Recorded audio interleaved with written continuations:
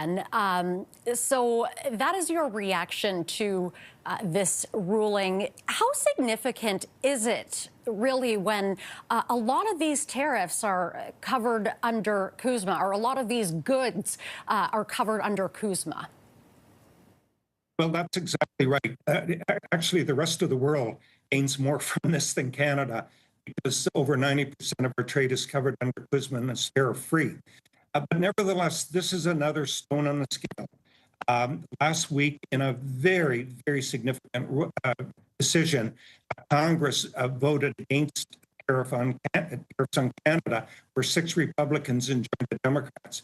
And that's important because it makes the Democrats now resolute on the record as being opposed to tariffs. And that could become very important as we get towards the midterm elections. Now, there are other mechanisms available to the president to impose tariffs, all the way from Section 122 to 301, 338, Section 232, which is what he's using against Canada at present. But I think it's going to give a lot of encouragement to those people who are opposed to these tariffs. Together with the evidence. Now, the New York Fed recently did a position paper showing 90% of the tariffs are being paid by the American people. Same thing as the Kiel Institute, same thing as the Yale Economics Lab. So I think all of this represents further and further evidence in support of those who oppose these tariffs. This is one of the pillars of Donald Trump's economic policy. So what might the backup plan be to retain some form of tariffs? Well, it won't go away. These tariffs are really counted in the big tax break, which effectively moves tax relief to higher income earners, rich people, on the backs of those people who are paying this consumption tax. Tariffs are a consumption tax.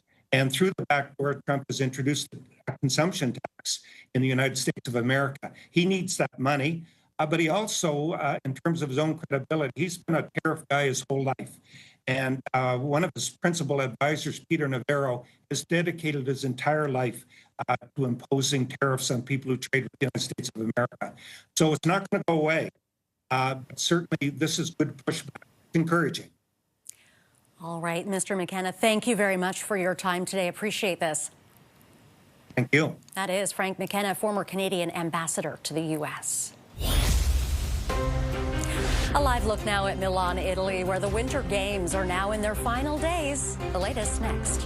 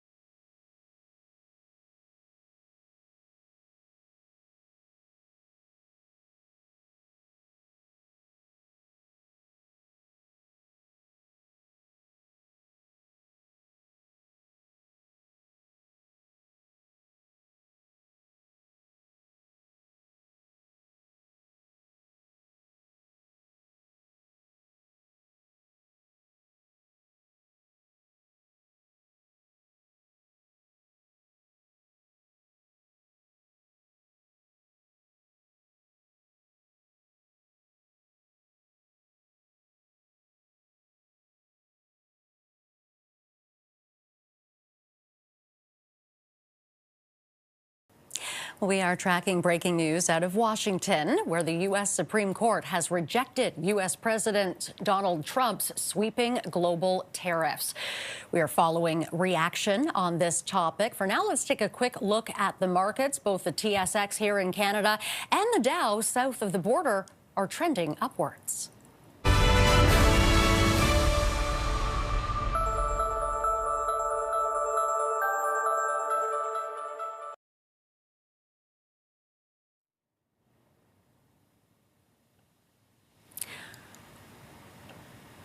All right, here is a live shot at Milan, Italy, where the Olympic Games are now in their final days. It was a heartbreaking day yesterday for Team Canada, who came so close to clinching the gold medal in women's hockey.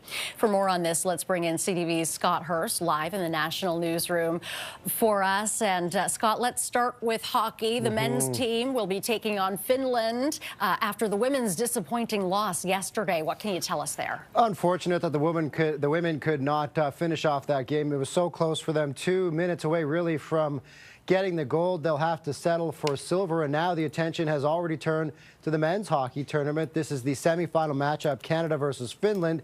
The game is underway. It is in the first intermission, and right now Canada is down 1-0 to the Finnish squad. Mikko Rantanen, a forward for the Dallas Stars, scoring for Finland to make it 1-0. He scored on a power play, his second goal of the tournament. So right now, early in this game, in the first intermission, Canada is trailing Finland in this semifinal matchup. Of course, the winner will punch their ticket to the gold medal game, which takes place on Sunday. Against the other semifinal matchup, that is between the USA and Slovakia. That game takes place later today. You saw the curling scoreboard right there. Canada was in the semifinals earlier today against Team Sweden. Unfortunately, Team Sweden came out on top in that semifinal matchup, which means Canada, the rink of Rachel Homan, will play in tomorrow's bronze medal match, and Sweden will go on and play in the gold medal match on Sunday. So unfortunately, we will not be playing for gold in women's curling, but the rink of Rachel Homan will get a shot at bronze tomorrow, Renee. Okay. Now, what will you be watching for today, Scott?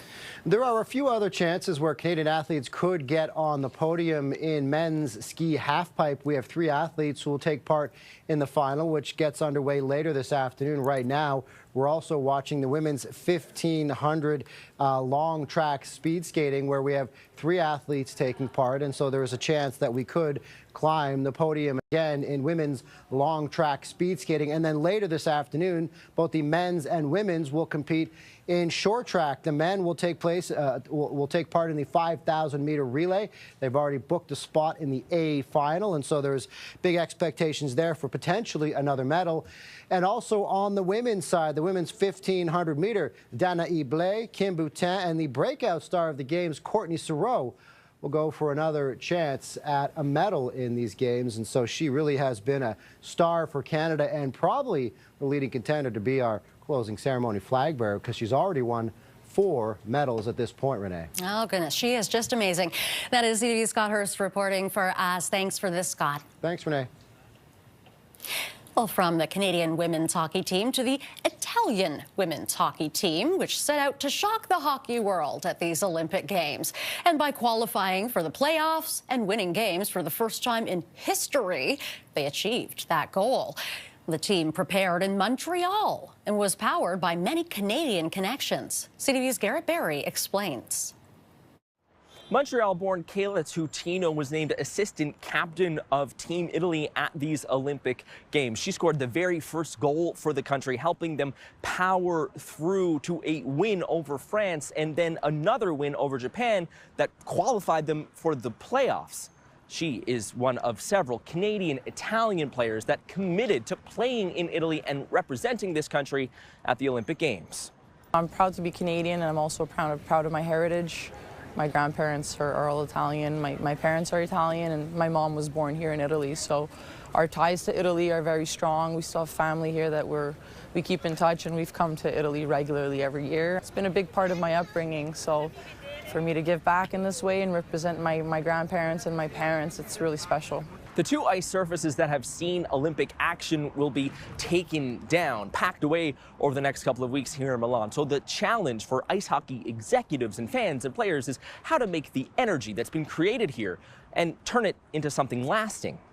Tutino says that's a big job, but it started with the impressive performance by Team Italy at these games and will continue with the Tier 2 World Championships being held in April. Garrett Berry, CTV News, Milan. There will tariffs now actually come off the table. After the break, what today's Supreme Court ruling on Trump's tariffs could mean for Canada. Now I'm in my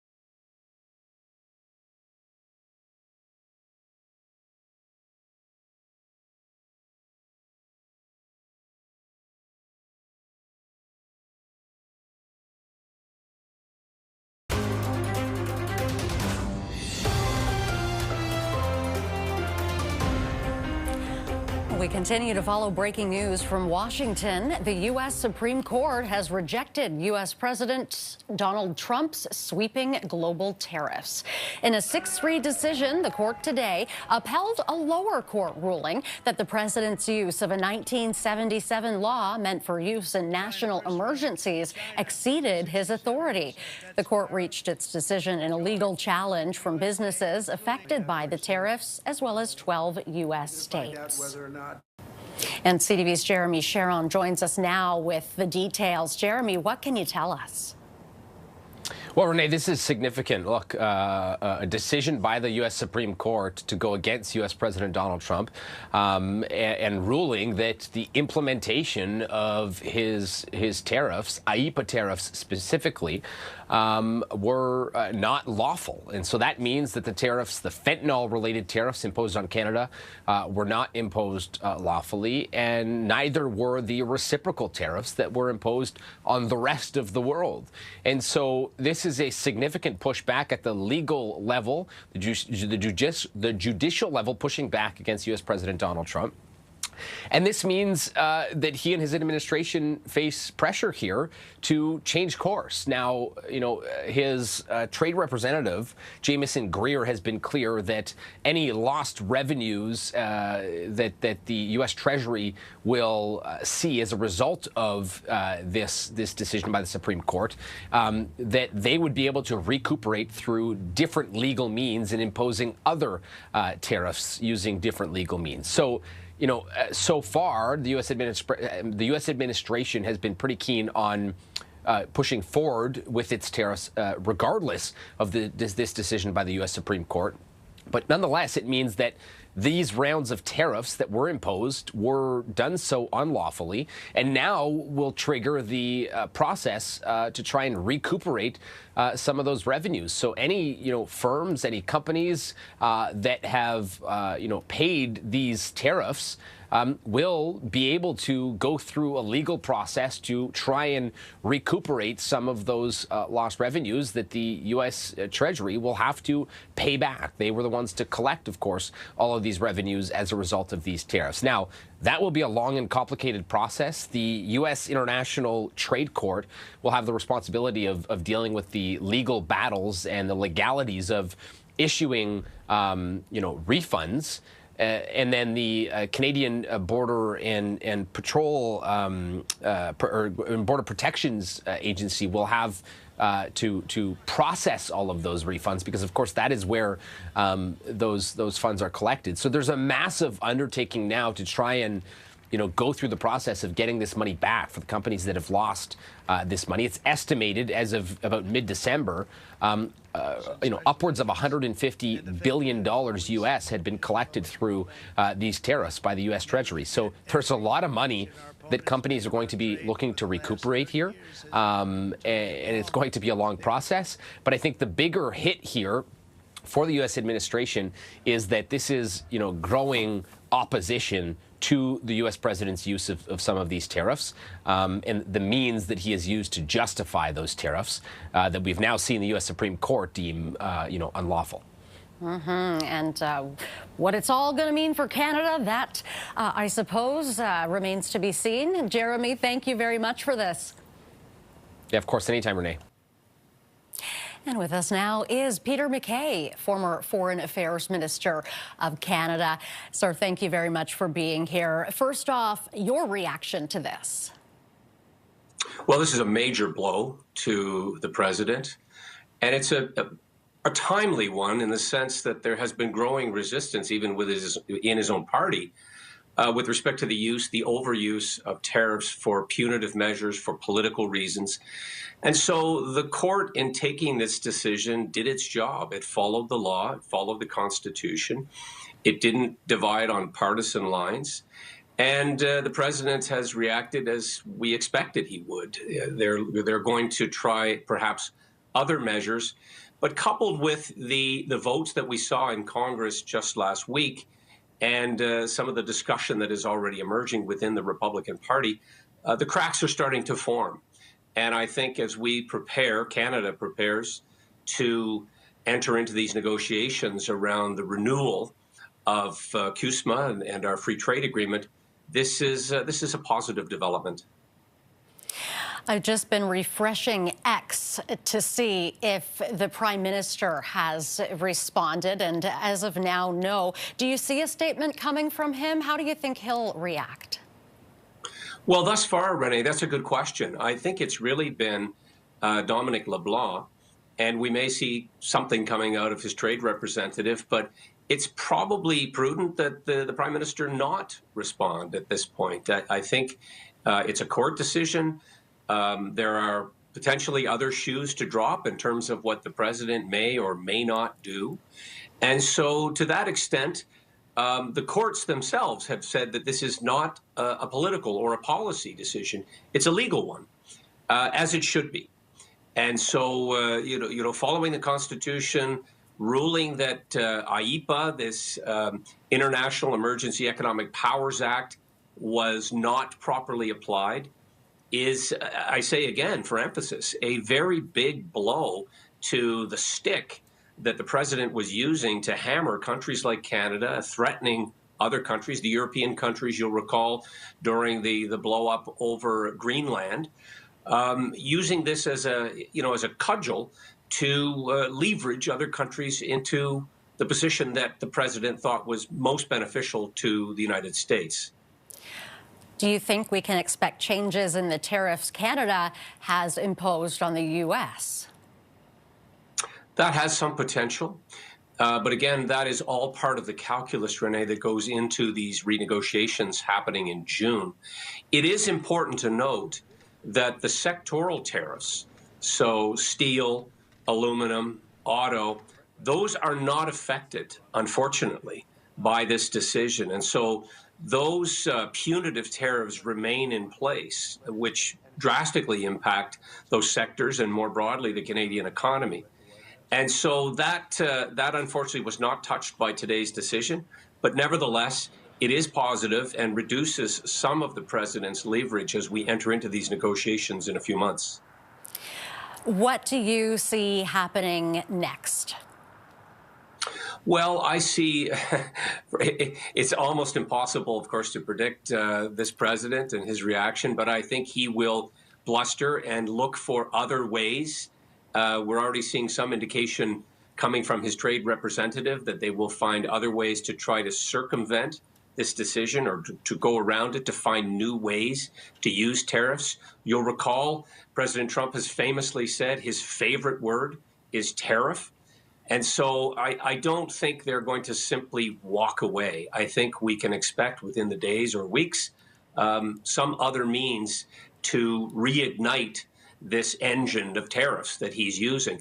Important implications for their economy. Some estimates go as high as $170 billion that have been collected by virtue of what now have been deemed as illegal tariffs. And so no word on how that will be redistributed or put back in the hands of those who paid that price. And I think you might be right, because Trump did tell reporters just recently that if the Supreme Court rules against the use of that law to impose these tariffs, that Trump will just find another way, although it could be, as he says, less convenient. Mr. McKay, thank you very much for being here with us. Appreciate your time today. My pleasure, Renee. That is Peter McKay, former Foreign Affairs Minister. Well, turning to some other news, Alberta Premier Danielle Smith's government is putting 9 questions to a province-wide referendum in October, including whether to restrict social services from some immigrants.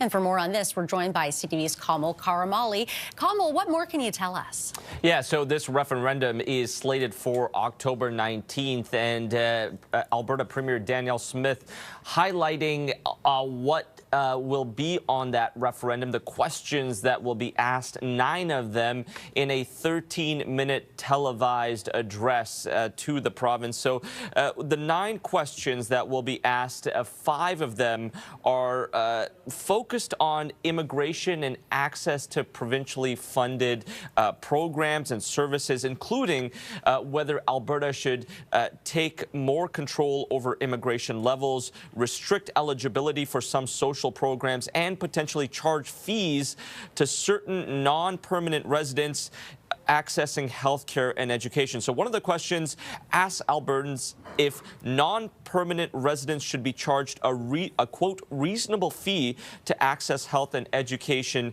systems. Another one asks for approval to cut off newcomers from social services if they don't fall under Alberta-approved immigration status. The question, though, doesn't really define what that status means. And other questions delve into the Constitution, asking whether Alberta should open negotiations with the rest of Canada to abolish the Senate and to give provinces the power to appoint Superior Court judges. Have a little bit of a listen to what Danielle Smith had to say in that 13-minute televised address. October 19th, 2026, we will hold a provincial referendum primarily focused on how Albertans want our government to deal with the issue of immigration, as well as steps we can take as a province to strengthen our constitutional and fiscal position within a united Canada. These were, far and away, the issues most strongly identified by Albertans during last year's Alberta Next panel, town halls, and online submissions. And in my view, it is time to act on them. The fact is, Alberta taxpayers can no longer be asked to continue to subsidize the entire country through equalization and federal transfers, permit the federal government to flood our borders with new arrivals, and then give free access to our most generous in the country social programs to anyone who moves here. Okay, so that was just a snippet of the 13-minute address to Albertans. Smith also linked projected budget deficits to falling oil prices and what she called, quote, out of control immigration.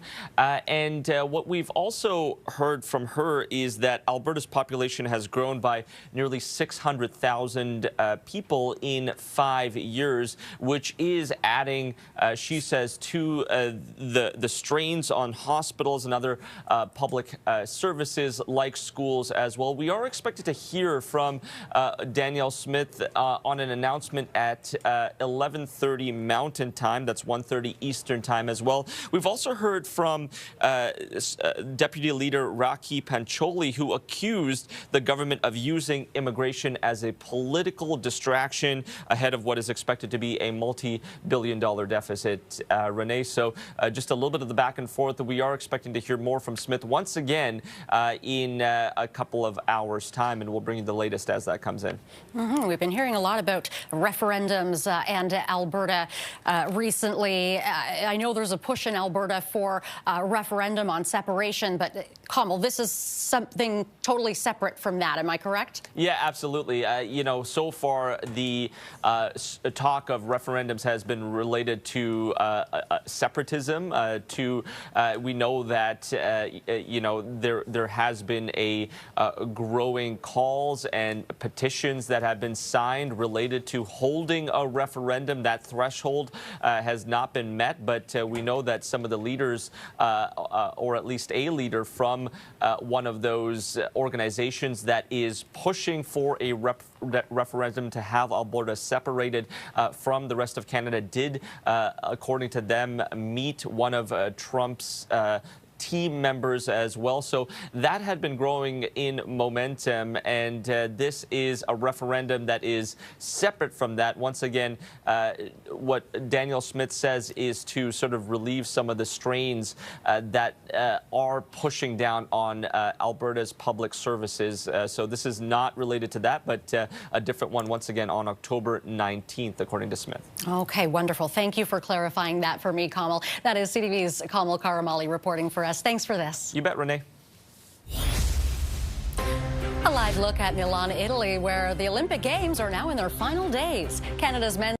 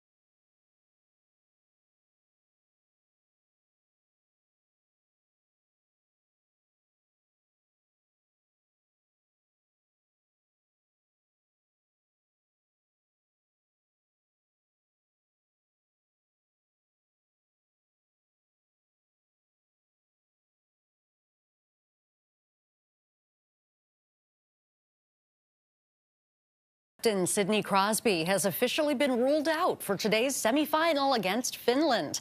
The game is now underway, now into the second period, with Canada down 2-0. A little more than halfway to go. And Canada's women's Olympic hockey team fell in overtime to the U.S. in the gold medal game yesterday. Despite the result, many players from the team say they're proud of their effort and to represent their country at the Olympics. I think that we played a pretty incredible hockey game, definitely deserving of a win, but that's how sports go sometimes. And I think as having some time to reflect on it, I just think that our group showed so much heart and so much passion. It's not the result we wanted, of course, but I don't think we could have asked for a better effort from our group. I think, you know, the character we displayed last night was exceptional, and I think it says a lot about our group in general. We came ready. It was our best game of a tournament in the gold medal game.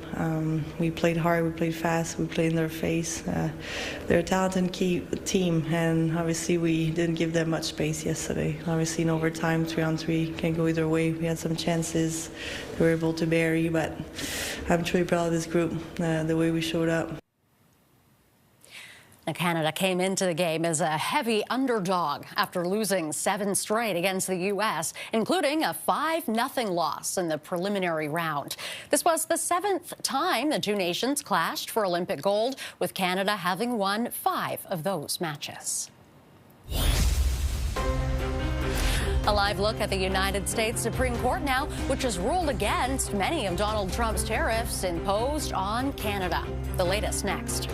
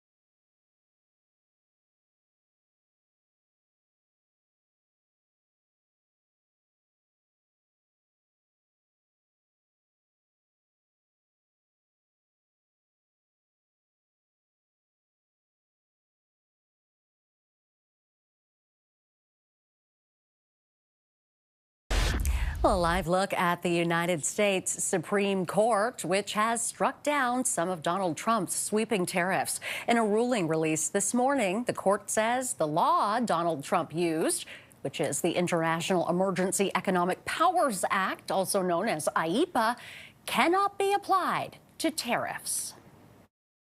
We're going to bring in Matthew Holmes now, Executive Vice President and Chief of Public Policy at the Canadian Chamber of Commerce. Thank you, sir, for being here. What do you make of this decision and what it means for Canadian businesses?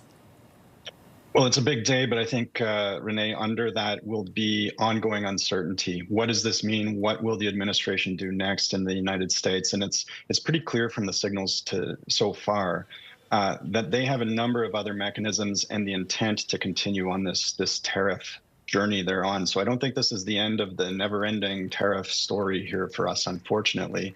The good news for Canada, though, is that most of our trade continues into the United States tariff-free. It always has under the Canada-US-Mexico agreement, and that continues in place. And so we see about 85% or so of our trade continuing unfettered into the US market. The 232 tariffs, though, the ones that we've all been hearing about that affect sectors like steel and aluminum, lumber and wood products, auto parts, those continue. So these fentanyl tariffs don't apply to this ruling, does not apply to those tariffs. The ones that are really putting pain and pressure on the Canadian economy, those ones continue. And as your colleague just said, the administration has a number of other mechanisms they can use to put other pressure points in. So perhaps this isn't the big sigh of relief that many are hoping for.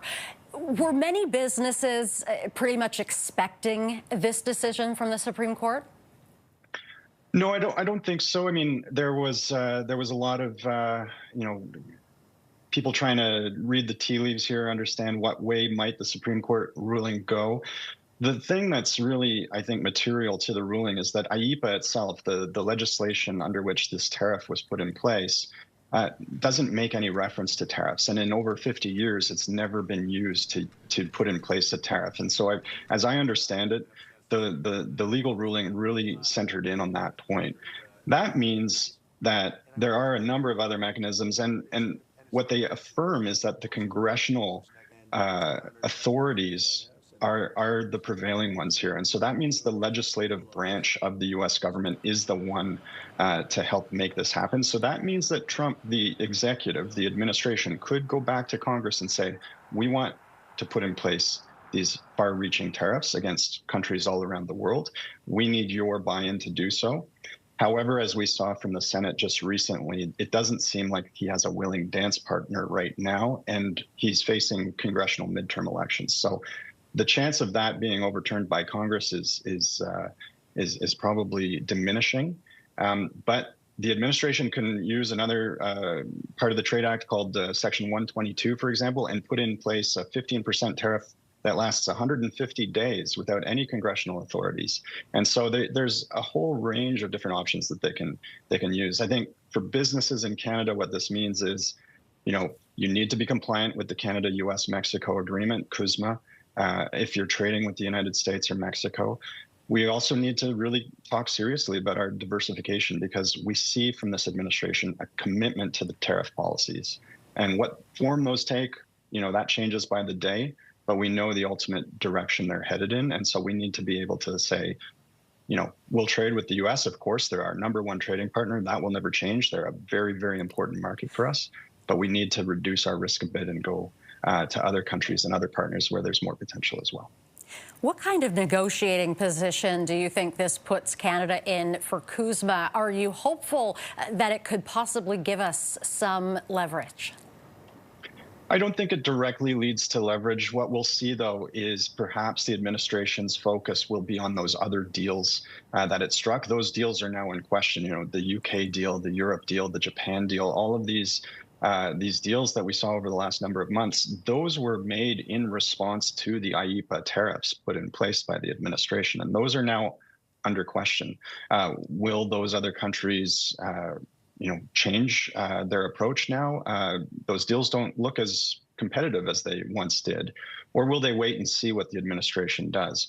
For Canada, this summer is the review phase and the renewal phase, we hope, of the CUSMA agreement. That's with Mexico and the United States. And so that's already set in motion. That already starts in July, end of June.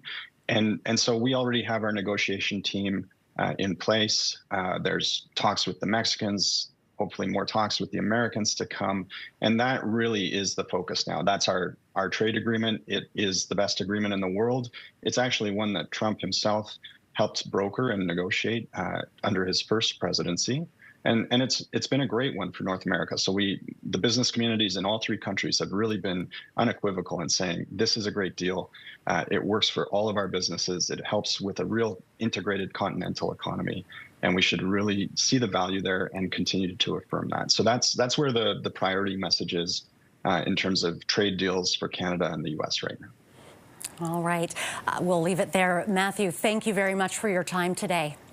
Thank you, Renee.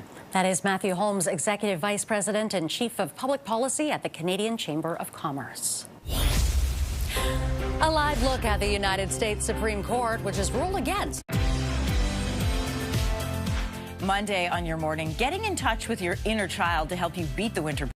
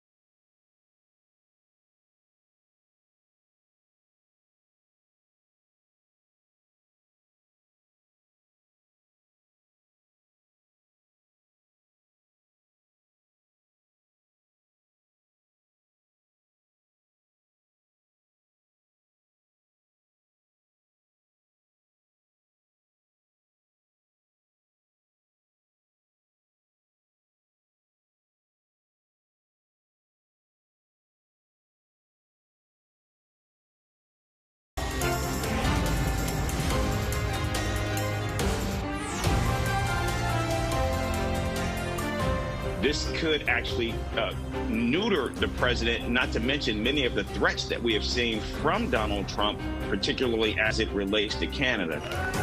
The U.S. Supreme Court has ruled against President Donald Trump's sweeping emergency tariffs, saying Trump exceeded his authority when he imposed his global tariffs last April.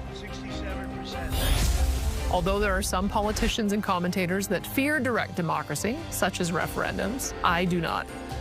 Alberta's premier talks immigration as her province looks to hold a referendum on the matter.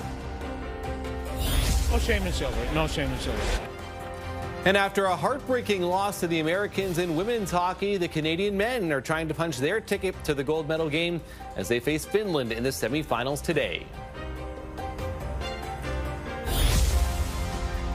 Good afternoon. You're watching CTV News Channel. I'm Matt Scooby. Thanks for being with us on this Friday. We begin with our breaking news from south of the border in Washington, where the U.S. Supreme Court has rejected U.S. President Donald Trump's global sweeping tariffs.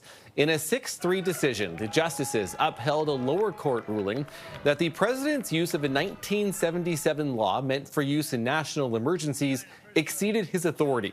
The majority found that the U.S. Constitution, quote, very clearly gives Congress the power to impose taxes, which includes tariffs. Now, Trump has warned repeatedly that if the court ruled against his tariff agenda, it would lead to catastrophic consequences for national security, foreign policy, and the economy.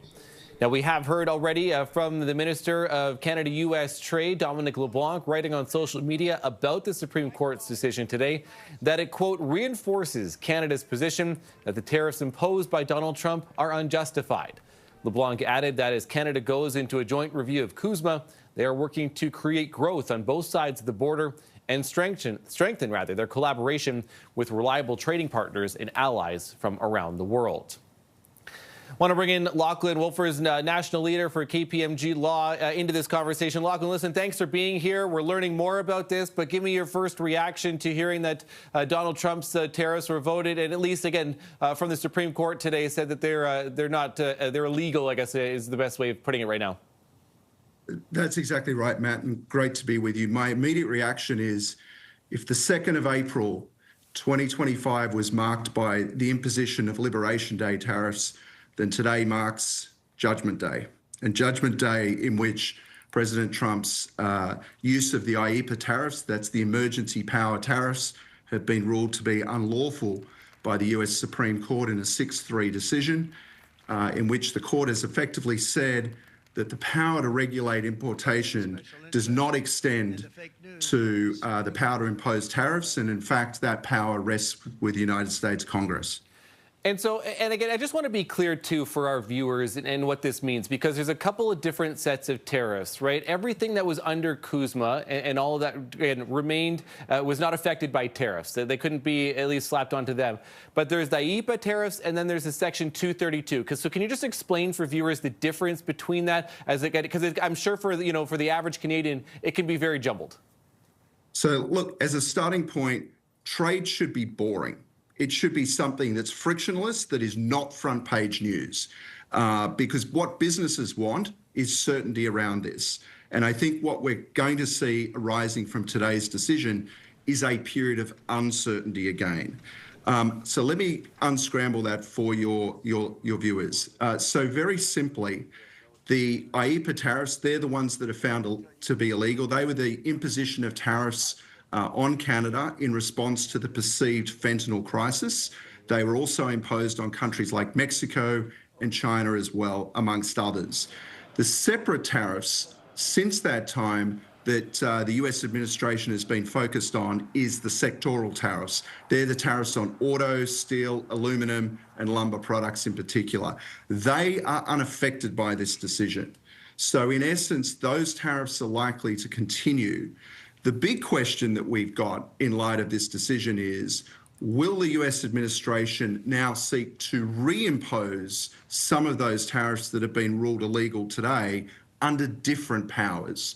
So in essence, the Supreme Court noted that the use of the IEEPA power in this particular way had been untried and untested for nearly half a century. But there are other powers. So in particular, it would not surprise me in the days ahead whether the US seeks to impose tariffs under an alternative power that exists where they can impose tariffs of up to 15% for 150 days. That would be the immediate next step that I would anticipate out of the US administration. And then before the expiration of that 150 days, the US administration could seek to impose new forms of sectoral tariffs, or alternatively, they could rely on other tariff powers, trade powers that exist, like Section 301, which deals with unfair trade practices, which again does impose a requirement to get reports from the US Trade Representative and Commerce Department reports. So not as easy a pathway, but certainly there are alternative pathways ahead. But let's unpack, if we can, what this means for Canadian businesses today. So the first thing I'd say is that as of now, estimates are that the US has collected something like $142 billion of tariffs under this power that's been ruled illegal. Unraveling that and securing refunds is going to be messy, but that's certainly going to be a key issue that Canadian businesses are going to be focused on. The next question is what this means for the CUSMA negotiations that are coming up middle of this year. Mm-hmm. And this is the one that makes me a little bit nervous. So President Trump is very famous himself for saying, things like, when I've been, backed into a corner, when I've been hit, I hit back 10 times harder. And my fear a little bit here is that Kuzma could provide the impetus by which the US administration seeks to hit back. Recent comments suggest that he's trying to separate the negotiations between Canada and Mexico and have separate agreements.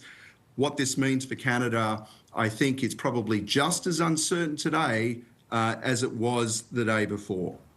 Okay, so a lot to unpack there, Lachlan, which is it's a ton of great information. Let me just go back to those other avenues by which the administration might try to, again, impose other tariffs. A lot of those measures would now have to include Congress approval, would it not?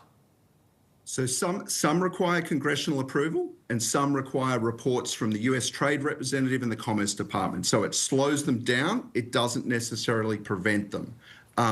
What we also saw last week is the US House of Representatives effectively voted against the imposition of tariffs on Canada, which suggests that getting congressional approval to reimpose tariffs on Canada could be difficult for the US administration. But there are alternative powers that can be used here without getting congressional approval. Okay, that's good information. Let me talk to you and let me follow up on some of the businesses too for Canada. We really don't know yet, and it wasn't, at least to my knowledge, in the ruling from the Supreme Court in the U.S. about trying to recoup some of those losses from tariffs. So what's the avenue for Canadian businesses to possibly go that route, or does there have to be a separate ruling from another court in order to go down that path? So firstly, it wouldn't surprise me, just like the continuation of the Terminator theme, we're probably going to see a sequel on this, right? You are going to see disputes around refunds, but you don't necessarily need to go through a court process. There is an established process by which businesses can get refunds. The question is the extent to which the US administration slowballs that process versus facilitates that process. I would expect there'll be a special committee set up around how that process will be administered and managed in the days and weeks ahead. Because let's face it, the prospect of this decision occurring has been on the cards now for several months. So you would imagine the US administration has put in place measures already to contemplate how this is going to be managed. But refunds are able to be secured by businesses. I think the real question that comes up here, Matt, is it's not just the question of a refund for the person who imported the product into the United States, but also how that flows through the supply chain to retailers and ultimately to end consumers. That led one of the US Supreme Court justices to describe this refund process that's about to occur as, quote, a mess. And I think that's probably an accurate description of the situation. It will be messy, but there are refunds available. I think the real question is how quickly the US administration will facilitate that process. Right. And again, by all means, and from what we know at this point, it doesn't feel like it's going to be expedited, at least at this point. So lots of great information. Really appreciate your time today, Lachlan Wolfers, National Leader with KPMG Law. Thank you, sir. Thank you so much. So again, we continue to track this breaking news out of Washington, where the Supreme Court has rejected Donald Trump's sweeping global tariffs. There is reaction on the markets, too, at least at this point. So the TSX in Toronto up more than 100 points so far today. The Dow trading just slightly below, again, just 25 points down at this point. Minimal change, at least for right now. But let's bring in, again, what more it means. BNN Bloomberg's Andrew Bell is standing by for us. Andrew, certainly interesting. Had a look at gold. The gold price isn't off too far, at least at this point. But take us through some of the other effects that you're seeing after the ruling so far. Yeah, I mean, the broad U.S. market is up a bit, the S&P 500, and as you mentioned, the TSX is up.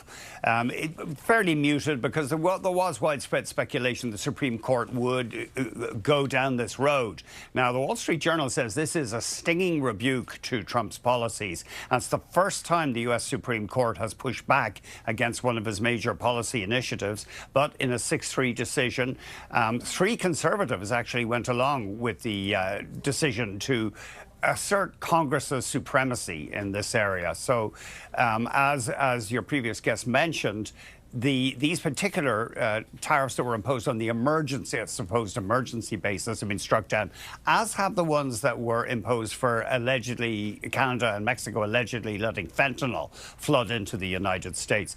But the administration has made it clear that they're determined to stick to this policy, and they have at least 5 other areas or justifications where they could put on more tariffs, although in many cases they're more limited. There might be a time scale, or there might need to be a proper investigation, or there might need to be congressional approval. So this battle isn't over. And the big question is as well, will companies actually get back this more than 130 billion US that they've paid in tariffs? Because the Supreme Court made no clear ruling on that. Yeah, which is interesting too, and it's going to clearly be part of this conversation too, Andy.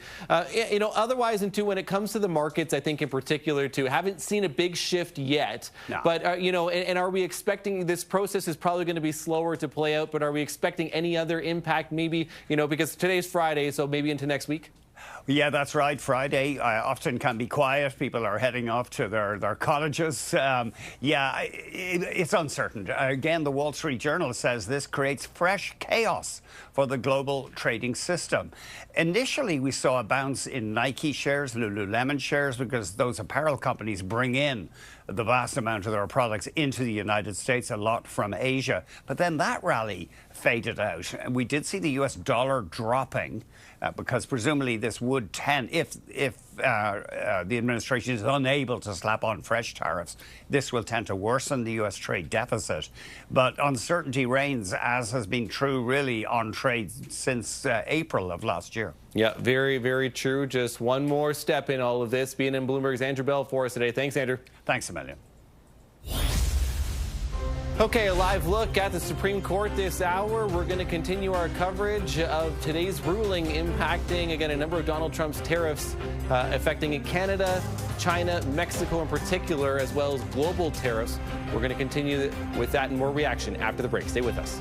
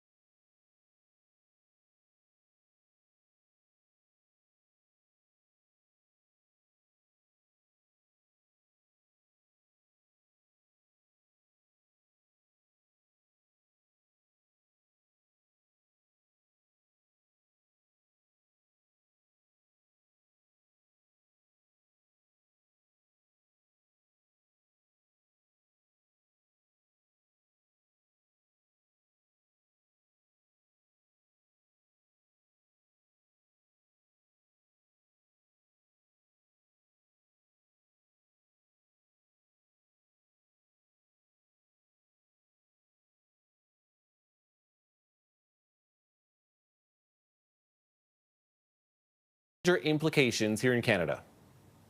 Oh, this is seismic because the tariffs that the president has used specifically on issues surrounding fentanyl those tariffs now actually come off the table. Donald Trump cannot implement tariffs on Canadian goods as a result of this fentanyl. So those tariffs will actually be struck down. Now, tariffs surrounding aluminum, copper, and steel, those tariffs are actually allowed to stay in place. But nevertheless, this is a ruling that many thought would actually come down against the White House. It does be ongoing uncertainty. What does this mean? What will the administration do next in the United States? And it's pretty clear from the signals so far that they have a number of other mechanisms and the intent to continue on this tariff journey they're on. So I don't think this is the end of the never-ending tariff story here for us, unfortunately.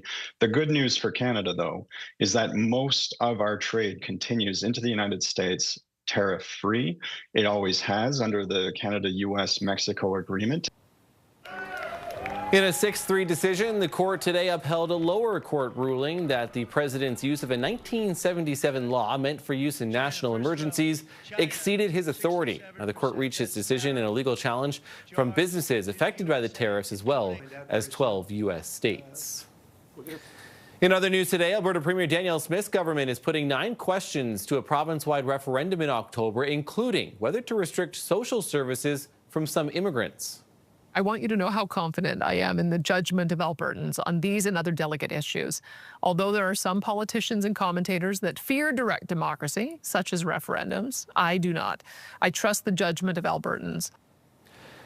Another asks for approval of cut-off newcomers from social services if they don't fall under Alberta-approved immigration status. Now, the question doesn't define what that status means.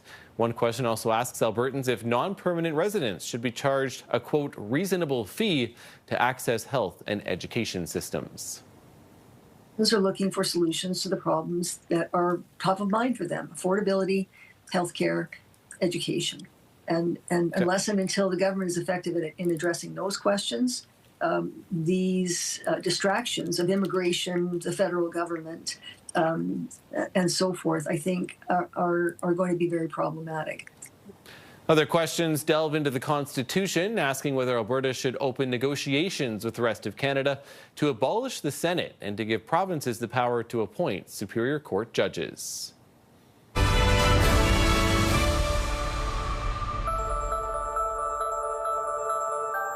Well, it's another big day at Milano Cortina 2026. Canada facing off against Finland in the semifinals of the men's hockey tournament. Let's have a look. Canada, the favorite heading into the game, but they are down 2-1 after 40 minutes, at least at this point. Canada gave up a power play goal in the first period and also a shorthanded goal into the second, but have come back and have cut that lead in half. It is again now 2-1 for the Finns after 40 minutes of play. The winner of the semifinal moves on to the gold medal game on Sunday. The loser will play for bronze, and the other semifinal will happen later today when the U.S.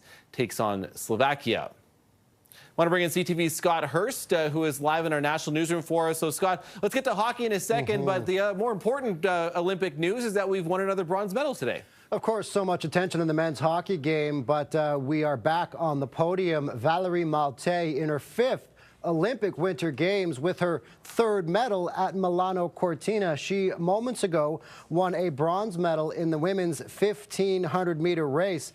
Valerie Malte has been a part of every Olympic Winter Games since Vancouver 2010. The 35-year-old from Quebec has already won gold at these Olympic Games as part of the women's team pursuit alongside teammates Ivany Blondin and Isabelle Weideman. Also a bronze in the 3,000 meters. She now has 5 Olympic medals throughout her illustrious career, and just a select few in the entire world to have won Olympic medals in both long track and short track speed skating. So moments ago, Valerie Malte in her 5th Olympic Winter Games, her 3rd medal of these games, Matt, a bronze in the women's 1,500-meter long track speed skating. Incredible stuff for her. And again, speed skating continues both long and short track to rack up the medals for Canada, which is wonderful. You've been keeping a close eye on the game too, Scott. Again, making Canadians a little more nervous, at least at this point. Another nail biter at this point, as you mentioned. It is 2-1 for Finland at the end of the 2nd period as Mikko Rantanen got Finland on the board first. Finland added a second one to go up 2-0. But then Sam Reinhart but came back with a late goal in the second period. As it stands right now, 2-1. Of course, we talked about earlier Canada without its captain, Sidney Crosby. So instead, in this game, Connor McDavid wearing the C. So Canada has 20 minutes left to get this thing even and then potentially push to punch its ticket to the gold medal game. You also mentioned earlier the other semifinal matchup that is underway later this afternoon is USA versus Slovakia. And if Canada can come back and tie it and potentially go ahead, the gold medal game will take place on Sunday, Matt. Yes, early Sunday morning Eastern time. Okay, CTV Scott Hurst live for us this afternoon. Thanks for this, Scott. Thanks, Matt. Well, the Italian women's hockey team had lofty goals at home for the Winter Olympics, and by qualifying for the playoffs and winning games for the first time in history, they certainly did achieve those goals. The team prepared in Montreal and was powered by many Canadian connections. CTV's Garrett Berry explains. Montreal-born Kayla Tutino was named assistant captain of Team Italy at these Olympic Games. She scored the very first goal for the country, helping them power through to a win over France and then another win over Japan that qualified them for the playoffs. She is one of several Canadian, Italian players that committed to playing in Italy and representing this country at the Olympic Games. I'm proud to be Canadian, and I'm also proud of my heritage. My grandparents are all Italian, my parents are Italian, and my mom was born here in Italy. So our ties to Italy are very strong. We still have family here that we keep in touch, and we've come to Italy regularly every year. It's been a big part of my upbringing, so for me to give back in this way and represent my grandparents and my parents, it's really special.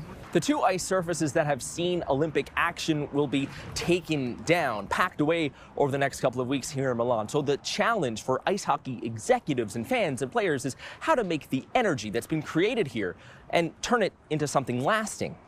Tutino says that's a big job, but it started with the impressive performance by Team Italy at these games and will continue with the Tier 2 World Championships being held in April. Garrett Berry, CTV News, Milan. We're going to take a live look at the White House press briefing room. We are expecting to hear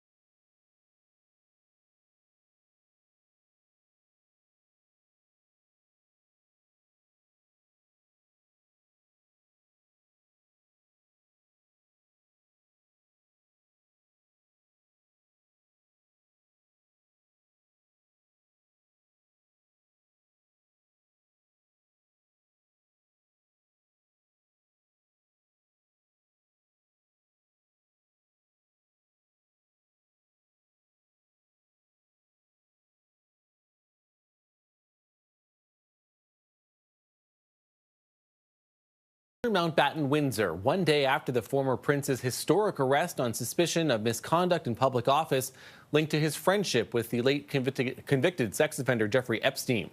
The former prince was released from custody after 11 hours last night following his arrest on suspicion of misconduct in public office.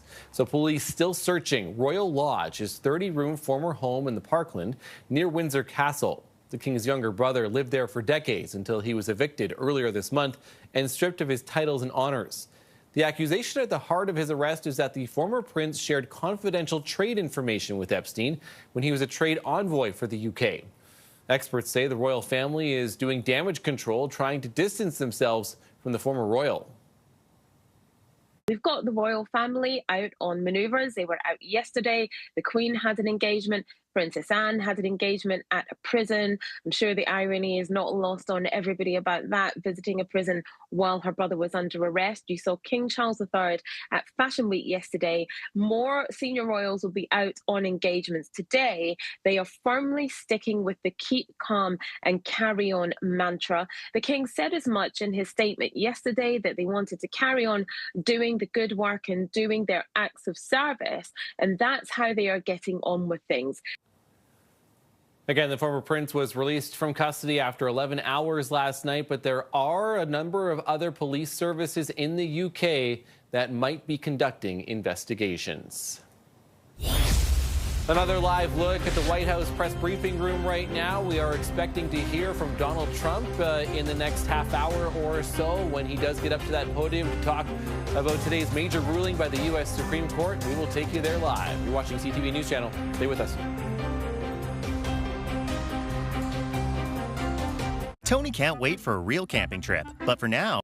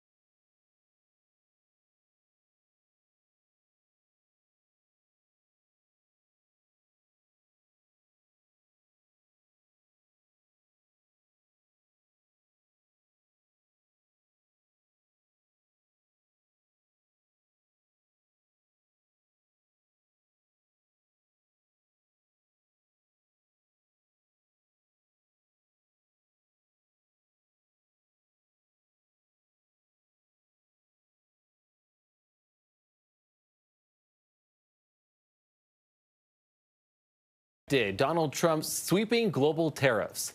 In a 6-3 decision, the justices upheld the lower court ruling that the president's use of a 1977 law meant for use in national emergencies exceeded his authority. And the majority found that the U.S. Constitution very clearly gives Congress the power to impose taxes, which includes tariffs. Now, Trump has warned repeatedly that if the court ruled against his tariff agenda, it would lead to catastrophic consequences for national security, foreign policy, and the economy. Again, for those that are just joining us right now, we are waiting to hear from Donald Trump. That's expected in about 15 minutes from now when he steps up to that podium on your screen. We will certainly head to Washington to take that. But for now, let's welcome in CTV's Jeremy Sherrill, who joins us now live from Ottawa. Jeremy, these in particular are IEEPA tariffs, which is, again, partially the ones that Donald Trump used in particular for Canada and Mexico under the guise of an emergency when it comes to the fentanyl crisis and otherwise. So give us some of the reaction that we're hearing already, from both sides of the border about the U.S. Supreme Court's decision today.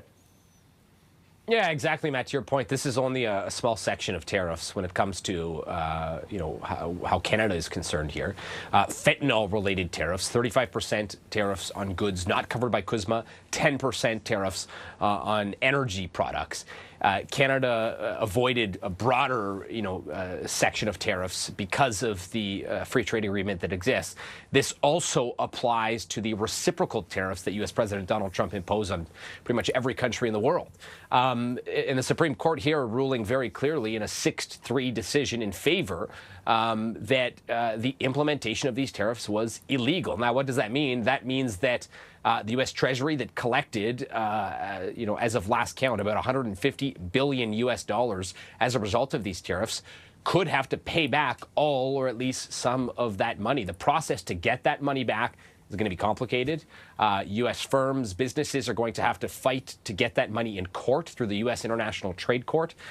Then it'll be up to Border Services, U.S. Border Services, to administer and process those refunds because they were the ones that collected the money on behalf of the U.S. Treasury in the first place. So there is a long process here that is going to take place in trying to get that money back. And for a lot of small businesses, unfortunately, this means they may not get their money back. It may not be worth their investment in financial legal representation to try and get that money back. So, it creates this whole effect of businesses trying to get the money back. I think the bigger impact, Matt, is when you look at the potential this could have on the U.S. administration's direction moving forward. They have been clear that they'll find different means to impose similar tariffs to recoup that money and to effectively have the same effect. But they're facing, U.S. President Donald Trump is, and the U.S. administration is facing increasing pushback on its tariff policies. The U.S. House of Representatives recently passed a bill to repeal these same tariffs. The U.S. Supreme Court is now calling them unlawful in their imposition. This is a growing argument against U.S. President Donald Trump and the use of these tariffs. So, in terms of impact moving forward and reaction, on the Canadian side, we've heard from the minister in charge of Canada-U.S. trade, who, talked about the importance of this decision by the U.S. Supreme Court, but acknowledged the fact that Canada is still focused on fighting the tariffs that are imposed, the sectoral tariffs that are imposed and that are impacting other sectors here. There's the tweet from Minister in charge of Canada-U.S. Relations, Dominic LeBlanc. It says in part, while Canada has the best trade deal with the United States of any trading partner, we recognize that the critical work lies ahead to support Canadian businesses and workers who remain affected by Section 232 tariffs on steel, aluminum, and automotive sectors. Those are, Matt, the more impactful tariffs when it comes to how Canada is concerned. There's reaction there from Conservative leader Pierre Poilievre, who says in part the U.S. Supreme Court ruling striking down unjustified IEEPA tariffs is a step in the right direction. Unfortunately, tariffs on Canadian steel, aluminum, lumber, autos, and other products remain despite the ruling. So, consensus here as Canada is that in terms of tangible impact, Matt, there is not a huge impact. Even the money that is going to be refunded or potentially could be refunded to businesses is mostly going to be going to U.S. firms. They were the ones importing some of these Canadian products that were subject to tariffs. Therefore, they were paying the tariffs in the first place, right? Nonetheless, in the broader aspect here, when you take a look at this in a bigger picture, I think it helps Canada in CUSMA renegotiations. All of the pressure that U.S. President Donald Trump is facing when it comes to these policies will help Canada in some way, while this immediate decision maybe doesn't have as much of a tangible impact right off the bat. Right, and I think that's the thing now too, because a lot of trade still that is going on between Canada and the U.S. You know, the strong majority of it is covered under CUSMA, under that free trade agreement right now. Guys, if we can just bring up that Pierre Poilievre tweet as well, that we did just see again, because there's another part of that too. You know, and Poilievre did say too, in a successful CUSMA review, that we expect lumber, aluminum, steel, and auto tariffs to be lifted. And I just want to be clear with viewers throughout our coverage over the course of the day today. You see at the bottom of your screen there that those are not what the tariffs that the U.S. Supreme Court just ruled on are IEEPA tariffs and not Section 232 tariffs, which are what are currently on lumber, aluminum, steel, and autos. So I just want to be very clear with viewers too over the course of that, at least for right now. And again, the CUSMA review is coming as we've expected that over the course here into the summer. We're going to hear from Donald Trump in about 10 minutes from now, at least for now, Jeremy. So it's interesting too as we talk about CUSMA though as well, that might be a good thing, might be a bad thing, but it feels like again we are back to a lot of uncertainty in how this is going to play out, whether it's you touched on the businesses, the refund part of this, but also the other avenues that are apparently available to the U.S. administration, to put some more tariffs, to put these back in place. However, those might be longer processes. Yeah, you're right. I think there's an uncertainty aspect here that businesses are yet again having to deal with. You now go through, if you're a firm in the U.S. that is looking to get refunds, if you have had significant losses as a result of this, you have to invest in legal representation. You have to go through the courts to get this money back. That could be a headache.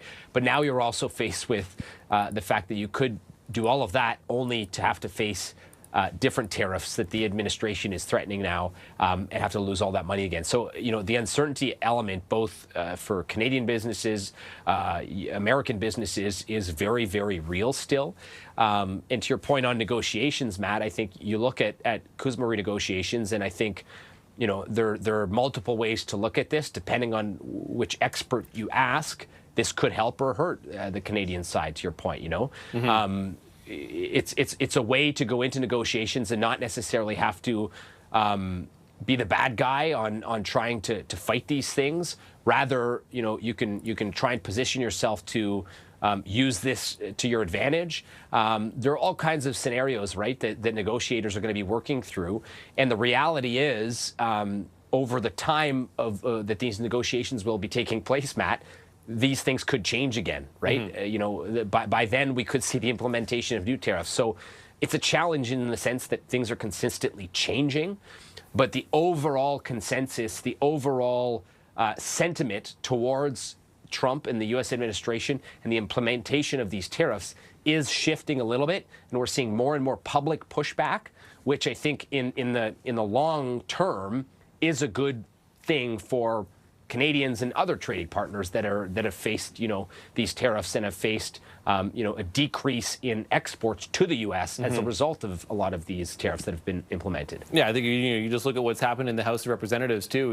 With the recent votes, in order to have at least some Republicans in the GOP siding with the Democrats, and they're going to have votes in particular for tariffs on Canada. And there were 3 conservative justices in that 6-3 decision that clearly have gone against Donald Trump and his administration. So CTV's Jeremy Sherrill live for us in Ottawa. Thanks, Jeremy, for this. We do have some more reaction too. I'm going to let Jeremy go, but let's bring up the Doug Ford tweet as well. So on X, the Premier of Ontario is also reacting to this news today. So I'll just read this off quickly. Today's U.S. Supreme Court decision, another important victory in the fight against President Trump's tariffs, but the battle isn't over yet. We need to watch how the White House reacts. We need to keep up the fight against tariffs on auto, steel, aluminum, and forestry, which remain in place and continue to hurt our workers. I won't stop fighting until every last tariff against Canada is dropped so we can grow our economies and create jobs on both sides of the border. So again, that's a reaction that continues to come in to the Supreme Court's decision to at least ruling for now that Donald Trump's IEEPA tariffs are unlawful. And again, that the president has overstepped his authority to put those into place. Those were the global tariffs too that he instituted last April. Let's have a look at the markets too, which has been kind of the interesting part of today and how much they are reacting. They're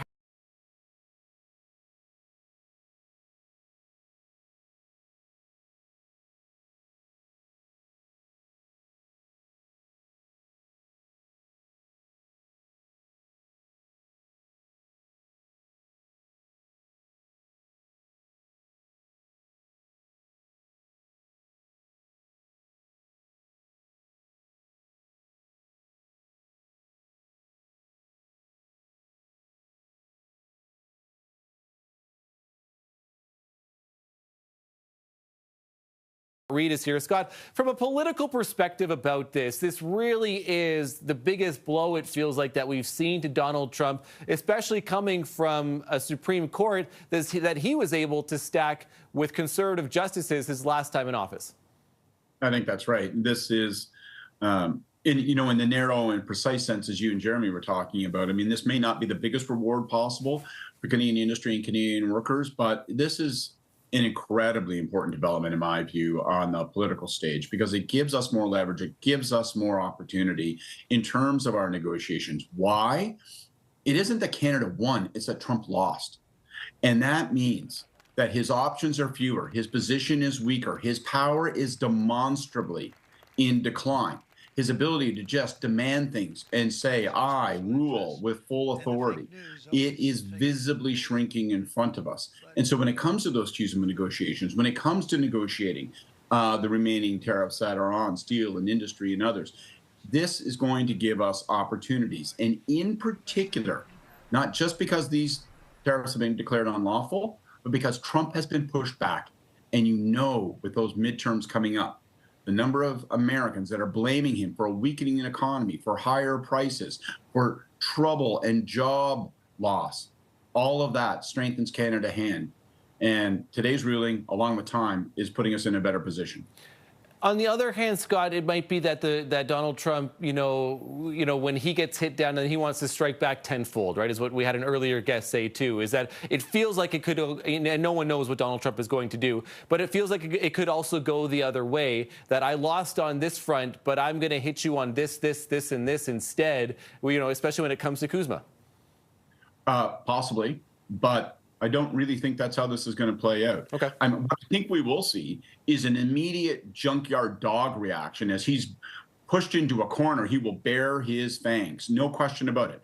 And so our ability to stay steady, don't be celebratory, don't overstate it. Our political leaders have to take a calm, measured approach to all of this.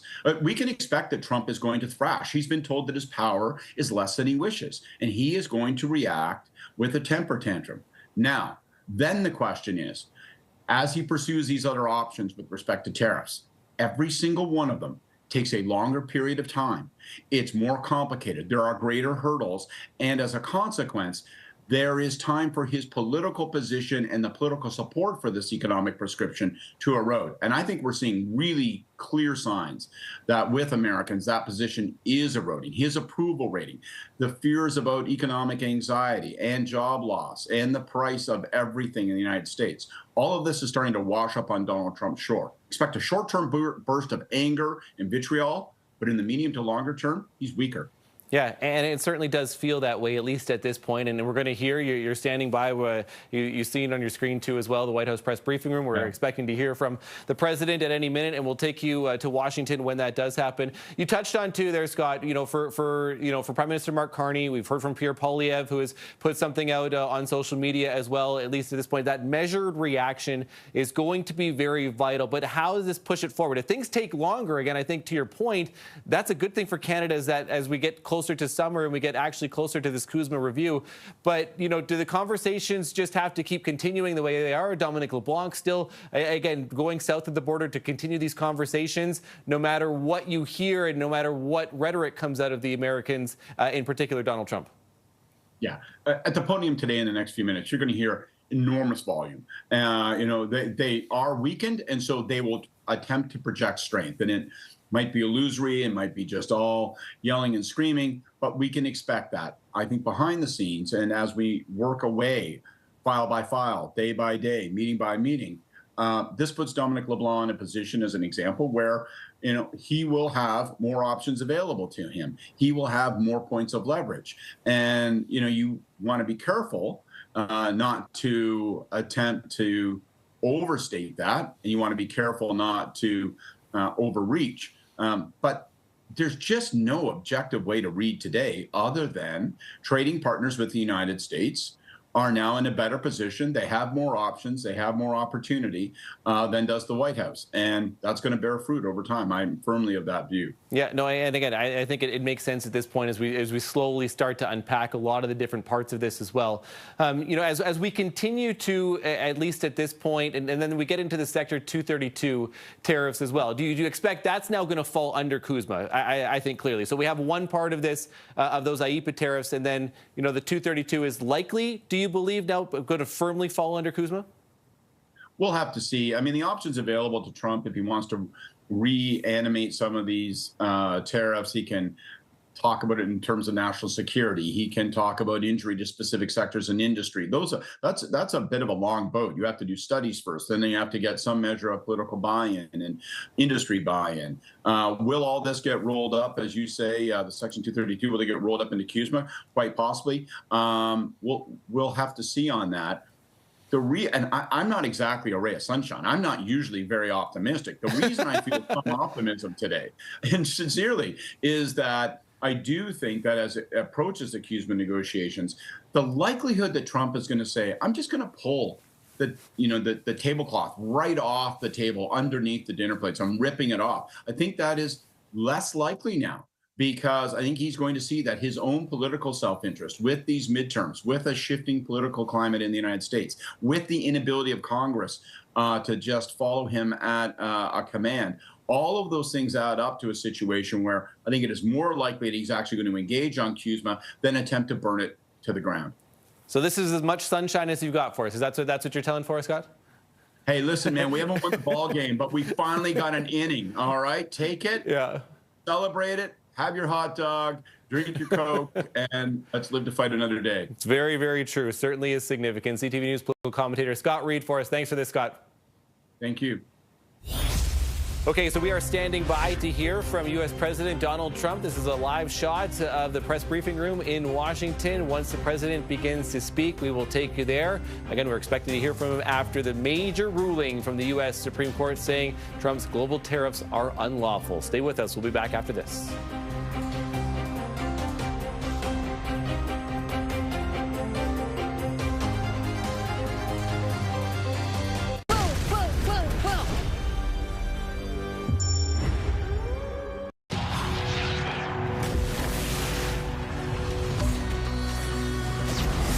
Underneath it all, it's not just about getting back up. The hours spent chasing seconds, or the achievements that paved your path. It's about what helped you leave your mark. For 20 years, Intact Insurance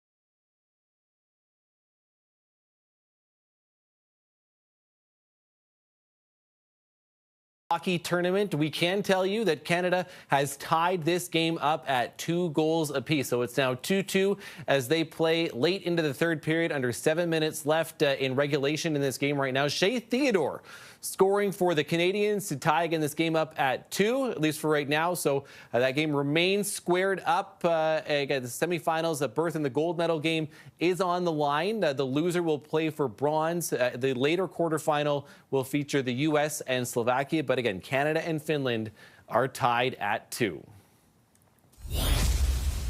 Let's have another look at the United States Supreme Court, which has struck down some of Donald Trump's sweeping global tariffs. In a ruling released this morning, the court says that the law that Donald Trump used, the International Emergency Economic Powers Act, also known as IEEPA, cannot be applied to tariffs.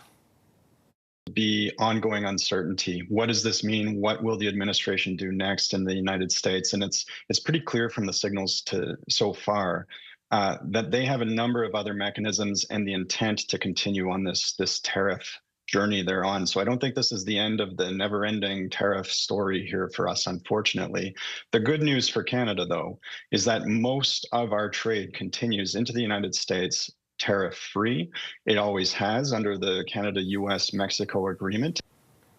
Now, former Foreign Affairs Minister Peter MacKay says this decision deals a serious blow to Donald Trump's trade strategy that is basically built around tariffs. Coupled with the votes that we saw in Congress just last week and some of the discussion that is already emerging within the Republican Party, the cracks are starting to form.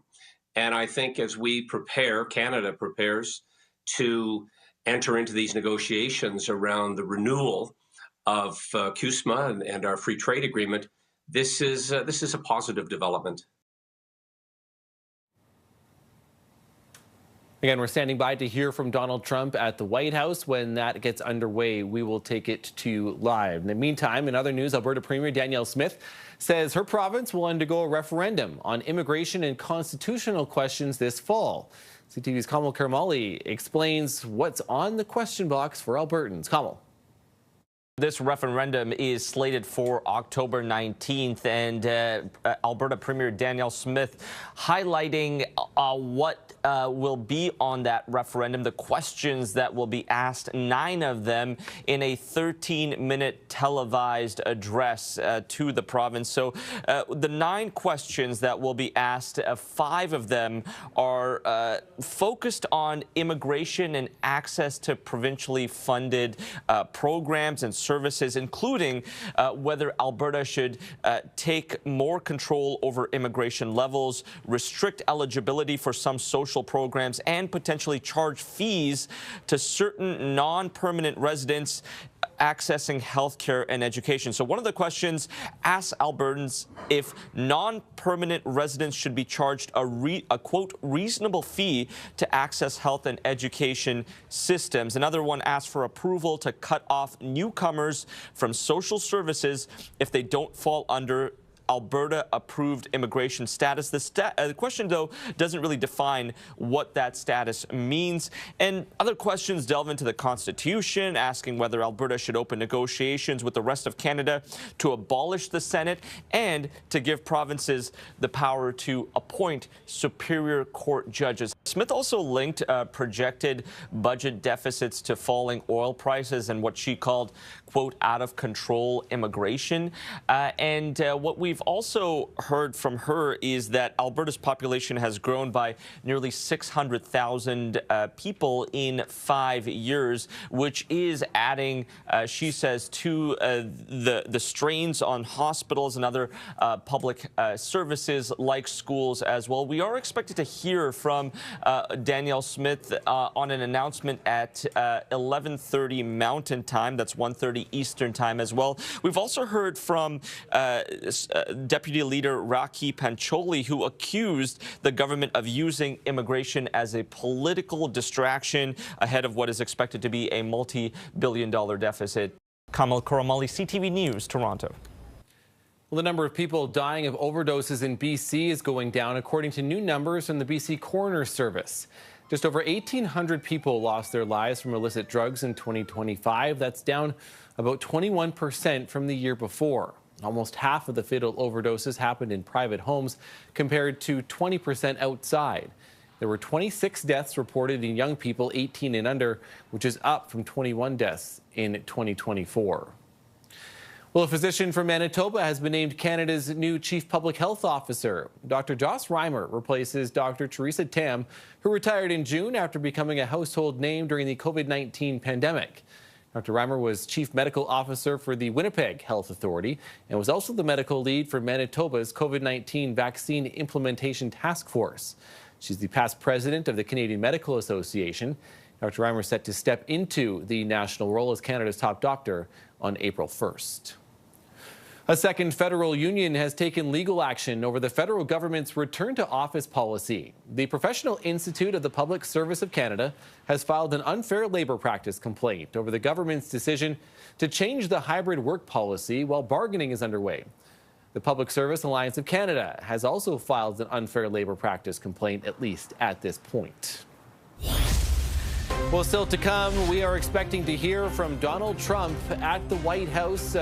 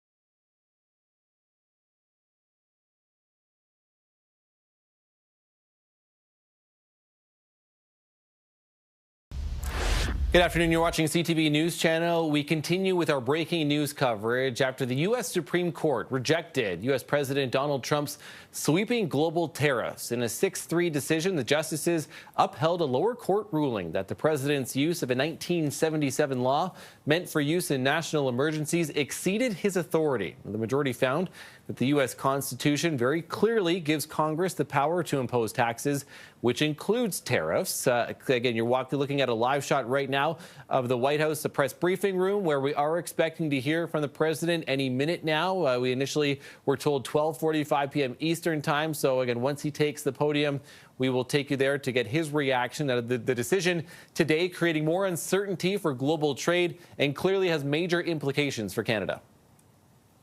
Oh, this is seismic because the tariffs that the president has used specifically on issues surrounding fentanyl, those tariffs now actually come off the table. Donald Trump cannot implement tariffs on Canadian goods as a result of this fentanyl. So those tariffs will actually be struck down. Now, tariffs surrounding aluminum, copper, and steel, those tariffs are actually allowed to stay in place. But nevertheless, this is a ruling that many thought would actually come down against the White House. It does be ongoing uncertainty. What does this mean? What will the administration do next in the United States? And it's pretty clear from the signals so far that they have a number of other mechanisms and the intent to continue on this tariff journey they're on. So I don't think this is the end of the never-ending tariff story here for us, unfortunately.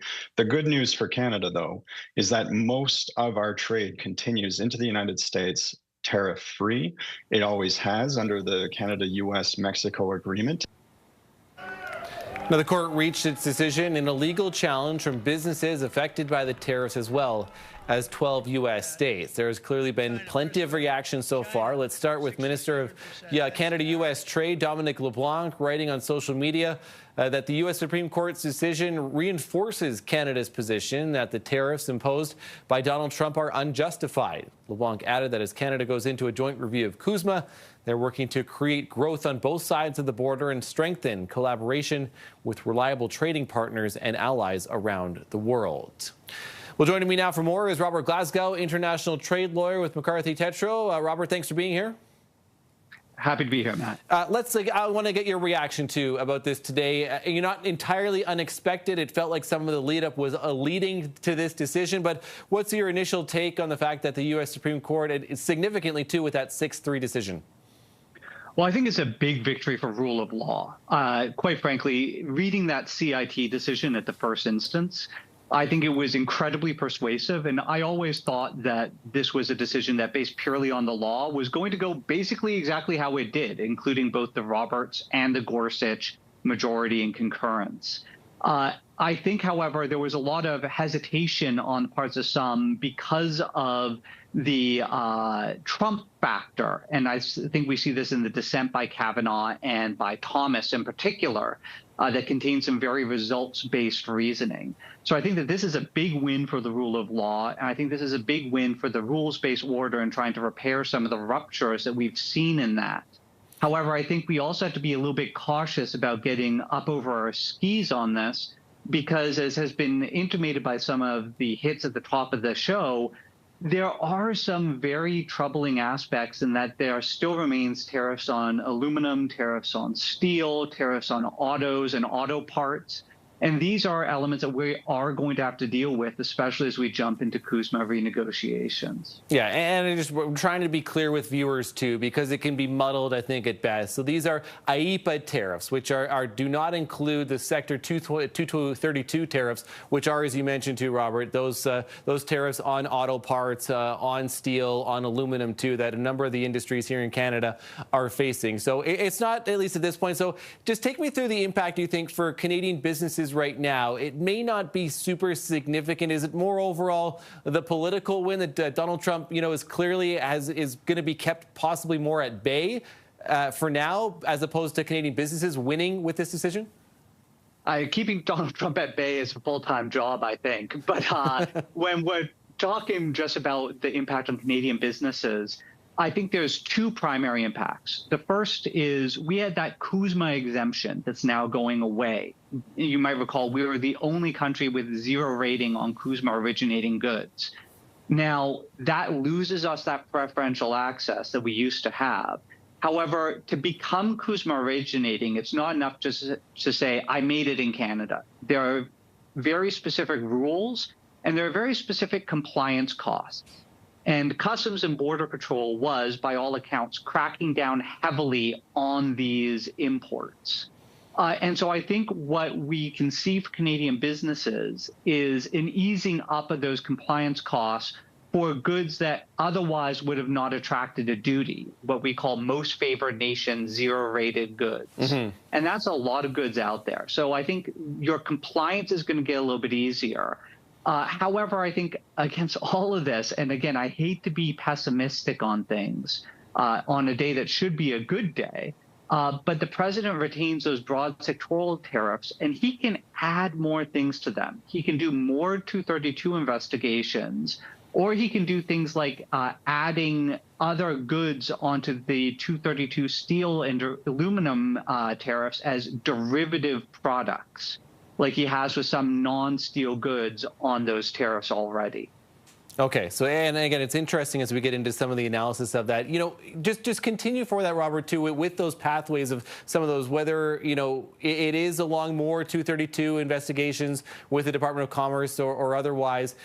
However, you know, some of those are going to need congressional approval and some of them are not, right? Is that my understanding? Yeah, so some of them, they have greater oversight. There's a greater glide path. IEEPA was the only tariff that he could purportedly, and we now know he can't, it's unlawful, but purportedly could snap his fingers and impose a tariff. So what we're going to see is there's going to be more of a administrative review around any of his decisions. And that does two things. Number one, it raises the cost to him and his administration of imposing the decision. But number two, it also lengthens the supply, the time frame and the lead time. And this is one of the big things that the IEEPA tariffs caused was companies that are looking to structure their supply chain could overnight have their entire supply chain disrupted and no real ability to engage. Now that they're going to have to go through 232 or 122 or 301, I know they're throwing out a lot of numbers here, but all of these have very specific lead times and investigatory requirements. So that's going to give trading entities and companies and businesses more time to adjust and more time to adapt. Yeah, again, which I think they will certainly take at this point. Before I let you go, I want to ask about CUSMA too, Robert, at least, you know, for right now, what this could mean, at least your understanding, or again, this path. It's always impossible to predict, as we mentioned earlier, what Donald Trump is going to do. But for you, you know, what this decision might lead up to come the summer and the negotiations and the conversations that are clearly already underway. Honestly, I'm actually somewhat pessimistic for the impact of this decision on CUSMA renegotiations with Trump. I think Trump reacts very emotionally to a lot of decisions. That's part of his negotiating style. And I think that this very well might upset him. This may cause him to lash out or to refuse to engage. It may also cause him to try to bundle some of his IEEPA goals into the negotiation windows. I mean, we saw some of this in the Kavanaugh dissent asking, well, what's this going to do to the tariff deals that got worked out with Japan and the EU and South Korea? You know, does that tariff deal where they purportedly agreed to take on a 15% tariff still hold now that the IEEPA authority under which the threat was held over their heads has gone away? And so I think we might see Trump start pushing for that. So I think what we very well might see from the Canadian government and from the Mexican government is negotiations for the sake of negotiations. Because again, as long as we're talking, CUSMA does not expire until 2036. So there's a chance to keep Trump talking and keep Trump talking and hopefully keep them engaged until you get a new administration in town and one that might be willing to engage on a more reasonable basis. It's some great analysis. Really appreciate this conversation. Robert Glasgow, international trade lawyer with McCarthy Tétrault. Thank you, sir. Appreciate this. Thank you. Have a great day.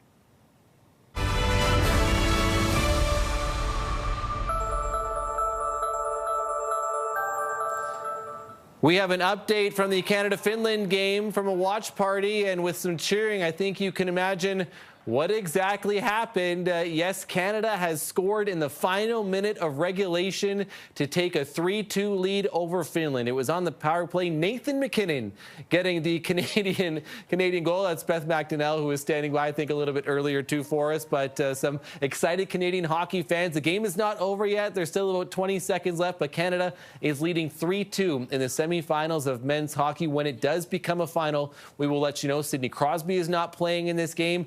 Canadian captain with a knee injury could not go. So a huge, huge goal from Nathan MacKinnon, again, to give Canada a 3-2 lead in the semifinals right now. Once that game does become a final, we will let you know. There was a challenge for offside, though, too. It was a very close play on the entry into the offensive zone, but ultimately that goal was ruled a good goal. However, Finland got a penalty as a result of it. So 5-on-5 later. We'll keep you posted on that one, at least for now. The other semifinals coming up later today with the U.S. taking on Slovakia. Canada already has a bronze today, too, in long track speed skating. So we'll get you caught up on the whole Olympic story coming up in a little bit. Meantime, we'll return to our top story as well. More reaction coming in from former Foreign Affairs Minister Peter MacKay, who says the U.S. Supreme Court decision on tariffs deals a serious blow to Donald Trump's trade strategy that is basically built around tariffs. Coupled with the votes that we saw in Congress just last week and some of the discussion that is already emerging within the Republican Party, the cracks are starting to form. And I think as we prepare, Canada prepares to enter into these negotiations around the renewal of CUSMA and our free trade agreement, this is a positive development. There's lots of reaction, again, that we're getting from this side of the border to this. How about Conservative leader Pierre Poilievre writing in part that the U.S. Supreme Court ruling striking down unjustified IEEPA tariffs is a step in the right direction. He goes on to point out the sectoral-based tariffs, including steel and aluminum, remain in effect, calling for those to be lifted as well. Now, Poilievre said, quote, anything less than this means our workers will continue to suffer. Prime Minister Carney promised to negotiate a win and get a deal by July 21st of last year. U.S. tariffs on Canada have gotten worse. Now, again, at least for now, that's what we've heard from Pierre Poilievre. With Doug Ford, Ontario Premier, also reacting on social media today, calling the Supreme Court's decision another important victory in the fight against Donald Trump's tariffs. But the battle isn't over. He says Canada needs to watch how the White House reacts to this and that he won't stop fighting until every last tariff against Canada is dropped, at least for now. So we're standing by to hear from U.S. President Donald Trump. When we do, and he does step up to the podium in the White House press briefing room, we'll take you there live. But for now, let's bring in CTV News U.S. political analyst Eric Ham into this conversation. Eric, I'm curious what you're hearing. It sounds like Donald Trump was at a breakfast this morning when he got the news about the U.S. Supreme Court decision and was clearly not happy about it. No, he wasn't. We're told that he called the ruling a disgrace and that he used F-bombs when describing the Supreme Court, saying this effing court. And so I suspect he will have more to say, not only about the courts when we hear from him when he speaks from the podium, but we also have to remember Donald Trump will be delivering the State of the Union address to the Congress as well as to the American people next week. And at that State of the Union, we know that the members of the Supreme Court will be seated just feet away from Donald Trump. And I suspect he will have more to say directly to them at that time. Yeah, that's going to be a very interesting dynamic as we get into that next week. And again, clearly what we're going to hear from the president. And we're assuming a lot of bluster coming out of the White House here shortly whenever that gets underway. Eric, for you, having a chance to digest this, having a look at this actual ruling too, this is what, I think Canada was hoping to see. It's not a huge surprise, I don't think, at this point, but it's also wins, I think, for Mexico, for China, for the global trade as Donald Trump has tried to reorganize at least how global trade is certainly affecting every country almost across the world. So, bigger picture here, it may not have an immediate direct impact right now, but just talk about politically, too, what this means for Donald Trump, including how as we get into the actual review of CUSMA into the summer.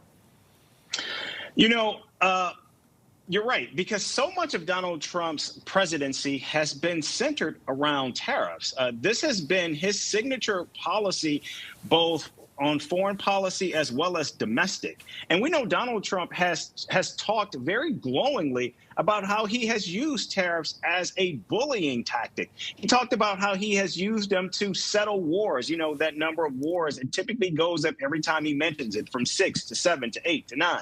And he will say that he used the threat of tariffs to actually get deals or to end wars. And we know that he talked recently about how he didn't like the way one head of state talk to him. And so he implemented tariffs. And so this has been something that has been part of Donald Trump's persona since coming back to the White House.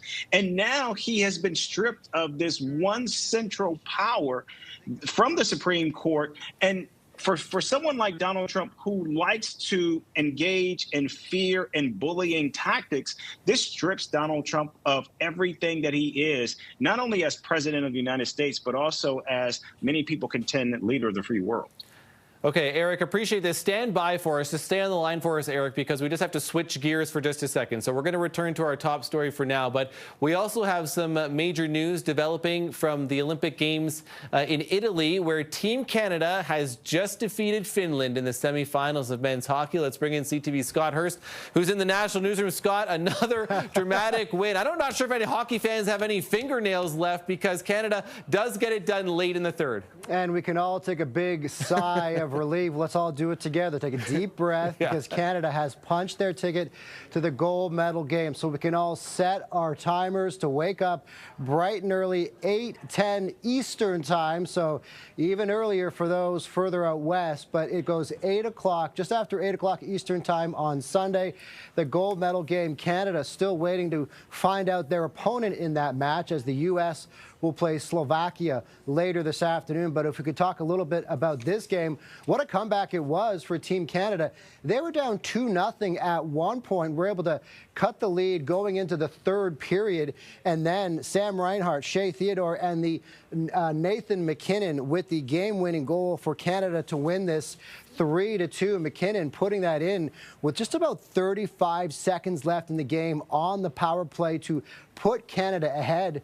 Finland challenged that goal to see if it was an offside call, but they ruled it a good goal. Then they played the rest of the 35 seconds, and Canada was able to come out on top. Of course, we had talked about it all morning, Matt, that Canada is doing this without its captain, Sidney Crosby, ruled out with an injury in this game. So Connor McDavid wearing the C in the semifinal matchup against Finland. Once again, the final score 3-2 for Canada as they punch their ticket to the gold medal game, and they await to find out if they will play the USA and set up a finals rematch from the Four Nations face-off, or can they play Slovakia in that gold medal game? Once again, it is early on Sunday morning, just after 8 a.m. Eastern time, for a whole lot of people who are going to get up Sunday morning and watch some hockey and, you know, breakfast game. That sounds pretty good. It is going to be a breakfast game. And you know what? Slovakia's been the talk of the tournament, I think, so far, too, Scott. So we'll see what happens. But I think for many hockey fans, too, how about Canada and the U.S.? It was an awesome overtime win in the Four Nations a year ago. It was a year ago today, actually, that Canada won that game over the U.S. And given, I think, you know, you don't want to bring the political climate too much into it, but here we go. A rematch of Canada and the U.S. would certainly be something I think that fans would love to see. That is certainly something that fans have been thinking about, maybe not wanting to talk about throughout this tournament, to see if that matchup could come to fruition and go up against the U.S. in that gold medal game. But that is sure something a lot of hockey fans were hoping for, to see if we can get that matchup in the gold medal game. Of course, we saw that same matchup in the gold medal game yesterday, and it didn't go our way. A valiant effort by our women yesterday, 2 minutes away from claiming gold over the U.S., but unfortunately they tied it up late in that game, and the U.S. won in overtime. So it would be sweet as well to go up against the U.S. and potentially beat them in the gold medal game. A little bit of retribution for the women, who, of course, still leaving these Olympics with the silver medal. A lot of respect for what the women did in that game yesterday, too. Yeah, again, another incredible hockey game between those two teams and that historic rivalry. Scott, before I let you go, for viewers that may have missed it earlier, too, can we touch on Canada's bronze medal win today? Another long track speed skating, which was great to see. I know an unfortunate loss to Rachel Homan in curling, but let's just talk about the bronze medal that we won today. Well, Rachel Homan in the curling will still be going for the bronze medal match. That is tomorrow, and they're playing the U.S. as well. So this rivalry has everywhere. It's everywhere, many Scott. different factors in this rivalry. So she did not win the semifinal matchup today versus Sweden. So Rachel Homan's rink will go for bronze tomorrow. Here's the final score of that semifinal in women's curling earlier today. But you mentioned our latest medal, another time on the podium for Valerie Malte, her third time at these Olympic Games for the 5-time Olympian. Matt, she's competed in every Olympic Winter Games since Vancouver 2010. She's already won gold at these Olympic Games as part of the women's team pursuit alongside her teammates Yvonne Blandin and Isabelle Weideman. She also won bronze in the 3,000 meter. And now earlier today, she won bronze in the 1,500 meter. Really an illustrious career. As I mentioned, 5 Olympic Winter Games. Okay, sorry, Scott, but Donald Trump is now speaking at the White House. Let's listen in. Deeply disappointing, and I'm ashamed of certain members of the court, absolutely ashamed, for not having the courage to do what's right for our country. I'd like to thank and congratulate Justices Thomas, Alito, and Kavanaugh for their strength and wisdom and love of our country, which is right now very proud of those justices. When you read the dissenting opinions, there's no way that anyone can argue against them. There's no way. Foreign countries that have been ripping us off for years are ecstatic. They're so happy. And they're dancing in the streets, but they won't be dancing for long, that I can assure you. The Democrats on the court are thrilled, but they will automatically vote no. They're an automatic no, just like in Congress. They're an automatic no. They're against anything that makes America strong, healthy, and great again. They also are a, frankly, disgrace to our nation, those justices. They're an automatic no, no matter how good a case you have. It's a no. But you can't knock their loyalty. It's one thing you can do with some of our people. Others think they're being politically correct, which has happened before far too often with certain members of this court, and it's happened so often with this court. What a shame. Having to do with voting in particular, when in fact they're just being fools and lapdogs for the rhinos and the radical left Democrats, and not that this should have anything at all to do with it. They're very unpatriotic and disloyal to our Constitution. It's my opinion that the court has been swayed by foreign interests and a political movement that is far smaller than people would ever think. It's a small movement. I won by millions of votes. We won in a landslide. With all the cheating that went on, there was a lot of it, but we still won in a landslide. Too big to rig. But these people are obnoxious, ignorant, and loud. They're very loud. And I think certain justices are afraid of that. They don't want to do the right thing. They're afraid of it. This was an important case to me, more as a symbol of economic national security, and also, I would say, just for our country itself, so important, because we're doing so well as a country. We've never done so well. The good news is that there are methods, practices, statutes, and authorities, as recognized by the entire court in this terrible decision, and also as recognized by Congress, which they refer to, that are even stronger than the IEEPA tariffs available to me as President of the United States. And in actuality, I was very modest in my ask of other countries and businesses because I wanted to do, and it's very important, I wanted to be very well behaved because I wanted to do anything, I didn't want to do anything that would affect the decision of the court, because I understand the court. I understand how they're very easily swayed. I want to be a good boy. I have very effectively utilized tariffs over the past year to make America great again. Our stock market has just recently broken 50,000 on the Dow, and simultaneously, and even more amazingly, broken 7,000 on the S&P, two numbers that everybody thought upon our landslide election victory could not be attained. Think of that. Nobody thought it was possible to do it within 4 years, and we did it in 1 year. They said, you'll never be able, you'll go back and you read the geniuses, read their statements, all of the Nobel Prize winners in economics. They said, no, you couldn't do it in 4 years. Well, we didn't do it in 4 years. We did it in 1 year. We broke every record in the book, and we're continuing to do so. Tariffs have likewise been used to end 5 of the 8 wars that I settled. I settled 8 wars, whether you like it or not, including India, Pakistan, big ones, nuclear, could have been nuclear. Prime Minister of Pakistan said yesterday at the great meeting that we had, the Peace Board, he said yesterday that President Trump could have saved 35 million lives by getting us to stop fighting. They were getting ready to do some bad things. But they've given us great national security, these tariffs have. And together with our strong borders, reduced fentanyl coming into our country by 30%. When I use them as a penalty against countries illegally sending this poison into our country to poison our youth, all of those tariffs remain. They all remain. I don't know if you know that or not. They all remain.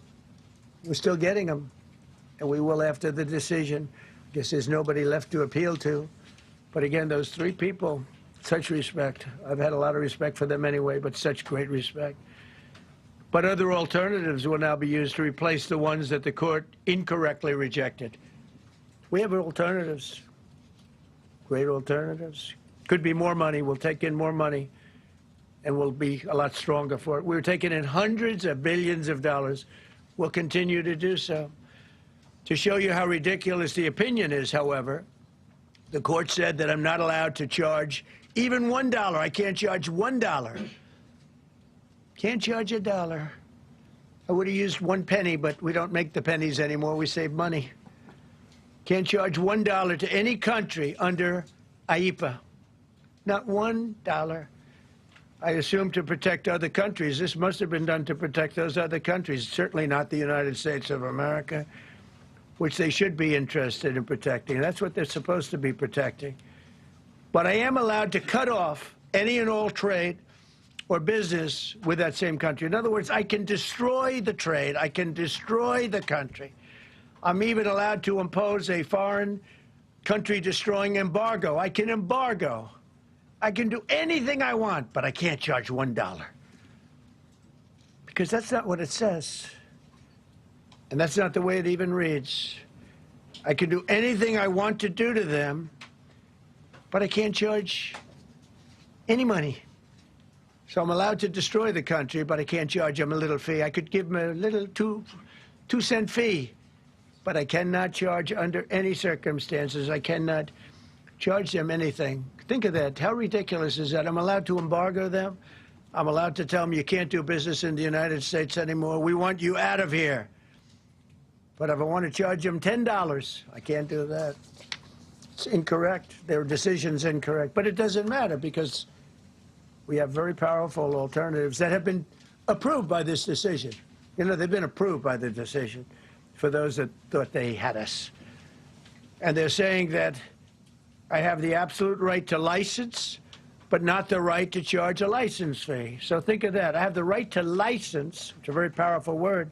In many ways, license is more powerful than tariffs. In fact, I was thinking about using it. But they came up with the idea that I can license, just like the people that were opposing me told them to do, but not the right to charge a license fee. Think of that. Who ever heard of such a thing? What license has ever been issued without the right to charge a fee? You get a license, you charge a fee. It's automatic, but not with this court. But now the court has given me the unquestioned right to ban all sorts of things from coming into our country, to destroy foreign countries, but a much more powerful right than many people ever thought we even had, but not the right to charge a fee. How crazy is that? Our country is the hottest country anywhere in the world right now, and it was a dead country 1.5 years ago under an incompetent president. But now I'm going to go in a different direction, probably the direction that I should have gone the first time, but I read the language. I'm very good at reading language, and it read our way 100%, but now I'll go the way I could have gone originally, which is even stronger than our original choice. As Justice Kavanaugh, whose stock has gone so up, you have to see, I'm so proud of him, wrote in his dissent, although I firmly disagree with the court's holding today, the decision might not substantially constrain a president's ability to order tariffs going forward. So, think of that. The decision might not substantially constrain. And it doesn't, he's right. In fact, I can charge much more than I was charging. So I'm going to just start. Although I firmly disagree with the court's holding today, the decision might not substantially constrain a president's ability to order tariffs going forward. That's because numerous other federal statutes, which is so true, authorize the president to impose tariffs and might justify most, if not all, of the tariffs issued in this case. Even more tariffs, actually. Those statutes include, think of that, those statutes include, for example, the Trade Expansion Act of 1962, Section 232. All of these things I know so well. The Trade Act of 1974, Sections 122, 201, 301. And the Tariff Act of 1930, Section 338, all clear. But it's a little bit longer process. I thought I'd make things simple, but they didn't let us do that. I would like to thank Justice Kavanaugh for frankly, his genius and his great ability. Very proud of that appointment. In actuality, while I am sure that they did not mean to do so, the Supreme Court's decision today made a president's ability to both regulate trade and impose tariffs more powerful and more crystal clear rather than less. I don't think they meant that. I'm sure they didn't. It's terrible. And to think that the Democrats who oppose this only because they want to go the opposite way, they'd like to pack the court. They want to put on 21 people. They want to pack the court, pack the Supreme Court. Maybe they should do it. Maybe they would be better off if they did it. They want to pack the court. They want to do anything to hurt our country. There will no longer be any doubt, and the income coming in and the protection of our companies and country will actually increase because of this decision. I don't think the court meant that, but it's the way it is. Based on long-standing law and hundreds of victories, and even, as I was pointed out before, even thousands of victories over the years, to the contrary, the Supreme Court did not overrule tariffs. They merely overruled a particular use of IEEPA tariffs. And essentially, it's used to get a fee. I can do anything I want with IEEPA, anything. I just can't charge anybody for it. I can license, I just can't charge them. It's ridiculous, but it's okay because we have other ways, numerous other ways. The ability to block, embargo, restrict, license, or impose any other condition on a foreign country's ability to conduct trade with the United States under IEEPA has been fully confirmed by this decision. So now there's no doubt, because, you know, there were a lot of questions about tariffs because no president was smart enough to use them to protect our country from those countries and businesses that were ripping us off. You took a look at the deficits that we had with some of these countries. It was disgraceful what they got away with for many, many decades. But now we know, because this decision affirms all those things that some people weren't sure about.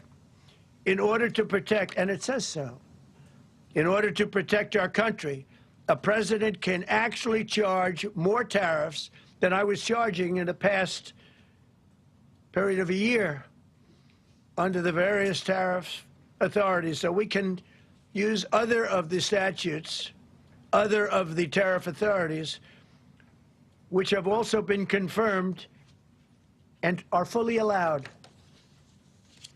Therefore, effective immediately, all national security tariffs under Section 232 and existing Section 301 tariffs, they're existing, they're there, remain in place, fully in place, and in full force and effect. Today, I will sign an order to impose a 10% global tariff under Section 122 over and above our normal tariffs already being charged. And we're also initiating several Section 301 and other investigations to protect our country from unfair trading practices of other countries and companies. Thank you for your attention to this matter, and I say quite simply, which I've said for a long time, make America great again. And interestingly, we've already made it great, so I don't have to use that, but I don't think we'll ever give up on MAGA. MAGA is always going to be with us.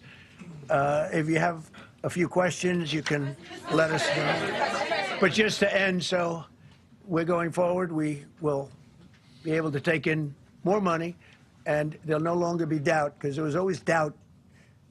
I know the people that brought the lawsuit, and, you know, they're sleazebags, major sleazebags, but I know them, and they're foreign country centric. They were sending things into our country, and the people representing them knew full well, but they were sending things into our country, and they were beneficial to other countries, but very, very bad for us. And I stopped it, and we'll just keep it going. So we have we have a totally firm decision now, and I don't think the court meant it, because the court doesn't show great spirit toward our country, in my opinion. A lot of bad decisions, but there are usually ways around it. This is something we could have done, as Justice Kavanaugh said, we could have done this originally, but we're doing it now. And the numbers could be far greater than the hundreds of billions we've already taken in. Yeah, please. Thank you, Mr. President. Mr. President, I'm very curious. You've spoken about Thank you so much, Mr. President. Justice Thomas and Alito, as you know, are the most conservative constitutional justices. Do you think that you'll get to appoint 2 more justices later this term with similar ideologies? And what type of vetting process will they go through to ensure they uphold I don't know, but they're great Constitution? justices. That's all I can say. And I hope they're going to be around a long time. I hope they're going to stay healthy. They're great people. They're great. And Justice Alito, too, to add to the group. These are great men. Right. With a great love of our country and a great understanding of the law. Mr. President, are you going to ask Congress to take additional action on tariffs now? No, I don't need to. It's already been approved. I mean, I would ask Congress and probably get it. When people look at the real numbers, and you look at hundreds of billions of dollars that have come into our country. Yesterday, I was at a steel plant, as you know, and I went to great place, great plant, great, wonderful people. And they were telling me, I said to them, you were there, a lot of the press in this room. Of course, I don't think this plane's big enough to take the press in this room, but a lot of the press right here. We're in Georgia. And I said to the owner, I made a speech at a factory. They make steel products. And I said, how are you? Nice to meet you. How's business? President, I'd love to kiss you. This is a very powerful man. I don't want to be kissed by that man, but a very powerful, strong man. He's been in the steel business for many years. His father started it. And he said, sir, I want to kiss you. I said, why? He said, because we were down to working 1 hour a week, and then you came in and imposed tariffs, and all of that foreign junk that they were dropping into our country stopped.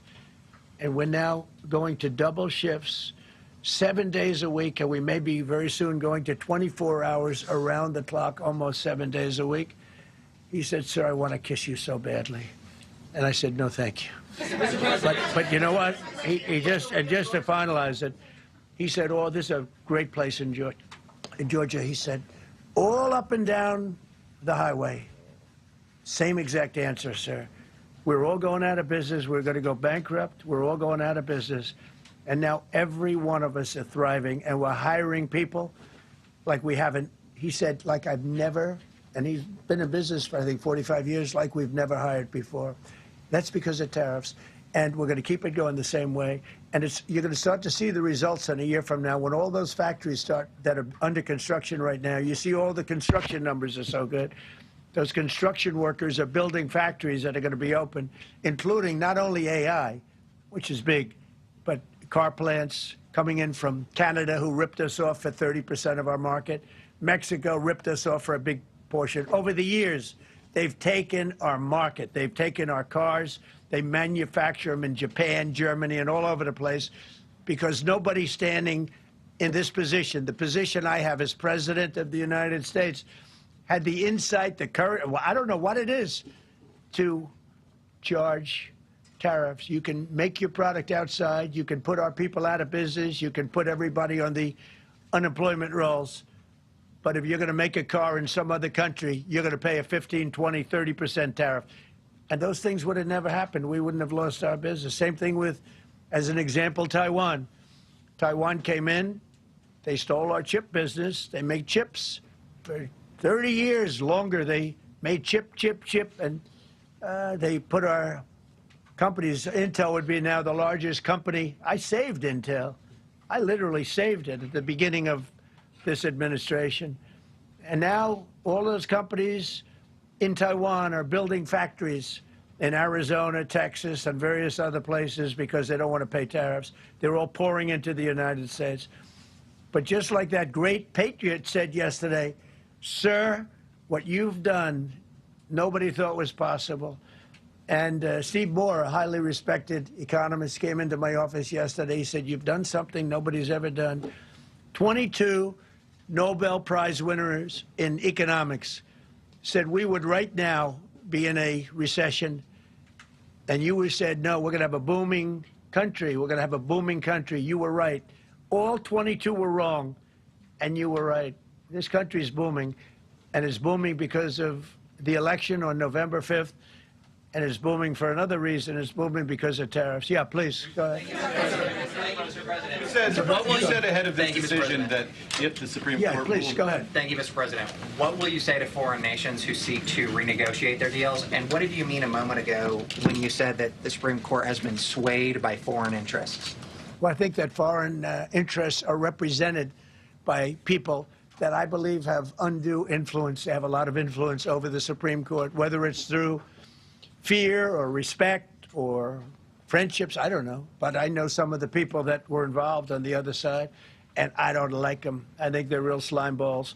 And got to do what's right for the country. You got to do what's right for the Constitution. That's why I respect so much Justice Thomas and Alito, Kavanaugh, because they not only dissented, their dissent is so strong. When you read their dissent, you know, a lot of times you'll read a dissent and it's like, well, you don't know, it could go either way. There's no other way. The good news is, it's like Justice Kavanaugh said, very strongly said, you have other ways you can go. You don't have to go that way. You can go other way. There are numerous other ways you can go. And frankly, this should have been done by presidents many years ago. They allowed our country to be eaten alive. We lost 50% of our car business. We used to make cars. We made all the cars. And then Mexico came, Canada came, and Japan and Germany. But they're all coming back now. They're all coming back at record levels. No, please. I'm not talking to you. I don't talk to CNN. It's fake news. Go ahead. Mr. President, yesterday you made the case that the economy is the hottest it's been in a long time. Right. January jobs report beat expectations. CPI report beat expectations. Real wages are up. What would you tell Americans who are worried that this decision will kind of throw the economy that you have projected going in the right direction at a very rapid pace off track? Well, thank you for the question. And I will say this. We really are at a very important point. I've been waiting for this decision so long. They could have made this decision a long time ago. Not complex. They're wrong on it. It's a ridiculous decision. But they should have released this a long time ago. We waited months. And that gave uncertainty. Now we have certainty. And I think you're going to see the country get much stronger because of it.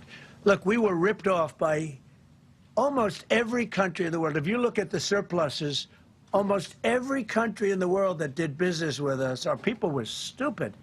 And I blame presidents for it because they're ultimately the leader.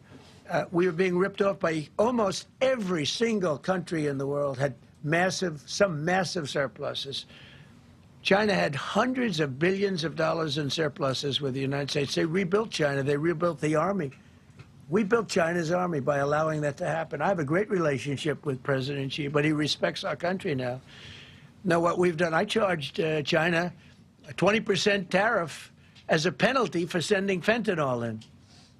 And that was 20 times more than they could make by selling fentanyl. And I said, you know, at some point you're going to say, like, And they have reduced it. You know, fentanyl is down by more than 30% coming into our country. Part of that is our strong border. We have a strong border now.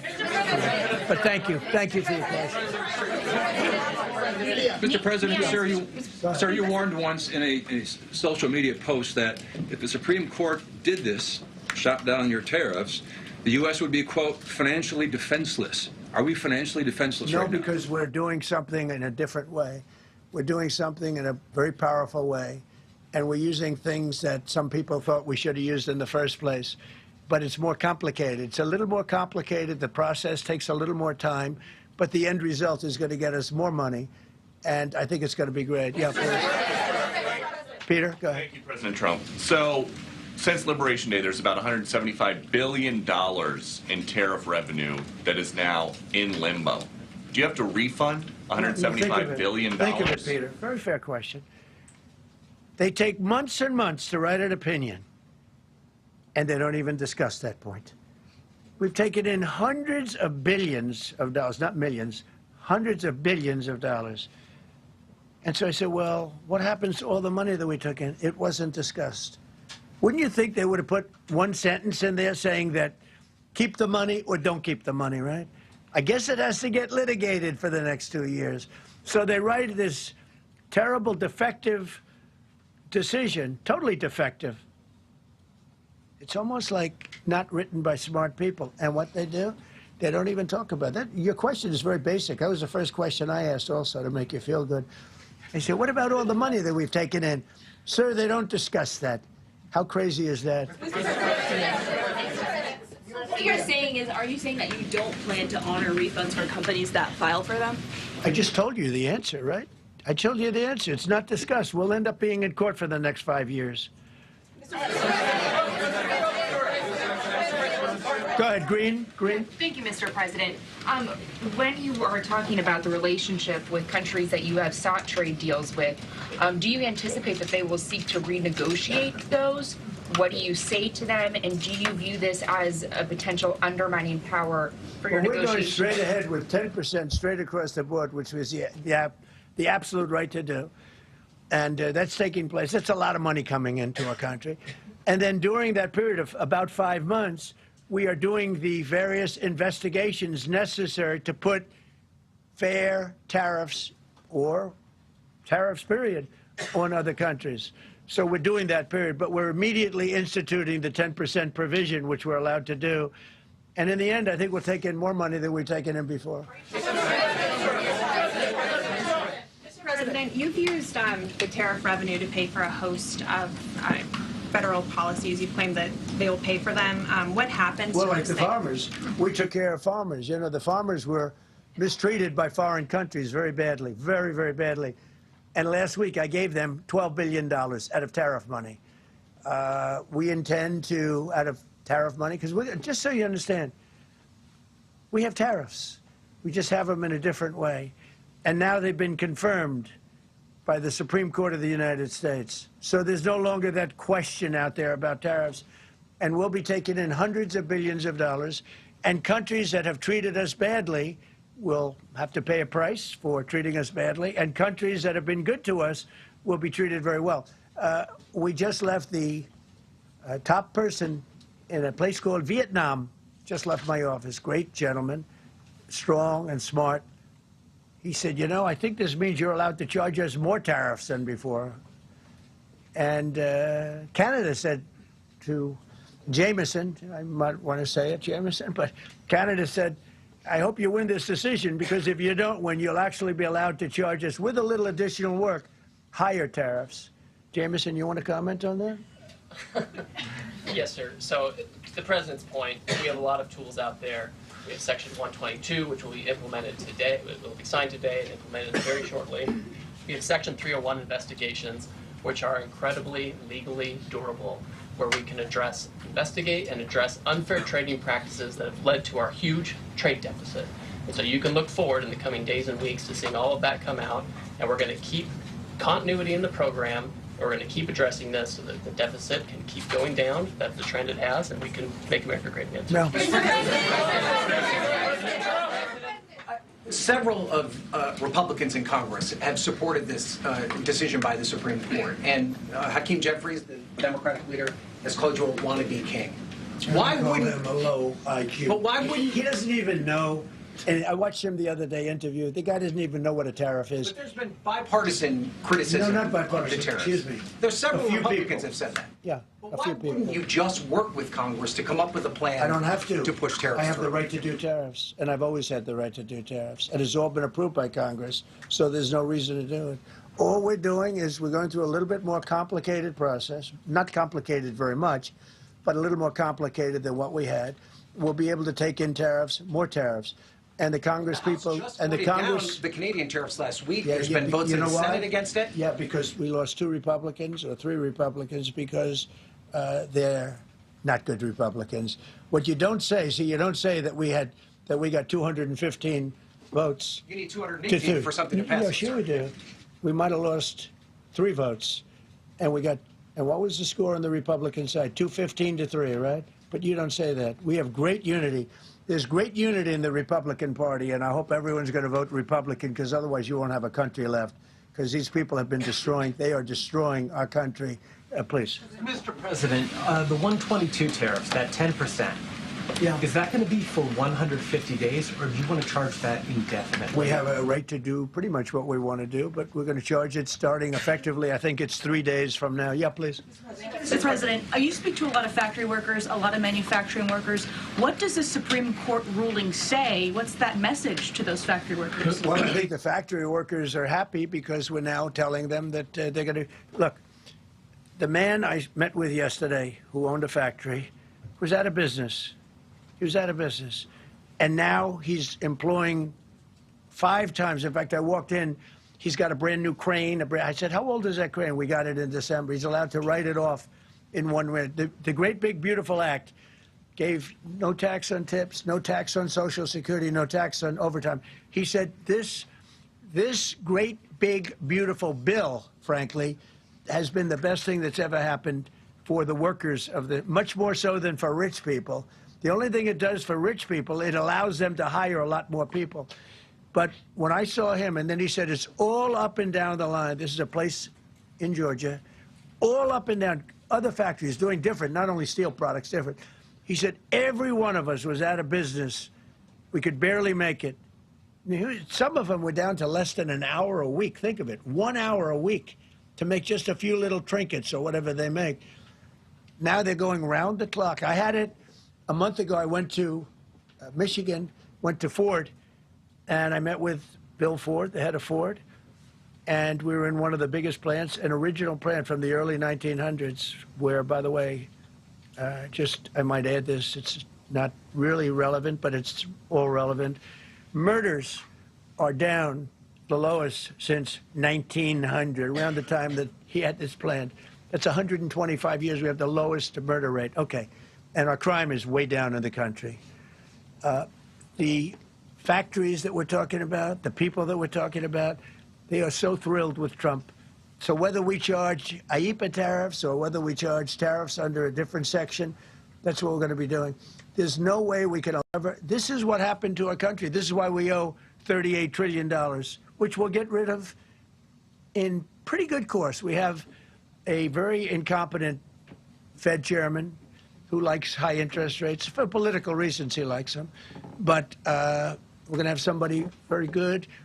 Interest rates should come down very substantially. I think we should pay the lowest interest rates on the planet. There should be no country, and we don't do that. We're number 38. This is just bad policy for a long period of time. But what's happened is we've made America strong again. We've made America great again. We should pay. As an example, the country of Switzerland, we were getting almost no tariffs from them. We had a $40 billion deficit. And the prime minister called me up. She said, but we are a small country, because I said we're going to raise it to 39% from nothing. That would have rendered them not very successful, as opposed to right now they're considered elite. But if we put a tariff, they would. And I realized then, she said, but sir, we are a small country. I said, you're a small country with a big deficit. For us, you're making a lot of money off the United States. If We do that. A lot of these elite countries, they're elite because we let them make so much money. And I want them to do well. But I don't want them to do well on the backs of the American taxpayer. So I appreciate your question. I think it's reasonable. President Trump, you said that you were disappointed with that, but were you surprised with this decision? What you felt when you... I was surprised because I thought that what we did was, number one, according to, I mean, I read the paragraphs. I read very well.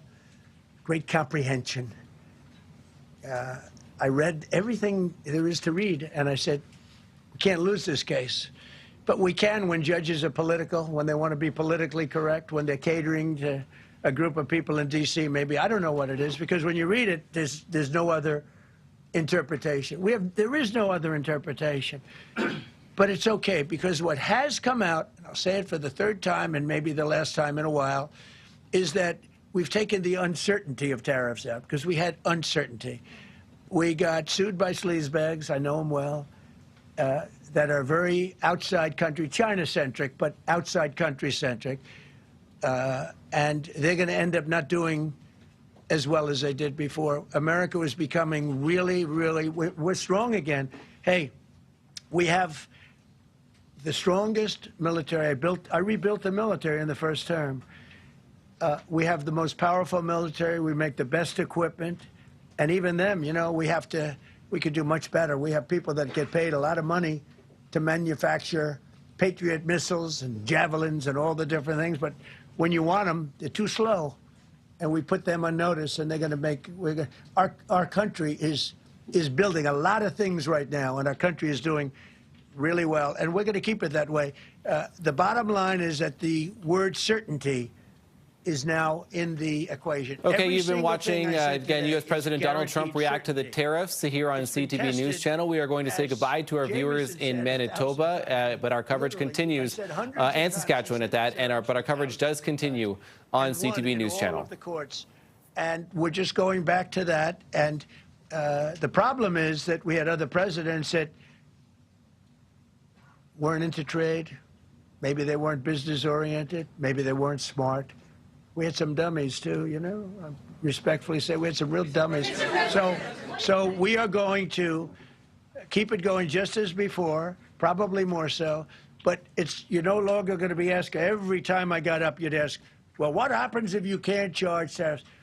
Now we can. And by the way, in their decision, they specifically said, we can do these. We have alternatives, yeah. David, on the trade deals that were negotiated using IEEPA tariffs, do those stand now, or are they have to be redone? Well, some of them stand. Many of them stand. Some of them won't, and they'll be replaced with the other tariffs. Mr. President, on the Supreme Court justices who ruled against this the policy, striking it down, are they still invited to your State of the Union next week? And will you speak with them? They are invited, barely. Barely. 3 are happily invited. No, they're barely invited.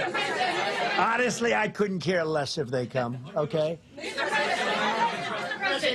President, Go ahead. Thank you, Mr. President. On the trade deal, which is the framework which is to be signed with India sometime soon, will that stand now? And on the decision, nothing changes? No, nothing changes. They'll be paying tariffs, and we will not be paying tariffs. Our deal with India is they pay tariffs. This is a reversal from what it used to be, as you know.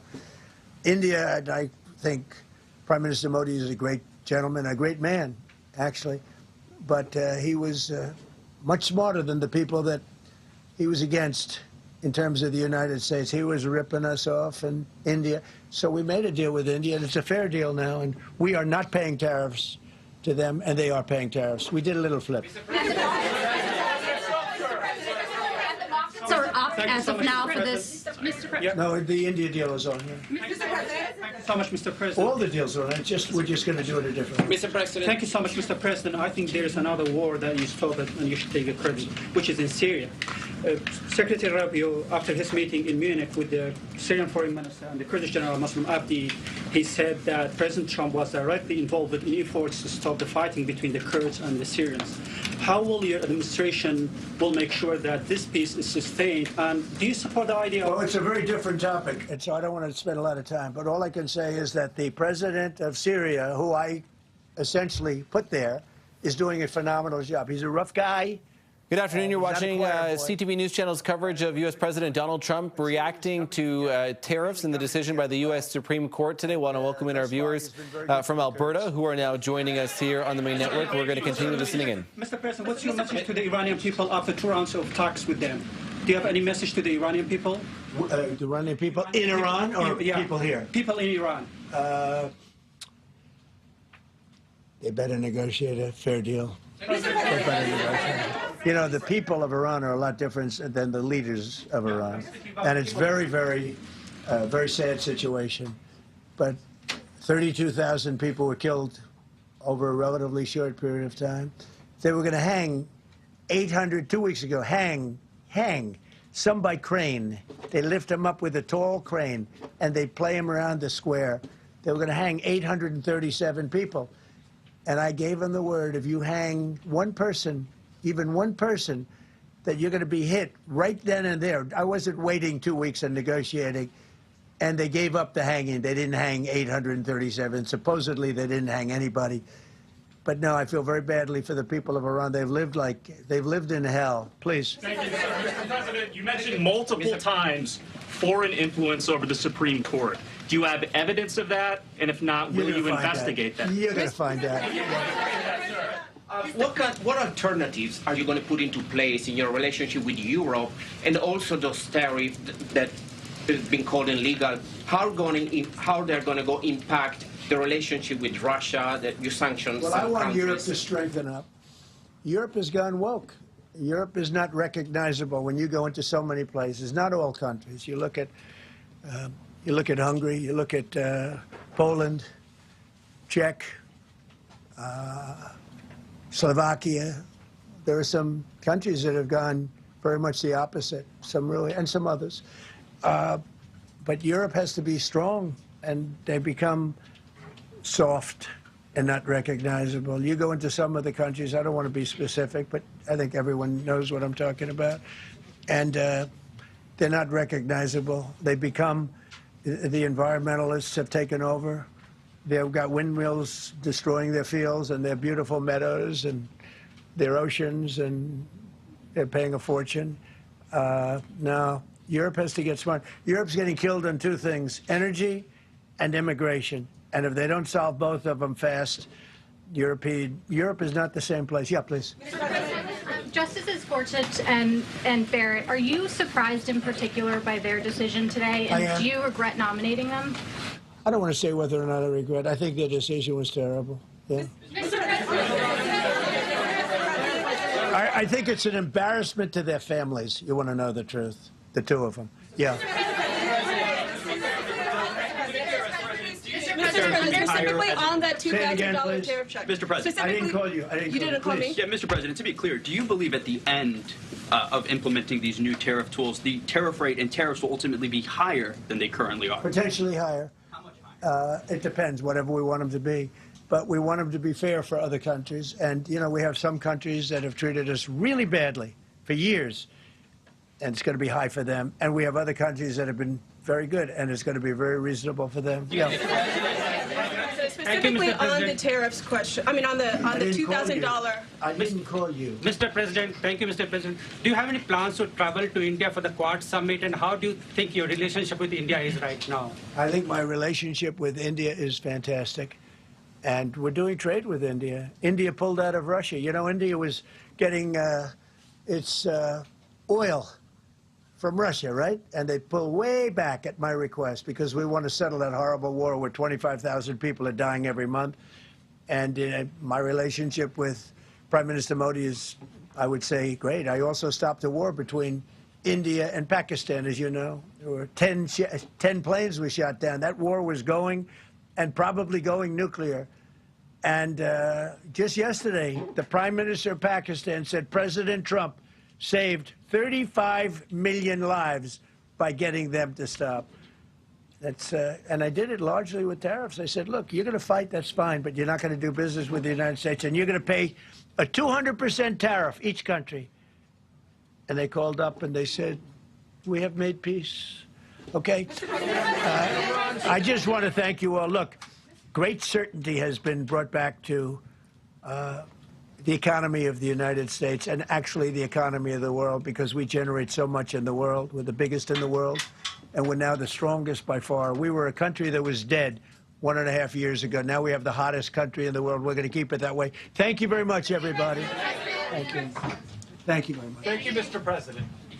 Did you say 32,000? Okay, that was U.S. President Donald Trump again speaking to the media. A lot to absorb, certainly, as we heard from the U.S. president. So at least at this point, he railed against those Supreme Court justices who ruled against him, too, in a 6-3 decision earlier today. Just in case you're just joining us and tuned into some of that, that's U.S. Supreme Court ruling against Donald Trump's tariffs. These are the IEEPA tariffs in particular, specifically for now, at least at this point. That's what the Supreme Court has ruled against, but it's very harsh words for those justices. You know, one line in particular that sticks out, that he couldn't care less if the justices who ruled against him showed up to his State of the Union address next week. Now, there's a lot, too, to unpack. In particular, and as expected, we heard that Donald Trump is going to use a number of different avenues, and one of them right away said that he is going to sign an executive order later today to institute a 10% global tariff across the board. That's under Section 122. That's under the U.S. Trade Act of 1974.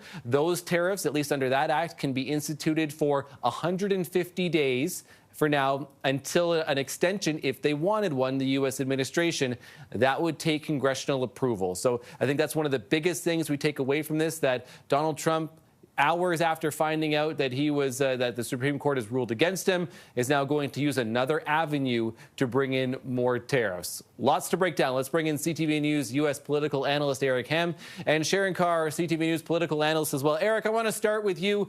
You know, your takeaways from that. I think, you know, not unexpected for Donald Trump and some of the rhetoric that he was using, but take me through your thoughts. Well, we knew that the president had other contingencies, and we knew that he would use them. I didn't expect that he would actually announce it today. But yes, the Section 122, that will now go into effect. That's an across-the-board 10% tariff. But again, it's only for 150 days, and he will need congressional approval to go beyond that. Now, this is an election year, so it is highly unlikely that lawmakers are going to actually approve a tariff, which is essentially a tax on Americans. And so that's something that's not going to happen this year by lawmakers. Of course, we know that House Joint Resolution 72 is already in the Senate. That's a resolution that was passed in the House last week. Some Republicans joined with Democrats to move that legislation, and now it goes before the Senate. I do believe that with this ruling by the Supreme Court, that will give additional Republican lawmakers who have not wanted to challenge the president to actually support that resolution. And so I think we could see even more bipartisan support for that resolution, which, of course, we know repeals tariffs on Canada. Right. And again, that's the one that the Canadians in particular have been looking for, on top of, you know, some of the other moves clearly that the U.S. administration is making. Sharon, let me get your overall general thoughts, too, as well, and what we heard from Donald Trump here in the last, who spoke for, I want to say, just a little bit over half an hour and answering a number of questions. That was definitely a press conference that I don't think anyone was expecting to come out today the way it did. Listen, this just solidifies Canada's position that these tariffs were unjustified. And as much as these are threats that he's making, he does have extremely low approval ratings right now. I think he's at 36 or 38%. So there's a lot at play here. Criticizing the institutions of the Supreme Court, I don't think is going to help him. And this is typical in the language that he uses. But what he's doing is he's giving countries like Canada further ammo to ensure that they are domesticating their own sovereign supply for everything, because he is creating so much uncertainty globally. And whether or not this comes to fruition, he is going to sign an executive document today. But again, this is not going to necessarily work out to the favor he thinks it is, specifically if there's going to be bipartisan support. But this just, again, further solidifies Canada's position that these were unjustified tariffs to begin with. Eric, let me ask you, too, you know, Donald Trump was asked as well, making an accusation that there's some kind of foreign influence on the Supreme Court, was asked for proof about it at one point, didn't offer any up, and said that there would be some coming. It's a serious accusation to make against the top justices in the United States. Look, that's not unusual for President Donald Trump. We know that he has made accusations against former President Barack Obama, saying that he actually surveilled him. We know he's made them against former President Bill Clinton and his wife Hillary Clinton.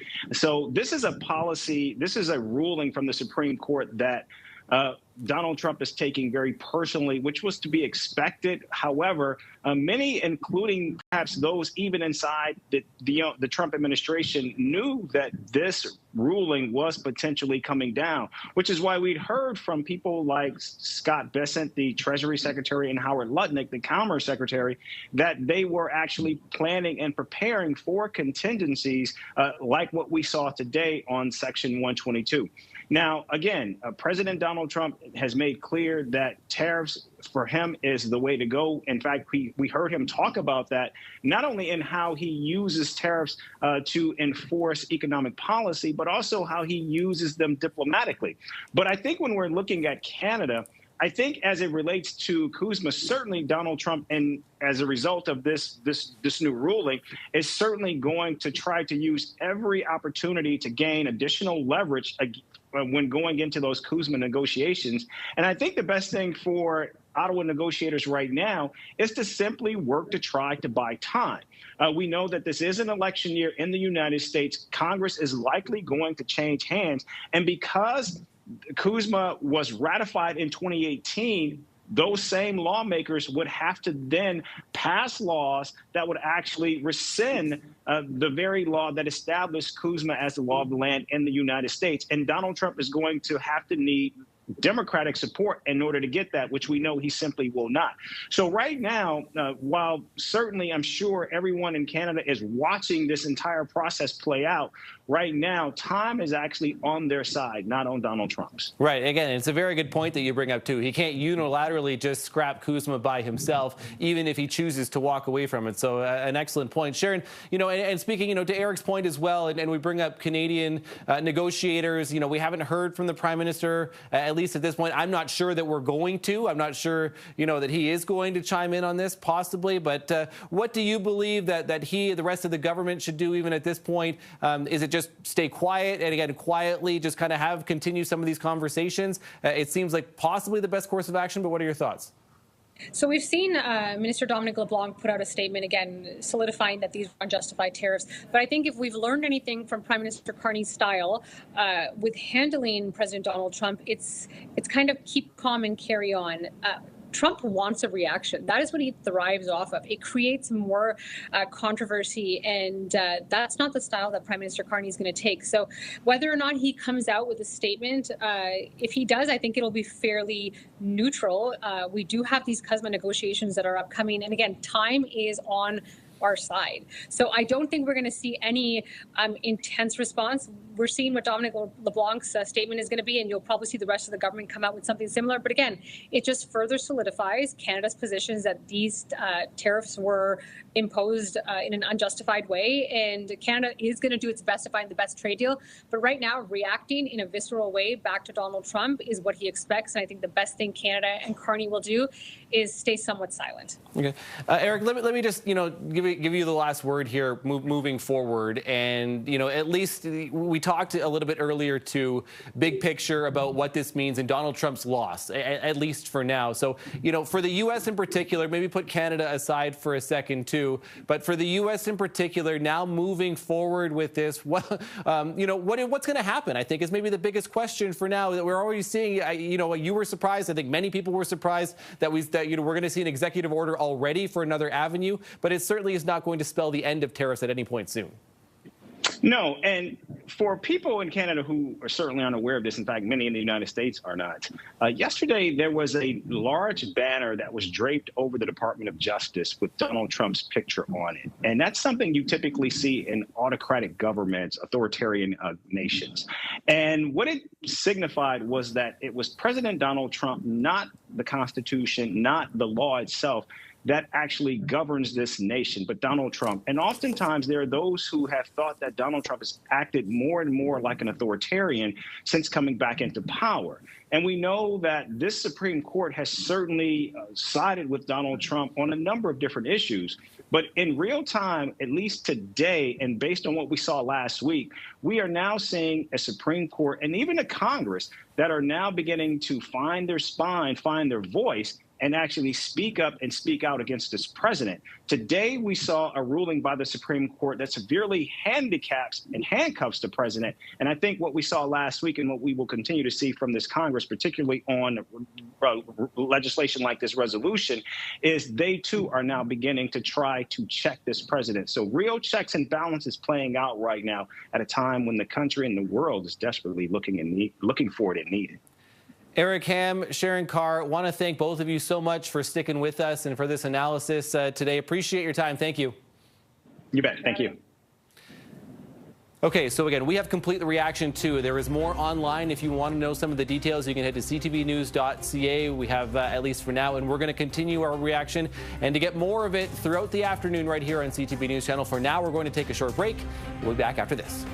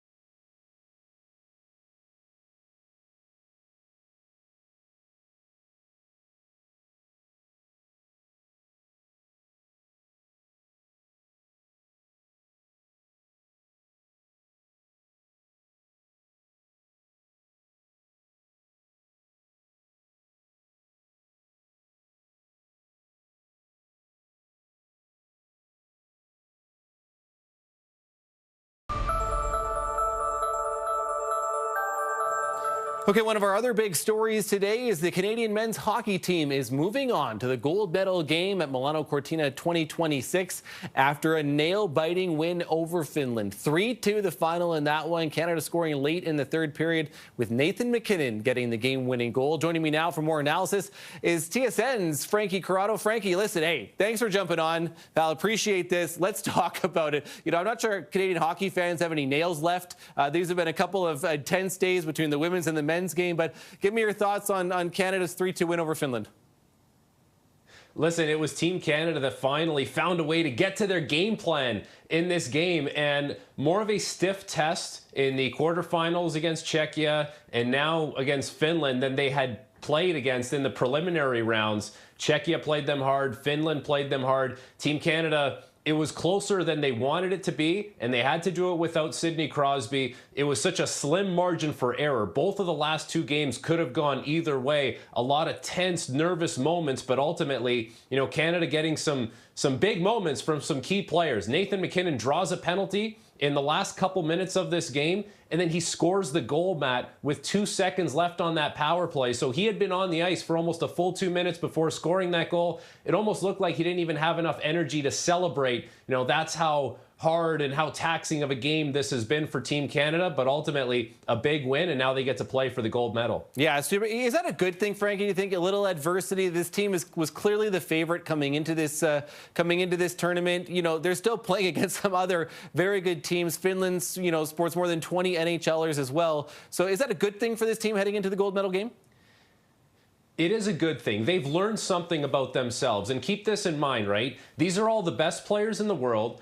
A lot of them are the best players on their teams. They're the go-to guys. They're the most skilled players. But what Team Canada has learned is that there needs to be a little bit of a blue-collar mentality, a grinding aspect, a little bit of trench work that goes into this thing before you get to access all that high-powered skill and the flashy plays. So the last two games were a good reminder of that for Canada, and now we'll see who they get in the finals. At 3:10 today, United States is going to play against Slovakia. I think a lot of us have been anticipating a Canada-USA final, which would be, you know, every hockey fan's dream is to watch that game happen again. But Slovakia has been like this Cinderella story where, you know, they're getting goaltending performances that are out of this world from a guy who plays in the AHL, playing against, you know, the NHL's best players, and some young players for Slovakia have really stepped up. So we'll see what the result is, but this little bit of adversity, this is a good thing for Team Canada. They've learned what it takes when the games tighten up and the skill part is not necessarily available to them right off the bat. How do you grind so you can get to that skill game? And let me just ask you quickly, Frankie, before I let you go. Sidney Crosby not playing.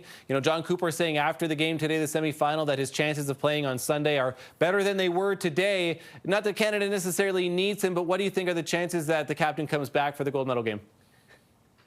I'll put it to you this way. He will do everything he possibly can to be on the ice, whether it's finding a tape job or a knee brace or anything that works that can get him onto the ice. But at the same time, full well realizing that if he does go on the ice, he has to perform at a certain level. So that's going to be the balance that he has to find. But Team Canada has learned now, how do you win without Sidney Crosby? 2 games ago against Czechia, they did it. They got big goals from Nick Suzuki and Mitch Marner. And in this game, they had to come from behind against Finland, down 2-0 at one point in this game, and eventually won. They're a better team with Sidney Crosby, but there would be a huge motivating factor not having, you know, the heartbeat of hockey in your lineup, saying within that dressing room, guys, we need to do this thing for Sidney Crosby. He's never let any of us down at any points in our careers. It's time to pick him up. So if they have him, that's great. If they don't, there is a huge motivating factor behind this team. Yeah, certainly, again, a huge win for Canada.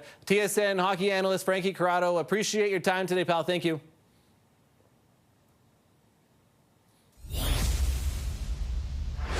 Well, let's recap our top story, too, if you've missed it today. The U.S. Supreme Court rejecting U.S. President Donald Trump's global sweeping tariffs today. In a 6-3 decision, the justices upholding a lower court ruling that the president's use of a 1977 law meant for use in national emergencies exceeded his authority. The court reached the decision in a legal challenge from businesses affected by the tariffs, as well as 12 U.S. states. But Trump saying today that he is going to sign an executive order at some point this afternoon to institute a new 10% global tariff under Section 122. That's the Trade Act of 1974. So speaking after the ruling, Trump called the Supreme Court decision, quote, deeply disappointing, adding that he's ashamed of certain members of the court. When you read the dissenting opinions, there's no way that anyone can argue against them. There's no way. Foreign countries that have been ripping us off for years are ecstatic. They're so happy. And they're dancing in the streets, but they won't be dancing for long. Okay, CTV's Jeremy Sharon joins us now from our Ottawa Bureau. Jeremy, again, wide-ranging topics. I don't think necessarily unexpected what we heard from Donald Trump. We have this new 10% global tariff now under Section 122. Do we know yet how that's going to affect the other sectoral tariffs that are on Canada? We're just still trying to figure that out, I think. Yeah, it's a lot to unpack, Matt, and I think to your point, everyone at this point is trying to best understand and make sense of what U.S. President Donald Trump announced today. I think one thing that is fairly certain is that the Section 232 tariffs, the sectoral tariffs, if you will, on the auto sector, on steel and aluminum, on lumber, those sectoral tariffs should remain unchanged. What we heard today from U.S. President Donald Trump, as you've touched on, is a new 10% global tariff. So under Section 122, which is a new section, the statute that he is going to use to impose tariffs, the U.S. Supreme Court's decision today struck down, the implementation of the fentanyl-related tariffs related to the fentanyl emergency that U.S. President Donald Trump declared. That was 35% on Canada, 10% on goods that are not covered by CUSMA, 10% on energy products. And also the global reciprocal tariffs, which were tariff rates at various different percentages for countries around the world. Those are all gone. They have been struck down by the Supreme Court, deemed unlawful.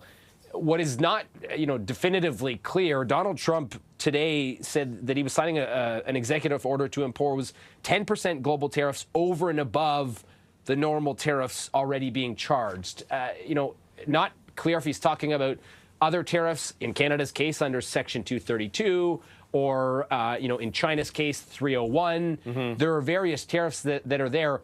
What seems to be clear is he does not have the power to reinstate the global reciprocal tariffs at the high rates that they existed, or tariffs at a high rate of 35% that were imposed on Canada through Section 122. He is limited in his power through Section 122, as you've touched on, Matt, and some of our other guests have, to a maximum tariff rate of 15% and limited to 150 days. Beyond that, he would have to seek congressional approval. So there are limits as to what he can impose. It would appear that this is, a 10% global tariff that he's imposing instead of all the tariffs that were struck down today by the Supreme Court. That would still result in, across the board, significantly lower tariff rates for all countries that were facing tariffs from U.S. President Donald Trump. And, to answer your initial question, Matt, unclear whether or not that 10% tariff rate will be applied to Canada in lieu of the 35% tariffs that were removed, and whether CUSMA would allow us to get a carve-out. There are still a lot of questions in terms of how this will all be, imposed, but a lot to unpack, and certainly, significant developments here in terms of the trade policies that U.S. President Donald Trump is moving forward with. All that despite he continued to talk about today the fact that he feels as though this decision by the U.S. Supreme Court empowers his office to impose tariffs without really explaining that. It wasn't clear because, as we all clearly saw, the Supreme Court struck down a large majority of those tariffs. So Like, there's a lot that is left for everyone to unpack and try and make sense of today from what we heard from the president. Nonetheless, 10% global tariffs is a sure thing. Definitive impact on Canada, still unclear at this point. We're seeking further clarification from the Prime Minister's office and any Canadian officials that'll answer that today. Right, and not necessarily even knowing if the Prime Minister's office or otherwise knows the exact impact of this. Are we going to hear, Jeremy, just quickly before I let you go, are we going to expected to hear from the Prime Minister? Are we going to hear from Mark Carney at any point today? Probably, likely not, or have we heard? Yeah, nothing scheduled at this point. We have not heard back on whether or not he's going to speak or clarification. Look, you know, the minister in charge of Canada-U.S. trade is Minister Dominic LeBlanc. We've reached out to his office for some clarification. You know, hopeful that we will get some kind of answer. But I think to your point, Matt, you know, to be clear, perhaps there were some communication ahead of what was being announced today. We don't know. That's complete speculation. But they are probably also trying to discern everything that was announced and what the impact is on Canada, as is every other country at this point, I think. There's a lot of, you know, there are a lot of things that remain unclear right now. Yeah, so more uncertainty at this point. Okay, CTV's Jeremy Sherrill in Ottawa for us. Thanks, Jeremy, for this. Yeah, of course, anytime, Matt. We're going to continue our coverage again of our top story with the U.S. Supreme Court ruling that Donald Trump's global tariffs are unlawful. We're going to have more reaction coming up after the break. Stay with us. Tony can't wait for a real camping trip, but for now, he needs to financially protect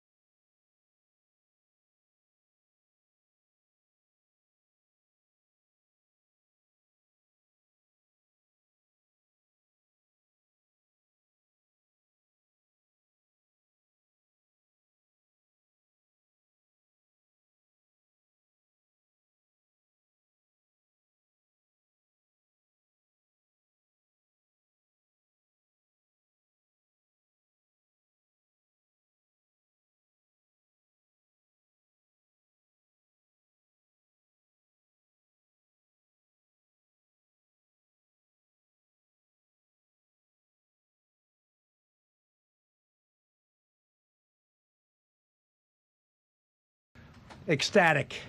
They're so happy. And they're dancing in the streets, but they won't be dancing for long.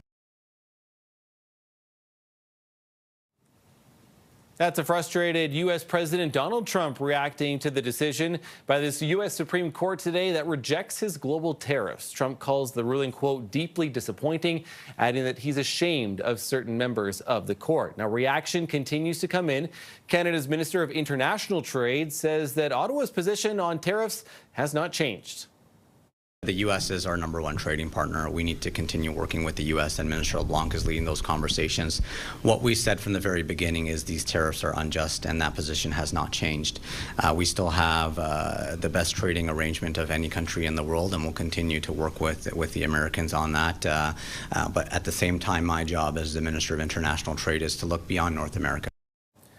Joining me now for more reaction is Lana Payne, Unifor National President and member of the Prime Minister's Canada-U.S. Special Counsel. Lana, certainly, first off, let's get your reaction. You know, I'm sure you heard a bunch of what Donald Trump had to say as well, but give me your reaction to the U.S. Supreme Court's decision today to say that a lot of these tariffs, or at least the IEEPA tariffs, are unlawful. Yes, it wasn't unexpected. We did expect the Supreme Court to rule in this fashion. The reality is this is an important decision. But the impact of the most important and punishing tariffs on Canada are still there. So the sectoral tariffs on auto, on steel, on aluminum, on forestry, on heavy-duty trucks, we're still experiencing those today despite this Supreme Court decision. And Canada in particular, too, Lana, right? Because those sectoral tariffs are in effect.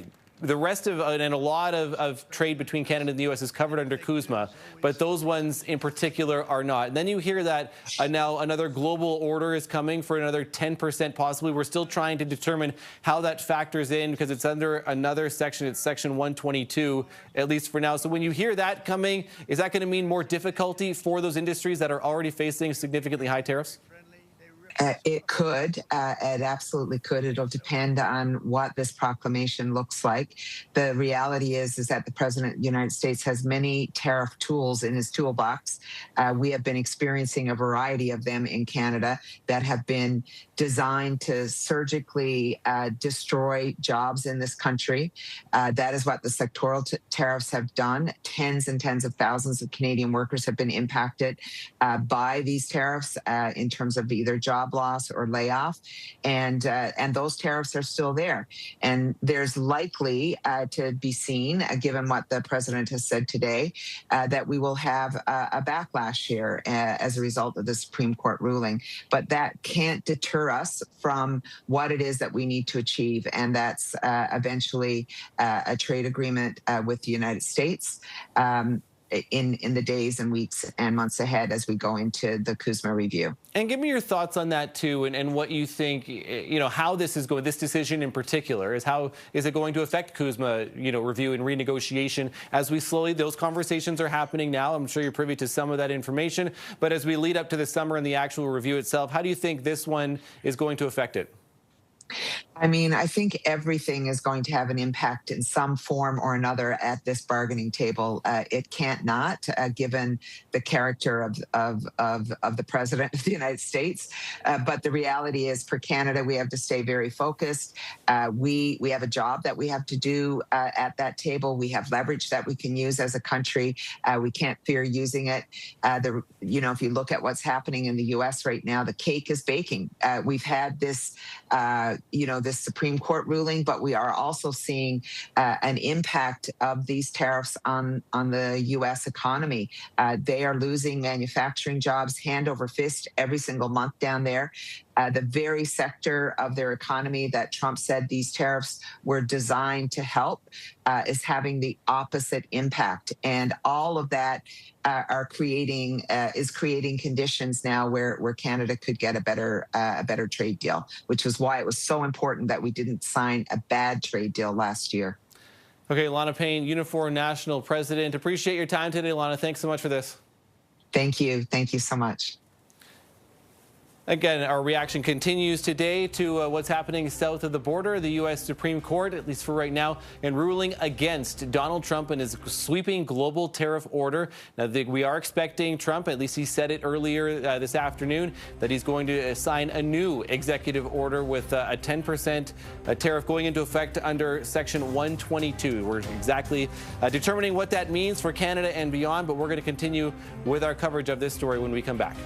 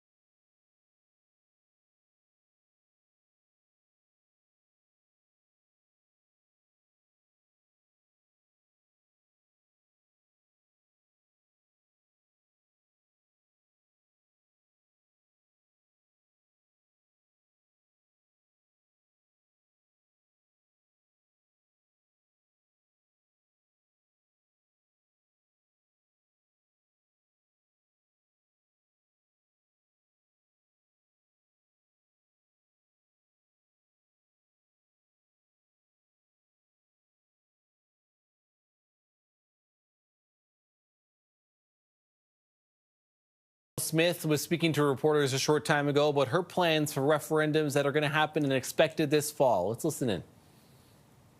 Communities where they live and the public services that they use. Throughout the Alberta Next sessions, in every community, the issues that came up most often concerned immigration, as well as Alberta's fiscal and constitutional role within a united Canada. And the time has come to act on these issues. As I mentioned last night, the changes we're proposing represent a serious departure from the way we do things now. And our government believes we need a democratic mandate to carry them out. That's why we'll be holding a referendum on October 19th, 2026, asking Albertans to weigh in on our immigration system and on reforming the Constitution to strengthen Alberta's position within a united Canada. We will be asking Albertans if they support reducing immigration to sustainable levels, prioritizing economic migrants and Albertans' access to jobs, setting fair rules around who can access provincially funded services, and strengthening the integrity of our provincial elections. This is about fairness for Albertans and safeguarding the long-term sustainability of our public services. The referendum will also ask Albertans if they support working with other provinces to rebalance the Constitution, to strengthen provincial control over courts, to abolish the unelected federal Senate, to give the ability to opt out of federal programs without funding penalties, and get stronger protection for provincial laws. We know these are big questions, and their answers will have a major bearing on Alberta's future. That's why we're announcing the referendum today, when it's being held 8 months from now. We want to ensure that there's enough time to give these issues a fair hearing. We want to give Albertans a chance to consider their answers carefully before casting their ballots. The challenges we're facing have presented us with some tough choices, but as our government prepares to deliver the 2026 budget, it's clear that doing nothing is one of the options not available to us. And while Alberta's future is full of promise, Albertans are counting on us today to protect and strengthen the public services that they rely on. And that's exactly what we intend to do. I look forward to the debate on these critical issues, both in the legislature and in the public square over the next 8 months. And thank you. I'd now like to invite Minister Mickey Amery to share a few more details.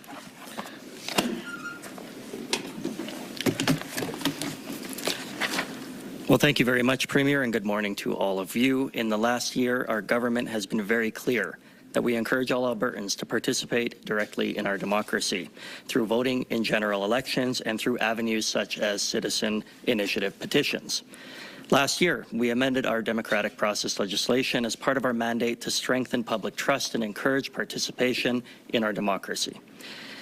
And we refined the process for citizen initiative petitions to make it more effective and more efficient, and remove red tape and the barriers to this important democratic process.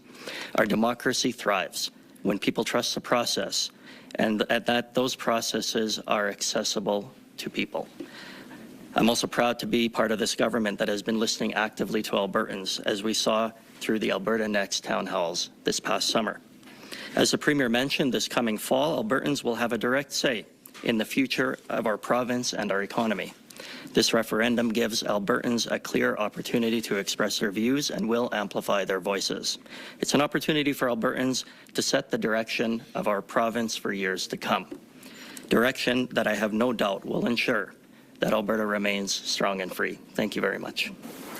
Thank you. We'll now enter the media Q&A. We'll start off with questions in the room before making our way to the phones. Quite a few people today, so make sure to keep those questions short and sweet. We'll be taking one question, one follow-up, and make sure to state your name and outlet before asking your question. We'll go to our first at the mic. Hi, Premier. Matt Skase, Globe and Mail. One of your questions in here cites what you call an Alberta-approved immigration status. This is on a referendum question. You announced it last night. What is that, and what would qualify someone to be an Alberta-approved immigrant? Well, what we're looking at is a model very similar to what Quebec has had since 1991 with their Quebec-Canada Accord, where they have total control over their economic migrants.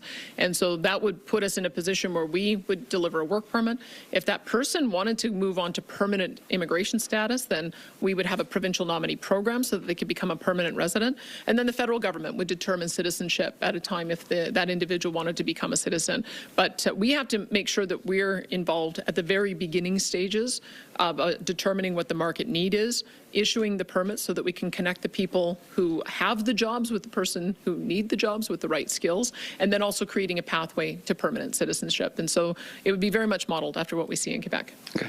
And on another topic, what is your evidence that non-tax-paying immigrants are using health or education system in sweeping numbers, and specifically how much does an immigrant cost to the healthcare system in their first year in the province? Well, think about this. I mean, let's put aside citizens and permanent residents, because permanent residents have made a commitment to the country. You know that they are going to be here and be a contributing member of the economy year after year after year, and so that's part of the reason why citizens and permanent immigrants have similar status. I've met many permanent immigrants, actually, who at citizenship ceremonies who were permanent for 20 years before they decided to get citizenship. So let's put that aside. Everyone else is temporary. So if you're a temporary foreign worker or a temporary international student, or you're an asylum seeker who is waiting to see whether or not your asylum claim is affirmed, those are all temporary citizens. And so my question is, if you're only coming here on a one-year work permit, why are you bringing your family and expecting taxpayers to pay for that? It's $12,000 for every child who goes into a child care system. It's $12,000 for every child who goes into the K-12 education system. We've already addressed this at the university level because international students have to pay the cost of their university education. But on average, we've got individuals who would cost the healthcare system about $6,000. And so those are just give you some idea of why it is we have to have a different approach. And we're frankly an outlier in this. Ontario, for instance, does not offer healthcare coverage to the families of temporary foreign workers, and the Canada Health Act has no requirement for temporary residents, so that would be one thing I would say. But we're also an outlier. Canada's an outlier compared to the world. If you look at Japan, Australia, the UK, Switzerland, Spain, UAE, all of these countries have different requirements for temporary residents to either pay a fee or provide get private insurance for healthcare. And just to give you an idea, we looked at the numbers of children of temporary residents who are currently in our K-12 education system, and it cost about $500 million last year and $500 million this year. So these are significant numbers, and that's just one program. So bottom line expense, what's your number for health and education? It's tough to know. I mean, we'd have to do the figuring out, but I can tell you, we had in 2021. To give you an idea of what a normal number of asylum seekers would be, it was 941. In 2024, it was in 2022, it was 1,995. In 2023, it was 6,050. In 2024, it was 10,050. And in 2025, as of November 30th, it was 7,125. So you can clearly see the trend. And what happens is we have no control over asylum seekers, whether they're approved or not. The federal government has such a convoluted process, it can take years and years before their claim is deemed to be legitimate. And oftentimes the cost of supporting that falls to provincial governments. So if the federal government has a particular policy, they should be the ones paying for that. If people who are coming here for temporary reasons, then they should make sure that they have proper insurance, just as other provinces do, and just as required internationally. And that and then we should support those who are permanent residents and Alberta and Canadian citizens, because they're going to be the permanent taxpayers. So I think that we just have to align our policies with the standards that we're seeing internationally. Thanks, you have a number? We're going to have to go to the next question. We got core 6 people issues here behind you. Deficit. Fourth look, question. I can tell you one thing. Again, we don't have an individual. No, we don't track residents and how much they use. All I can give you is averages about what things cost. We were able to see for education, just because we went through for the first time a comprehensive review of what is happening in our classroom. So that's why I was able to give you that number. But I can tell you, when we look at our budget, we have about 225,000 residents who drive about $14 to $16 billion worth of spending. We have a certain number of residents who are very high users of our multitude of social programs. Now, I don't know what the breakdown is between those who are permanent citizens, Canadians, or permanent residents, Canadian citizens, or temporary workers, but we've got to find that out. Part of the reason we're bringing through our new driver's license attached to a healthcare number is we discovered we had 500,000 more people with healthcare numbers than we have on paper, the number of residents in Alberta. These are problems, and this is driving costs. And so we're taking measures to make sure that those who are Canadian citizens who came through the permanent immigration process and got their permanent residency are covered first when it comes to the opportunities available in the social programs, and those who are temporary, we're treating them as temporary. That this is what we're proposing. I mean, Albertans may decide that they disagree, but this is what we heard in our Alberta Next panel. It's part of the reason we're putting it to the people, because it is a substantial change in policies, and if we can get some more detailed figures, we will try to, but I can only give you sort of the average cost of what a typical person ends up costing our different social programs when they come to Alberta. Will you commit to more data? Thanks, Matt. Let's get to our next question. Well, if we can get it, for sure we will. Hi, Premier Mark Valani with CTV Calgary. Some political analysts have called your proposed fee on non-permanent residents a, quote, head tax, and they argue that linking Alberta's budget pressures to immigration risks demonizing newcomers or discriminating against them. How do you respond to those concerns that this framing unfairly targets immigrants rather than addressing broader economic factors? Well, I think people should look at the reality of what's happening in other jurisdictions. Ontario does not offer health care coverage for families of temporary foreign workers. Canada Health Act has no requirement for temporary residents. There was just a ruling on that, an affirmation on that last week.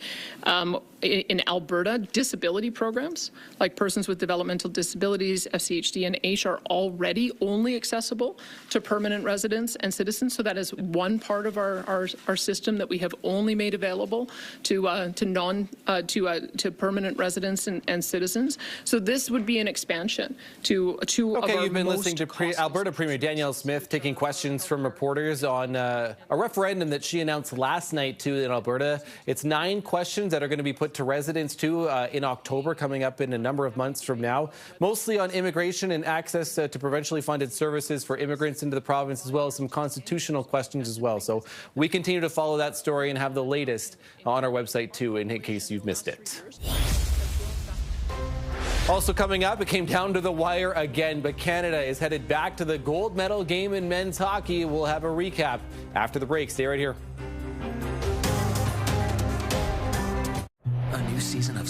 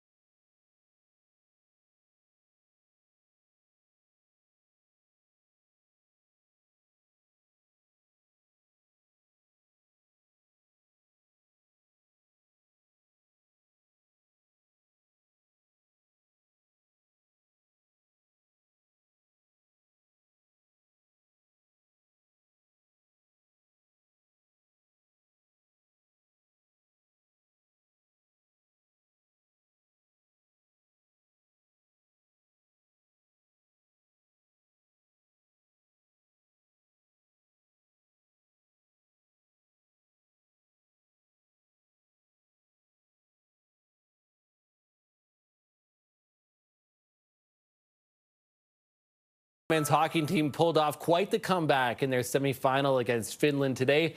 They now advance to a possible showdown with the Americans. We will see the U.S. playing Slovakia in the other semifinal here coming up in about 20 minutes time. CTV's Beth McDonnell has some of the reaction too from fans after that game. I'm at Cafe Diplomatico on College Street in Toronto, where I've been watching the game with lots of hockey fans, and what a nail-biter this game was, right into the second period when Canada finally got on the board, and then in the third period when Canada managed to score with just 35 seconds left in the game. The cafe here just erupted. There were hugs, there were cheers, there was lots of clapping. A lot of people had appointments or things to do, and you could see people had their coats on. They were hanging on to the end of that game, and this means so much to fans to see Canada advance to the gold medal match, to see Canadians excel in this way. It really is bringing out the pride for our country, and especially after the women lost the gold medal game yesterday, people are saying it's really great to see the men advance. Beth McDonnell, CTV News. Yes, it certainly is. Well, as we head to break, we'll have another live look, too, at the United States Supreme Court at the center today, again, causing a lot of stirs after a 6-3 vote sweep. We get votes down Donald Trump's global tariffs. Again, we're going to have the latest on the situation, too, and more reaction after the president spoke earlier this afternoon. Stay with us. You're watching CTV News Channel.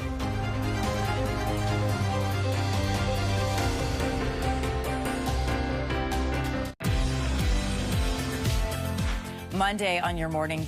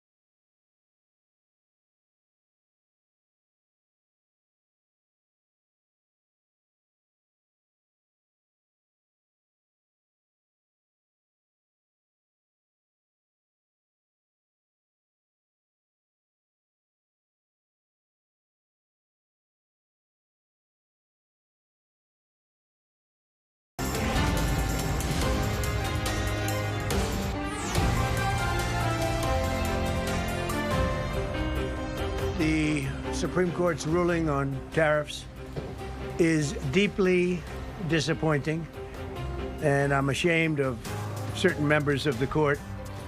U.S. President Donald Trump slamming the U.S. Supreme Court decision today that struck down some of his global tariffs.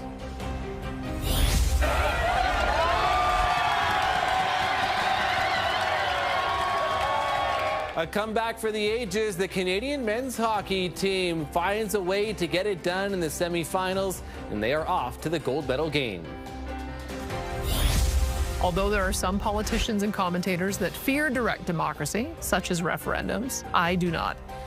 Alberta's premier talks immigration as her province is set to hold a referendum on that matter and more in the fall. Good afternoon. You're watching CTV News Channel. I'm Matt Scooby. Thanks for being with us on this Friday. We begin with our top story. U.S. President Donald Trump remaining defiant after the U.S. Supreme Court struck down his global tariffs in a ruling today in a big political and economic blow to the president. Now, despite the ruling, most tariffs will remain in place for Canada, including the sectoral tariffs on steel and aluminum, along with cars and lumber. Trump calling the Supreme Court's decision today, quote, a disgrace, and is promising even stronger measures. He also called out Canada specifically in part of his speech this afternoon. Car plants coming in from Canada who ripped us off for 30% of our market.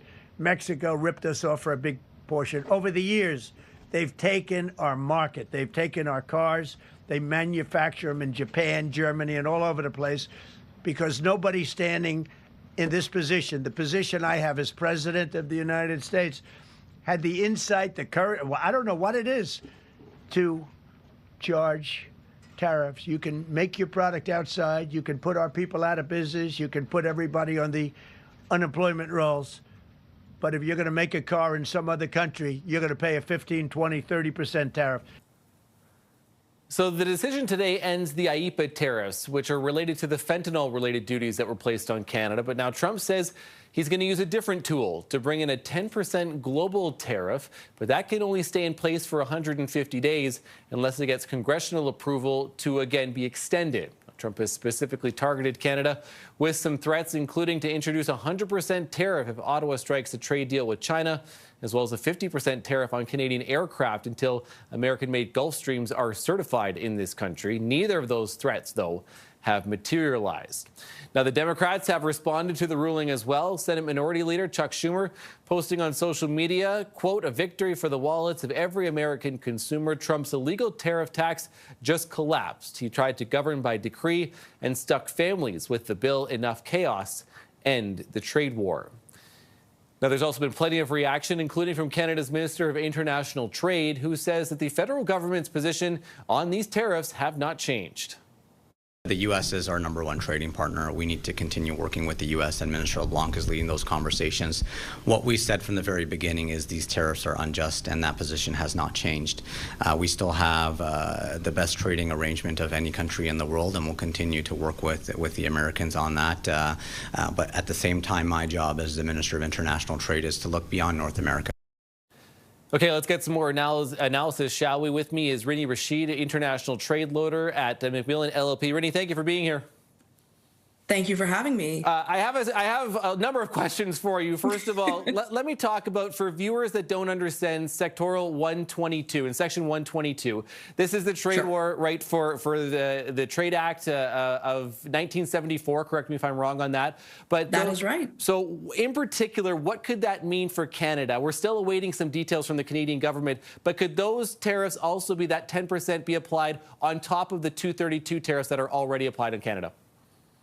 So I think the main takeaway here is until you have all of the details, you can't comment on how this will impact Canadian businesses, right? So Canadian companies that are also acting as importers in the U.S. And of course, you know, we have a very integrated supply chain. We've heard a lot of discussion about how goods that benefit from the rules of origin under CUSMA, you know, have been carved out from certain tariffs, but of course other tariffs still apply. So we have to adopt a wait and see approach with the Section 122 tariffs. And of course, you know, we can't rule out any other tariff powers that the president, that the U.S. administration has to basically, you know, go back to the toolbox and see what they can leverage. Right. And clearly, you know, on the same day that we get this decision, Donald Trump already, as you mentioned, going into that toolbox, I think was maybe a little bit unexpected that we would see that so quickly, to sign an executive order. For viewers to maybe just, you know, in as layman's terms as possible, break down a few more of those avenues that the president could go to in regards to imposing other tariffs. So, there's, you have Section 122, of course. You've got Section 338, and that's a separate power. So that's Section 338 of the Tariff Act of 1930. So these are tariffs to address discrimination against the U.S. I'm sure there will be a lot of commentary about the various toolboxes, the other arrows in the quiver, but primarily, what you have to note is there's still a lot of uncertainty. And so everything that we comment on now potentially also could accelerate certain responses from the administration. There's so much more uncertainty now, it feels like, clearly, and from the U.S. administration. But these other avenues, too, you mentioned 338, I know 301 investigations that we've talked about, too, from the Department of Commerce as well, some of the investigations. A lot of those, though, will take more time, right? And Canadian businesses might have a little bit more time if and when they do end up being applied? So it will take a little bit longer. That is true. But of course, we're also leading into the CUSMA reviews, right? So there are a lot of different pieces that are currently at play. So while you might have some breathing room right now, there's also a ramp up before we go into those CUSMA reviews and the renegotiation. And right now, a lot of industry focus is going to be on that and how we can maintain the close trading relationship with the U.S. that continues to benefit Canadian industry. I want to get and our U.S. trading partners, right? Yeah, of course, exactly. And again, everyone is affected by this, and I think still trying to figure this out. Give me your thoughts, too, on the possibility of whether it's U.S. businesses or Canadian ones, too, and the refunds. In particular, there's $175 billion, around that's been collected, at least at this point, under this. Donald Trump, wouldn't comment it, saying, it certainly sounded like the president wants to litigate that in court. The Supreme Court did not make a mention of it either. So where does that stand, at least at this point, in regards to what might happen for those tariffs? So there has to be guidance that's released on how CBP addresses those tariffs, those tariff refunds, and you're going to have to be the importer, right? And there's been some discussion as well about whether those tariffs, some of those costs have already been passed down to U.S. customers or to other businesses in the supply chain.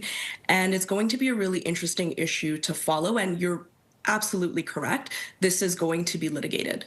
Yeah, okay. I appreciate your insight. Apologize if I put you too much on the spot, Rini, but try to get some answers for everyone on what it means. But Rini Rashid, international trade lawyer at Macmillan LLP. Appreciate your time. Thank you. Thanks again, Matt. Well, the lead plaintiff in the case says he wants his money back with interest after the Supreme Court killed Donald Trump's tariffs today. It's not political. It's about taxes, and they owe us money. I expect the government to give me my money back with interest. And as soon as they do, we'll start spending it. Rick Woltenberg is the CEO of educational toy companies Learning Resources and Hand to Mind. Along with other importers, as we're just talking about, the companies could be entitled to a share of billions of dollars in refunds. But the Supreme Court did not decide when or how that might happen.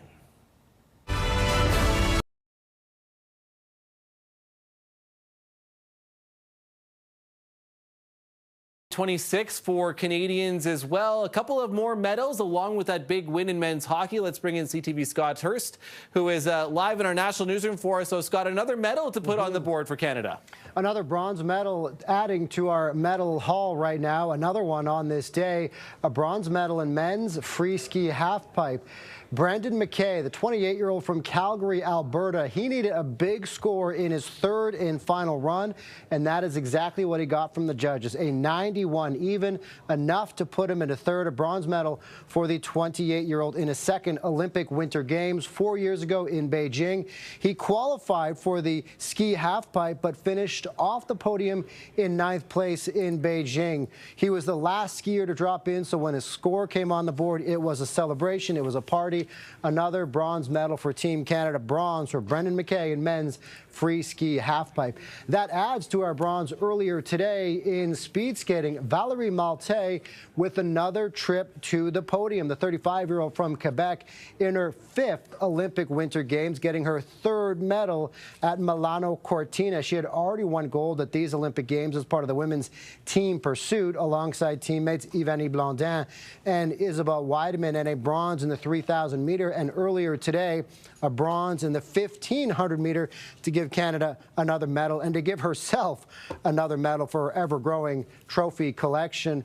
Also, of course, Matt, men's hockey still alive, and the dream of playing in that gold medal game is now a reality for Team Canada as they punch their ticket to the gold medal game, which will take place early Sunday morning, just after 8 a.m. Eastern for the gold medal game, as Team Canada is now waiting to find out who they will play in that matchup. They beat the team from Finland 3-2, as it was a nail-biter for much of this game, and Canada needed to come back from a 2-0 deficit, scoring 3 unanswered goals to win this game in regulation, now waiting to find out if they'll play either the United States or Slovakia. That other semifinal game, Matt, happening just a bit later this afternoon. There has been so much happening this week, Scott. A couple more medals today, and you mentioned that huge win for hockey. It's great stuff. CTV's Scott Hurst live for us this afternoon. Thanks, Scott. Thanks, Matt.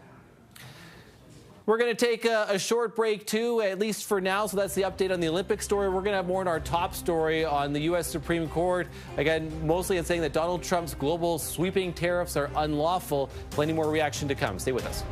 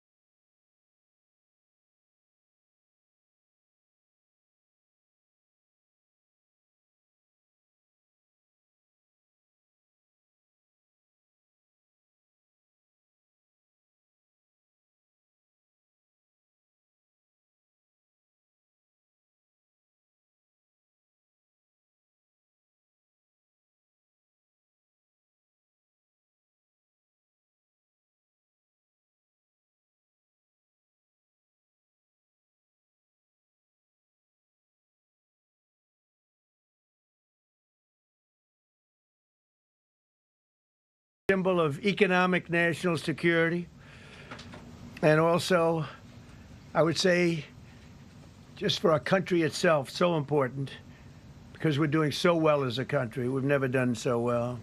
The good news is that there are methods, practices, statutes, and authorities, as recognized by the entire court in this terrible decision, and also as recognized by Congress, which they refer to, that are even stronger than the IEEPA tariffs available to me as President of the United States.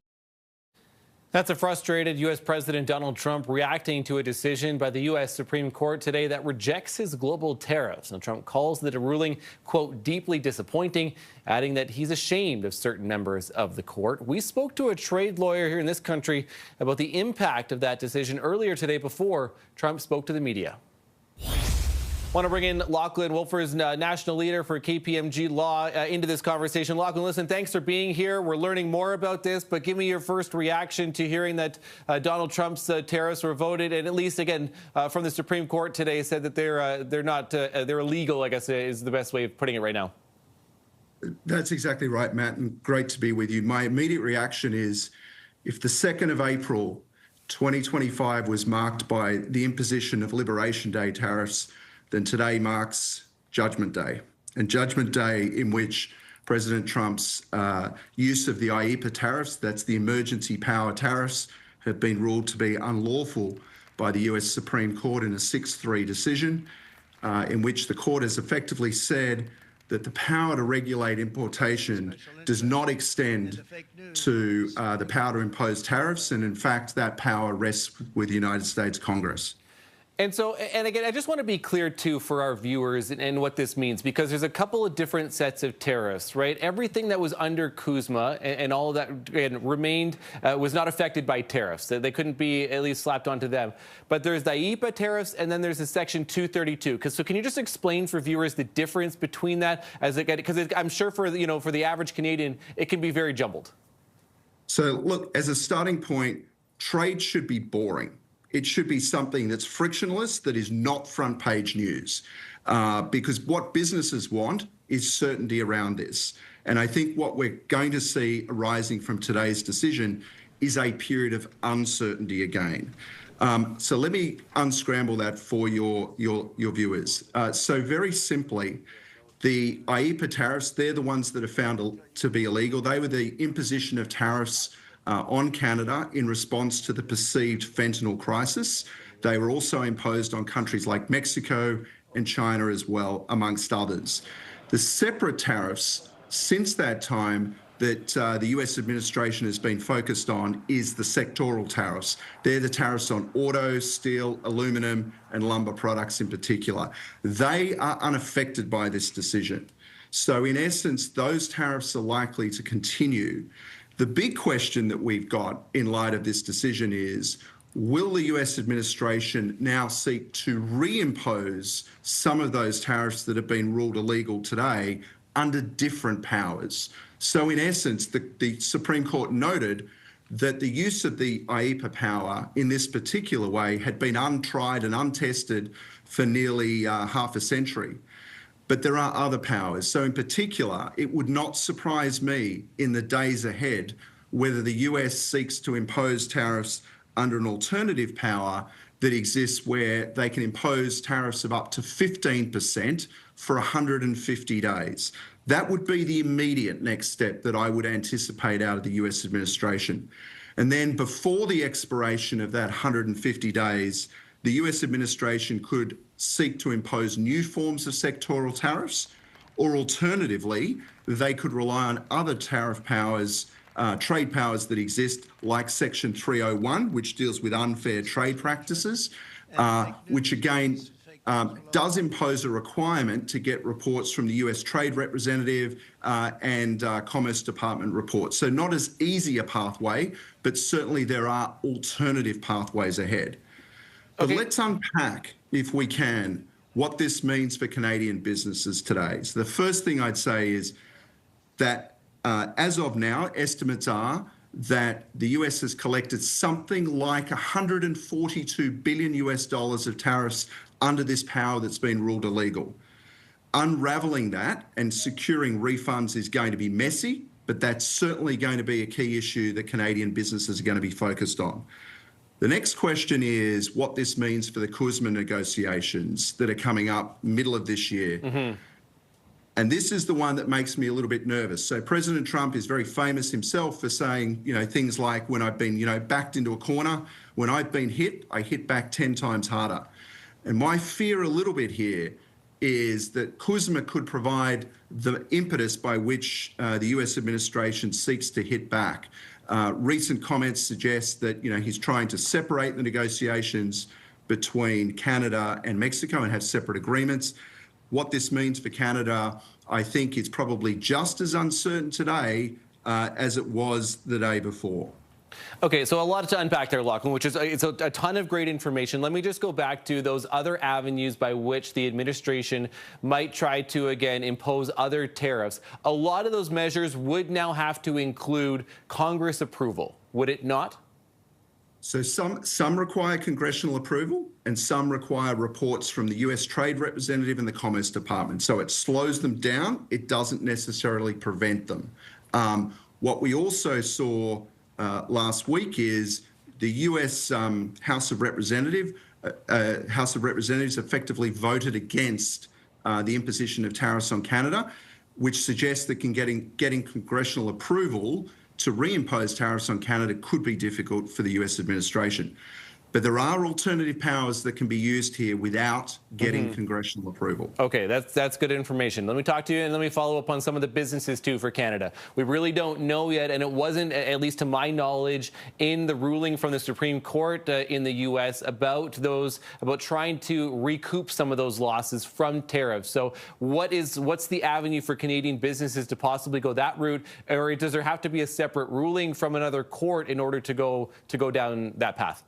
So firstly, it wouldn't surprise me, just like the continuation of the Terminator theme, we're probably going to see a sequel on this, right? Where you are going to see disputes around refunds, but you don't necessarily need to go through a court process. There is an established process by which businesses can get refunds. The question is the extent to which the US administration slowballs that process versus facilitates that process.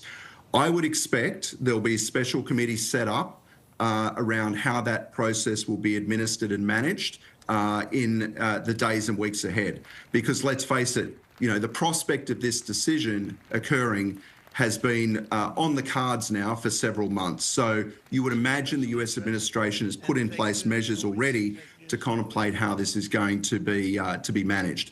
But refunds are able to be secured by businesses. I think the real question that comes up here, Matt, is it's not just the question of a refund for the person who imported the product into the United States, but also how that flows through the supply chain to retailers and ultimately to end consumers. That led one of the US Supreme Court justices to describe this refund process that's about to occur as, quote, a mess. And I think that's probably an accurate description of the situation. It will be messy, but there are refunds available. I think the real question is how quickly the US administration will facilitate that process. Right. And again, by all means, and from what we know at this point, it doesn't feel like it's going to be expedited, at least at this point. So lots of great information. Really appreciate your time today. Lachlan Wolfers, National Leader with KPMG Law. Thank you, sir. Thank you so much.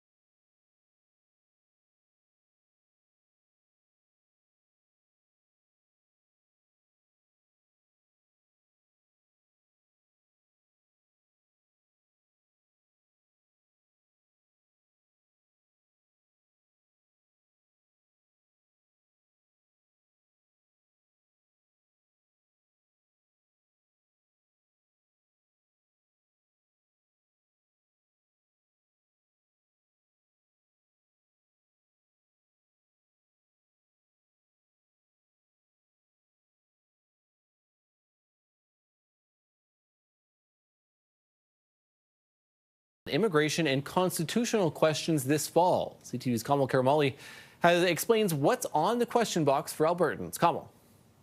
This referendum is slated for October 19th, and Alberta Premier Danielle Smith highlighting what will be on that referendum, the questions that will be asked, 9 of them in a 13-minute televised address to the province. So the 9 questions that will be asked, 5 of them are focused on immigration and access to provincially funded programs and services, including whether Alberta should take more control over immigration levels, restrict eligibility for some social programs, and potentially charge fees to certain non-permanent residents accessing healthcare and education. So one of the questions asks Albertans if non-permanent residents should be charged a quote, reasonable fee to access health and education systems. Another one asks for approval to cut off newcomers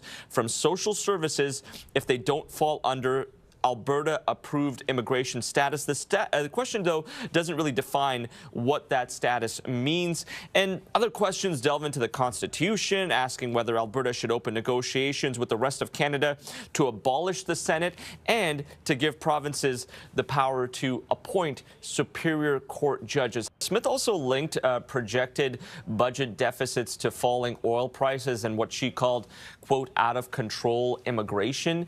And what we've also heard from her is that Alberta's population has grown by nearly 600,000 people in 5 years, which is adding, she says, to the strains on hospitals and other public services like schools as well. We are expected to hear from Danielle Smith on an announcement at 11:30 Mountain Time. That's 1:30 Eastern Time as well. We've also heard from Deputy Leader Raki Pancholi, who accused the government of using immigration as a political distraction ahead of what is expected to be a multi-billion-dollar deficit. Kamal Karamali, CTV News, Toronto. Well, as we head to break, a live look at the United States.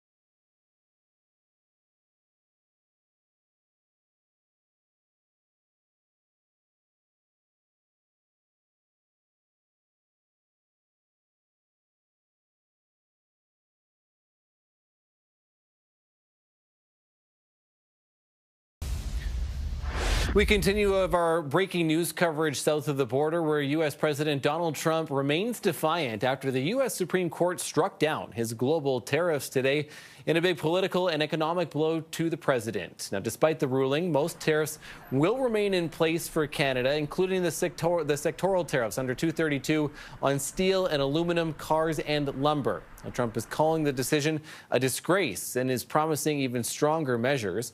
He also called out Canada specifically today when he spoke this afternoon. Car plants coming in from Canada, who ripped us off for 30% of our market.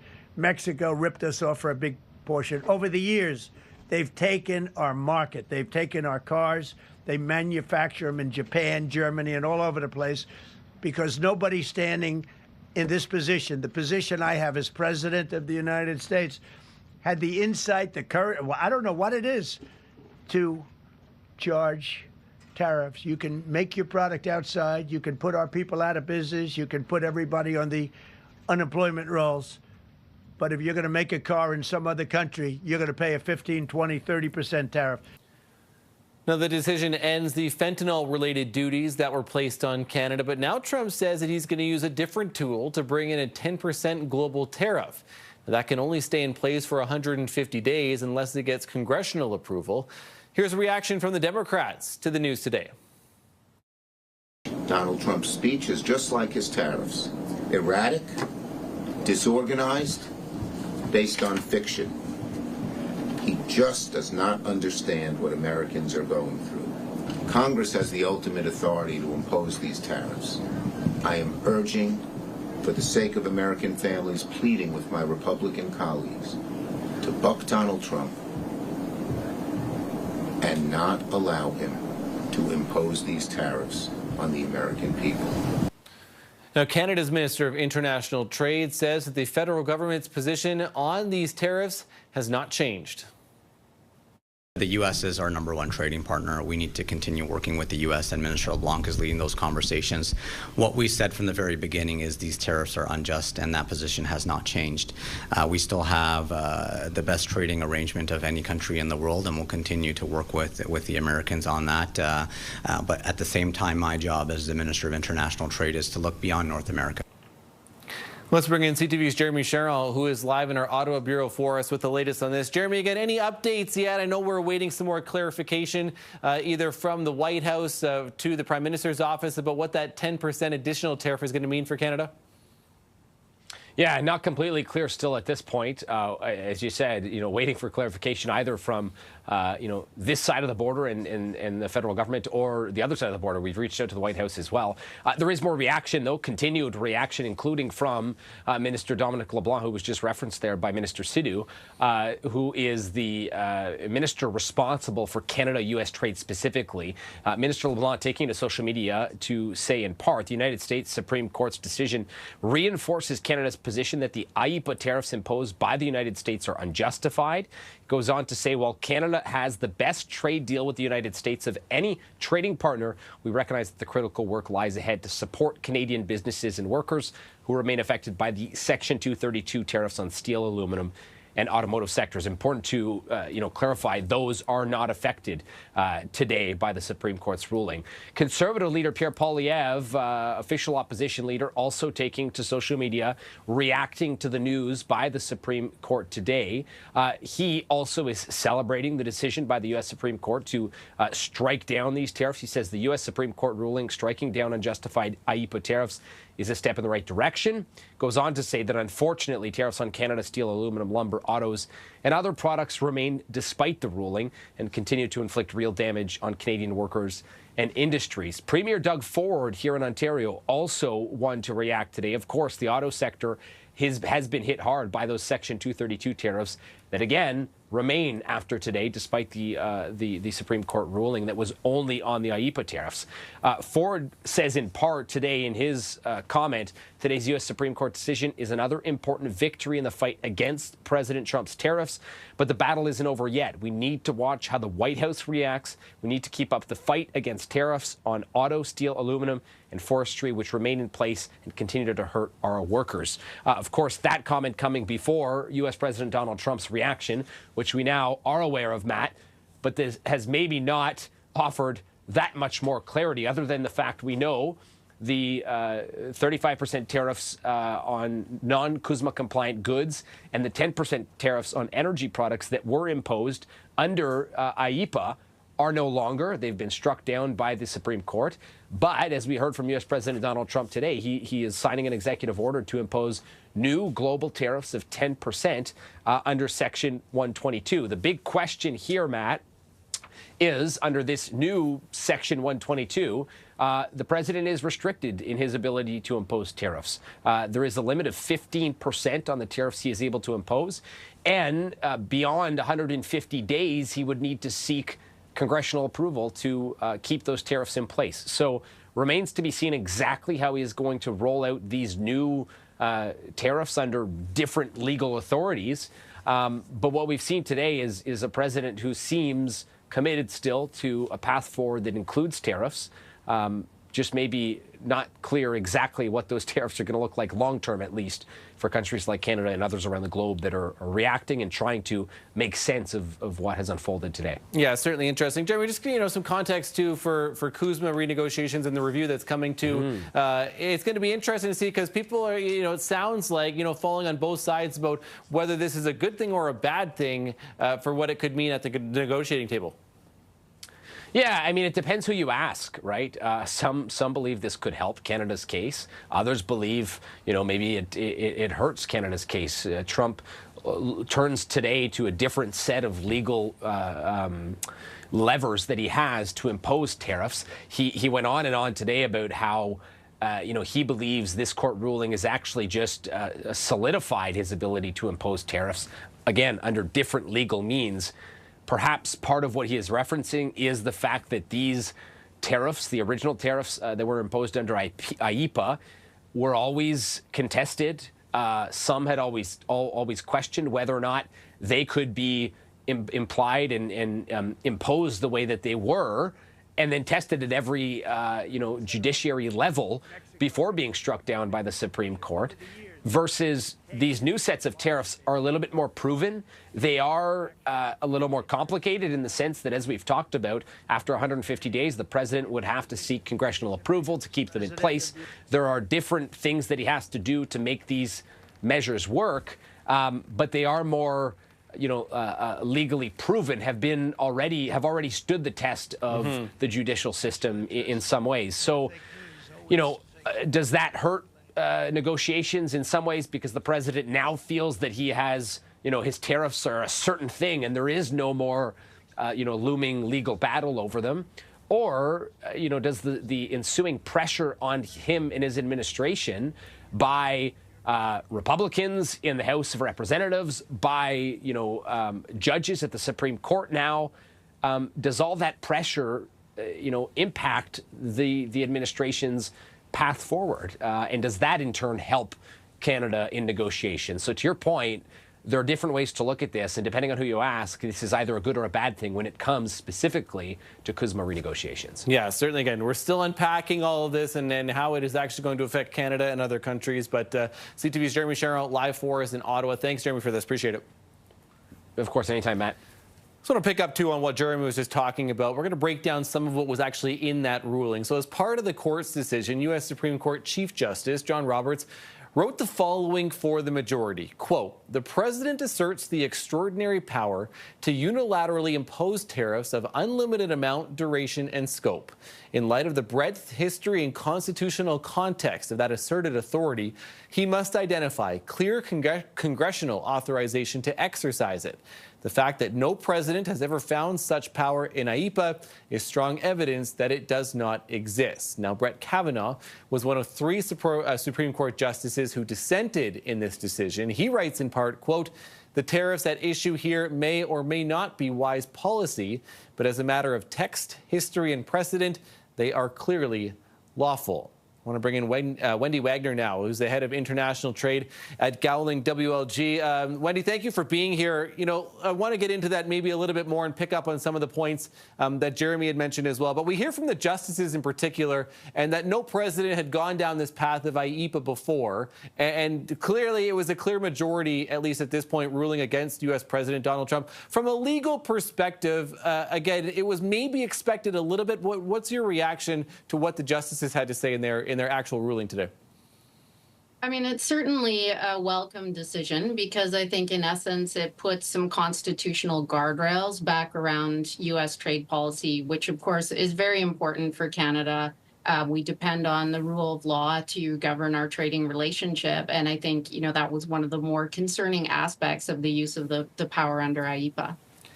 So the president has quickly shifted to some of those other, to some of the other things that he can do, some of these other avenues that he can put onto tariffs. What do you make of him quickly on the same day that we heard from the Supreme Court, immediately going to Section 122 to possibly have another global 10% tariff slapped on, again, right across the board?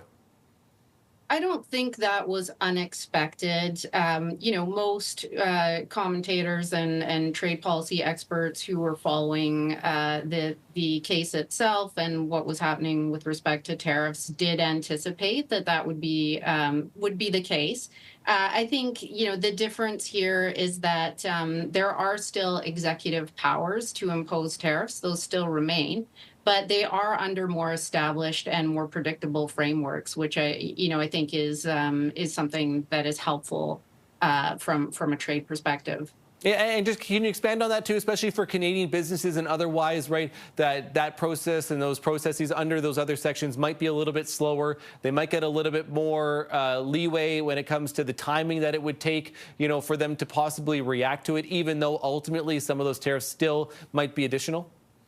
That's right. I mean, if you look at the Section 232 process, which is the one under which steel, aluminum, lumber, copper, and automobile tariffs have been imposed, of course, it's still exceptionally damaging to our economy and very difficult for those sectors and for the economy as a whole. But what the difference is that there is an investigatory process that needs to be undertaken, and that's a process that takes some time. So at least there's an ability to plan, anticipate, it's beneficial from that perspective and participate in the process. It's similar under Section 301, which is the provision under which Chinese semiconductors are being investigated. And under Section 122, which President Trump mentioned today, there is that limitation from a time period perspective, as well as the magnitude of the duties. So, all of those are different in character from what was done under IEPA, though still, certainly problematic. Just from my knowledge, and I'm sure for viewers too as well, those investigations that would happen from the U.S. administration, from the Department of Commerce, would they ever come up with a reason, and would they ever find that, there is actually no impetus for us to be able to put tariffs on this, or would they likely ultimately always side with the president in a situation like this? I mean, it's a process, and it's a legal process, so it doesn't have a predetermined outcome in the same way as an executive order. So, certainly the outcome can be different and is not predetermined within that context. Okay, Wendy Wagner, head of international trade at Gowling WLG. Appreciate your time today, Wendy. Thanks so much for this. Thanks so much for having me. Want to take a live look now to Vancouver. The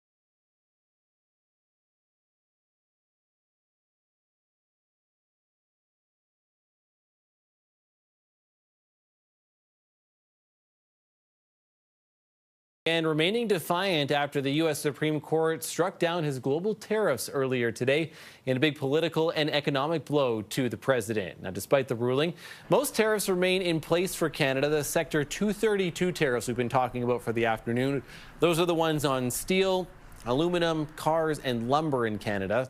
Now, Trump is calling the decision, quote, a disgrace, and is promising even stronger measures. So at least at this point, we're going to get more reaction. Let's go out to British Columbia, where Premier David Eby is speaking and reacting to the tariff decision today. Let's listen in. Before we're able to finish this challenge that's in front of us. First of all, for those of you that are not following my analogy, we learned this morning, of course, that the Supreme Court of the United States overturned the tariffs that had been put in place by the President of the United States. This is a very important decision on a couple of levels for Canadians and for British Columbians. First, Canadians knew, British Columbians knew, people around the world knew that this process was wrong, that it should not be happening. They're not consistent with the role of the United States as a jurisdiction of predictability and respect for law and order in international relationships. And those of you who felt that way, you were right. And you were right to feel that way, and the Supreme Court of the United States has confirmed that. So this is an important decision, even just to restore some of our confidence in one of our closest friends and allies and trading partners here in Canada. And the decision of the Supreme Court underlines why we have had confidence in the U.S. over the years. The message that was sent by the court's decision and a recent vote of the House of Representatives of the United States to condemn the tariffs that have been imposed on Canada are two important signals to us. Here in British Columbia and parts of British Columbia, there are signs of spring, that there may be a thawing in some of this challenge that we've faced, and the willingness of those that hold the checks and the balances of power in the United States to stand up for the relationship that we have valued over the years with the United States. So I am grateful for the companies that brought forward this challenge in the Supreme Court of the United States. I'm grateful to those Republicans in the House that crossed over to vote to condemn the tariffs on Canada. And I want to recognize, though, for BC businesses particularly, that today's decision will have limited, meaningful impact in terms of the challenges that they're facing. The tariffs that were imposed by the President on Canada and British Columbia, there's two kinds. The tariffs that were struck down today, but also national security tariffs. And it's the national security tariffs that are impacting our lumber and our manufactured wood products like cabinets and countertops, as well as aluminum that's produced up in Kitimat. Those tariffs were not struck down today. But this court decision does open the door to a potential challenge related to the softwood national security tariffs. Now, I don't think anybody at home thinks that countertops and kitchen cabinets are a national security threat to the United States. And in the court decision today, the Supreme Court of the United States said very clearly that they would read carefully the authorities that are given to the President and to Congress in determining whether or not tariffs are justified. And that careful reading, in my opinion, would not find that BC wood products are a national security threat to the United States. The softwood lumber duties are significant. The additional 10% of the tariff has been quite devastating for the softwood sector. The 25% tariff on cabinet makers, countertop makers. I met a guy whose business is selling very high-end cabinets to people who live in Hawaii, made out of BC wood, facing a 25% tariff. This is a potential avenue that is opened up to us for a challenge. The second piece of significance for British Columbia and Canada, in my opinion, is the influence that this has on the discussion around the free trade agreement with the United States.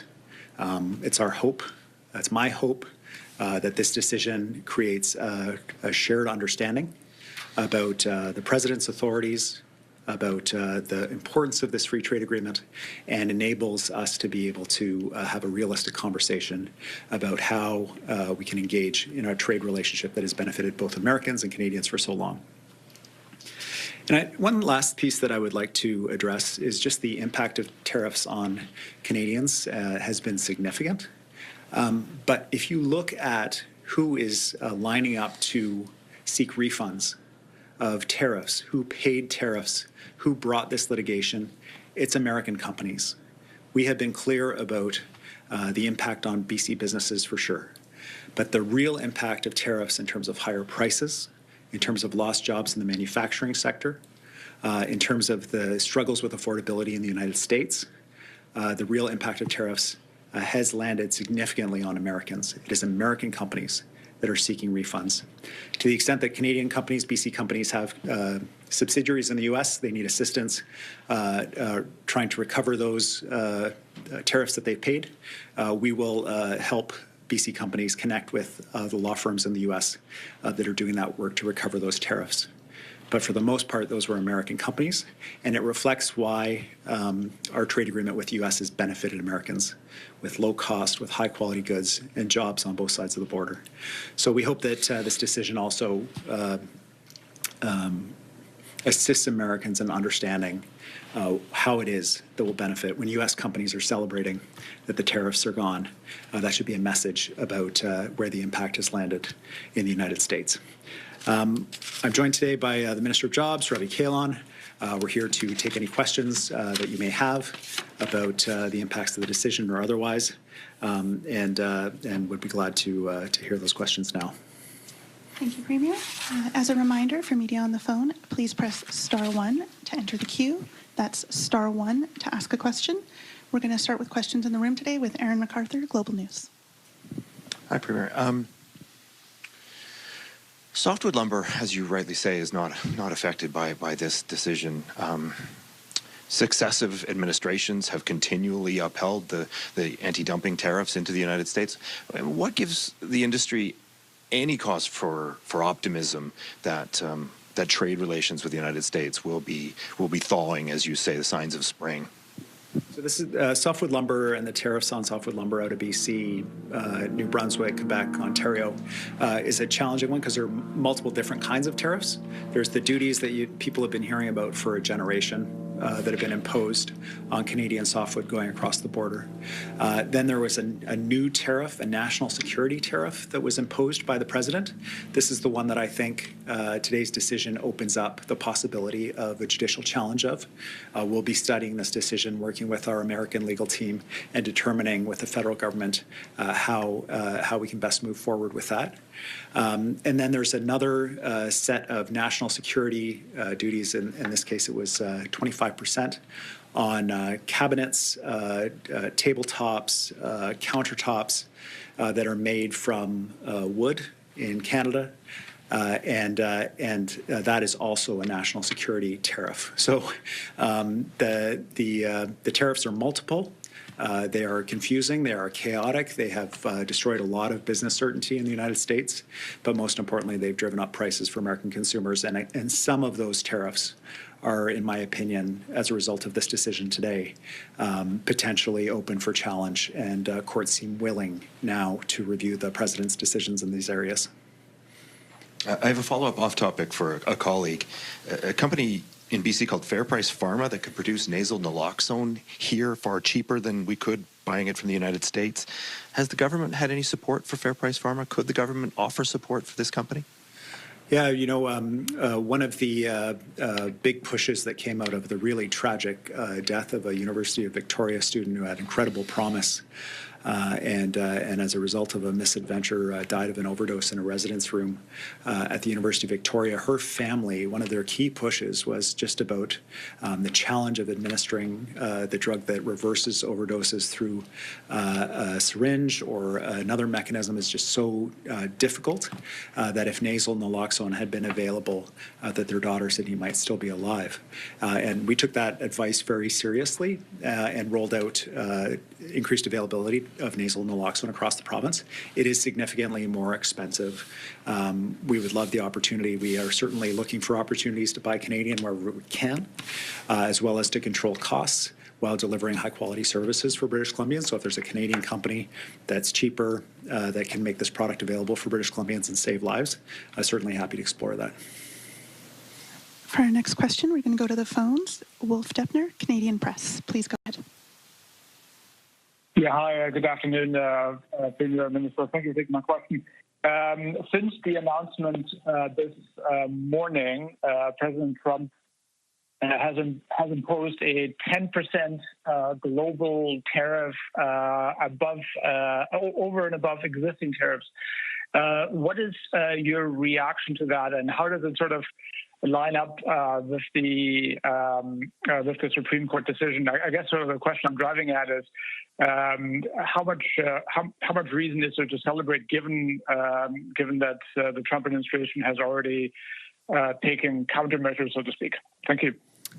Well, I mean, this is the imposing of another 10% tariff literally the same day that the Supreme Court of the United States said that these tariffs were illegitimate and invalid is an example of the kind of chaos and disruption that we're seeing in terms of business relationships in the United States right now, and is obviously deeply concerning. But at the same time, I take some heart in the fact that the Supreme Court was willing to draw a line around the president's authority, was willing to follow the law, and particularly in relation to the challenges we face around the national security tariff on softwood lumber, that this may be an avenue available to us to pursue. It will be a long back and forth, I have no doubt, between the president and the Supreme Court, but certainly to see the House vote, to see the decision of the Supreme Court, and to know that that midterm elections are coming, and this will probably be a topic of discussion during those elections.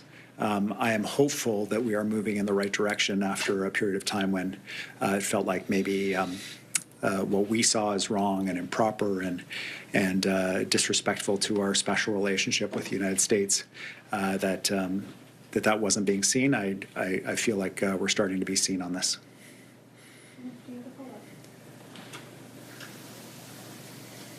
Wolf, do you have a follow-up? Yes, I do. Thank you for that answer. Premier, you mentioned earlier that your government is looking to connect affected businesses in British Columbia with American counterparts. But I also heard you correctly that your government is going to talk to your legal representatives in the United States regarding this ruling. Can you sort of elaborate what exactly you might have in mind? Thanks. Yeah, when this threat started, obviously one of the initial thoughts we had was the potential of using the U.S. courts and participating in the U.S. courts in actions that were already underway to overturn tariffs, much as happened today.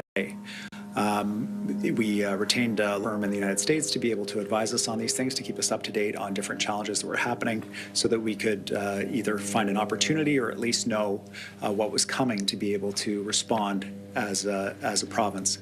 This is pretty squarely federal responsibility, federal government of Canada with the United States government. However, there are opportunities for us to work with affected companies, and we want to know what the options are that are available. On an initial review of this decision, I think it opens up the possibility for us to challenge, or for others to challenge, the softwood lumber national security tariff that we've been facing. But obviously it's early days, but certainly if that's available to us, we will pursue it. We will do what is necessary to defend our softwood lumber industry here in the province. Our next question is Katie DeRosa, CBC. Please go ahead.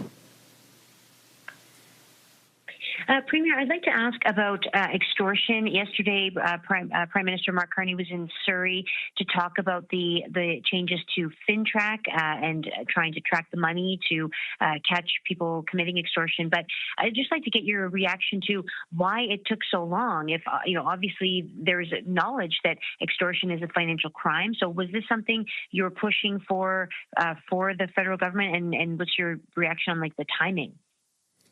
You'll know, many British Columbians will know that we've been pushing the federal government for a long time to improve FinTrack, to improve anti-money laundering authorities that they have at the federal level.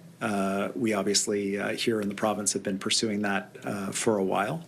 There were some significant changes in federal law that were brought forward around this.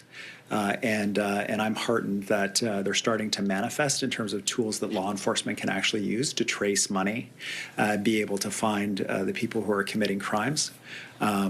Without a doubt, it took way too long to get the response from the federal government that we wanted on this. But I have to say, I would say in the last couple of years, the federal government has been moving forward on this and moving to address this issue. And we're going to follow in behind them, adding tools and responses that we can use to take away the proceeds of crime, the reasons why people commit these crimes, the cars, the homes, the money, and make sure that that is used to support crime-fighting efforts here in the province. So we want to keep going. We're glad to see them show up, glad to see the finance minister show up to do this. Every tool available should be used to chase down the people who are participating in extortion, and those who think that's a good idea to participate should know that we are, in partnership with the federal government, doing everything possible to find you and arrest you. Katie, do you have a follow-up? And Premier, there's also been criticism of following the budget of some of the measures that will impact seniors, such as the property tax deferral, the delaying of 7 long-term care homes, even the increasing PST on. Okay, you've been listening to Premier David Eby speaking about, again, a couple of other questions there related to extortion, but also speaking to mainly reaction to the U.S. Supreme Court's decision that came down earlier today that found Donald Trump's sweeping global tariffs unlawful. A couple of quotes from the Premier too. The process was wrong, and hoping that this decision will restore some confidence in one of Canada's strongest allies when it comes to our trading partnership, and that hopefully that there's a shared understanding about the importance of the relationship heading into those CUSMA reviews that are currently underway, but certainly again as we push forward to the summer. And interesting to note too on softwood lumber in particular that if this decision might open up the possibility to challenge some of these softwood lumber tariffs that are currently in place right now. So again, that's the latest from Premier David Eby. If you're just joining us too, want to recap our top story today. U.S. President Donald Trump remaining defiant after the U.S. Supreme Court struck down his global tariffs in a political and economic blow to the president. Now, despite the ruling, most tariffs are going to remain in place for Canada for now, especially those on steel, aluminum, cars, and lumber. Now, Trump is calling the decision a disgrace and is promising even stronger measures. When you read the dissenting opinions, there's no way that anyone can argue against them. There's no way. Foreign countries that have been ripping us off for years are ecstatic. They're so happy. And they're dancing in the streets, but they won't be dancing for long. Now, there's been plenty of reaction to that decision and also what Donald Trump eventually and ultimately had to say after this. Let's have a look at some of the reaction on this side of the border. Canada-U.S. Trade Minister Dominic LeBlanc saying on social media that the decision reinforces that the tariffs are unjustified, but says critical work lies ahead to support businesses and workers affected by steel, aluminum, and auto tariffs. Doug Ford, the Premier of Ontario, which has been hit hard by Trump's auto tariffs in particular, calling the Supreme Court's decision an important victory, but adds that the fight against remaining tariffs must continue. And federal Conservative leader Pierre Poilievre says the ruling is a step in the right direction, but is calling on Canada to do what it can to focus on what it can control, saying, quote, our mission must be an affordable, safe, and self-reliant Canada. As always, Conservatives stand ready to work with the government. So that's a sample of some of the reaction here. Joining me now for more is James Blanchard, former U.S. Ambassador to Canada. Mr. Ambassador, really appreciate you joining us today. I want to get your overall assessment. This decision, it was what we were mostly expecting, I think, initially, too. But what was your reaction when we finally heard from the Supreme Court today? Well, I wasn't surprised. I think most lawyers here in the United States, probably Canada, they expected the court would do what it did. I'm just relieved because the court has appeared to bend over backwards to support Mr. Trump on so many things, making him immune from criminal prosecution, which is contrary to what's going on in the United Kingdom, I might add. So we're relieved that they did what we thought they would do under the law. No president has ever invoked what they call the International Emergency Economic Powers Act. No one has done that. It wasn't justified. So it's good for our trading partners. It's good for Canada. It's good for my state of Michigan. Congress really has the power to do tariffs, and he has bypassed Congress. And so I think maybe the Republican majority will wake up and say, if we want tariffs, then it needs to be done in an orderly fashion, on a rational basis, taking into account our own best interests. I will say, with Canada, it's interesting. The U.S. has a trade surplus with merchandise, manufacturing, agriculture, autos. The only thing we don't have a surplus in is energy, and we need that energy. So for the president to suggest that Canada is ripping us off when we actually have a positive balance and we need the energy is really puts him in an alternate universe that's really not reality. And it's like saying, this is the other thing, that we need to drop the steel and aluminum tariffs on Canada. We have an integrated steel and aluminum industry. In fact, until recently, the head of the United Steelworkers was a Canadian. I mean, and there's no way you can argue that Canada is a national security threat to the United States because of the production of steel and aluminum. So we still need to do more, as I think most Canadian trade lawyers understand, to build back some respect and reliance here. I mean, we have not been a reliable partner, and people in Europe know that. People know it all over. So this is a big victory for reality, and frankly, for our Constitution and our Congress, which should be exercising its authority here. Yeah, you know what, and have to agree, you know, in Canada, we've been talking a lot about, in particular, steel, aluminum, the businesses, and you know, a lot of them, the workers that have lost their jobs, the layoffs that have happened in the auto sector too. You know, we have seen, especially in Ontario, the way that those tariffs, in particular, those sectoral tariffs, have impacted the auto industry. For you, and to be able to, you know, is it realistic now that we could see that change? I know you're calling for some of those tariffs now to be removed. It certainly doesn't feel that the president is going to go that way, but if given you know, the possibility to, you know, should Congress be able to act on this, or where do you see this moving forward, because Canada and the U.S. are still going to remain, you know, just as a matter of geography, are still going to remain such tight partners? Well, I don't know yet. I mean, I think the Congress and the president and the White House, the administration needs to digest this. Jay should not be surprised. Look, the people behind these tariffs are really crackpot economists. Let's be real here.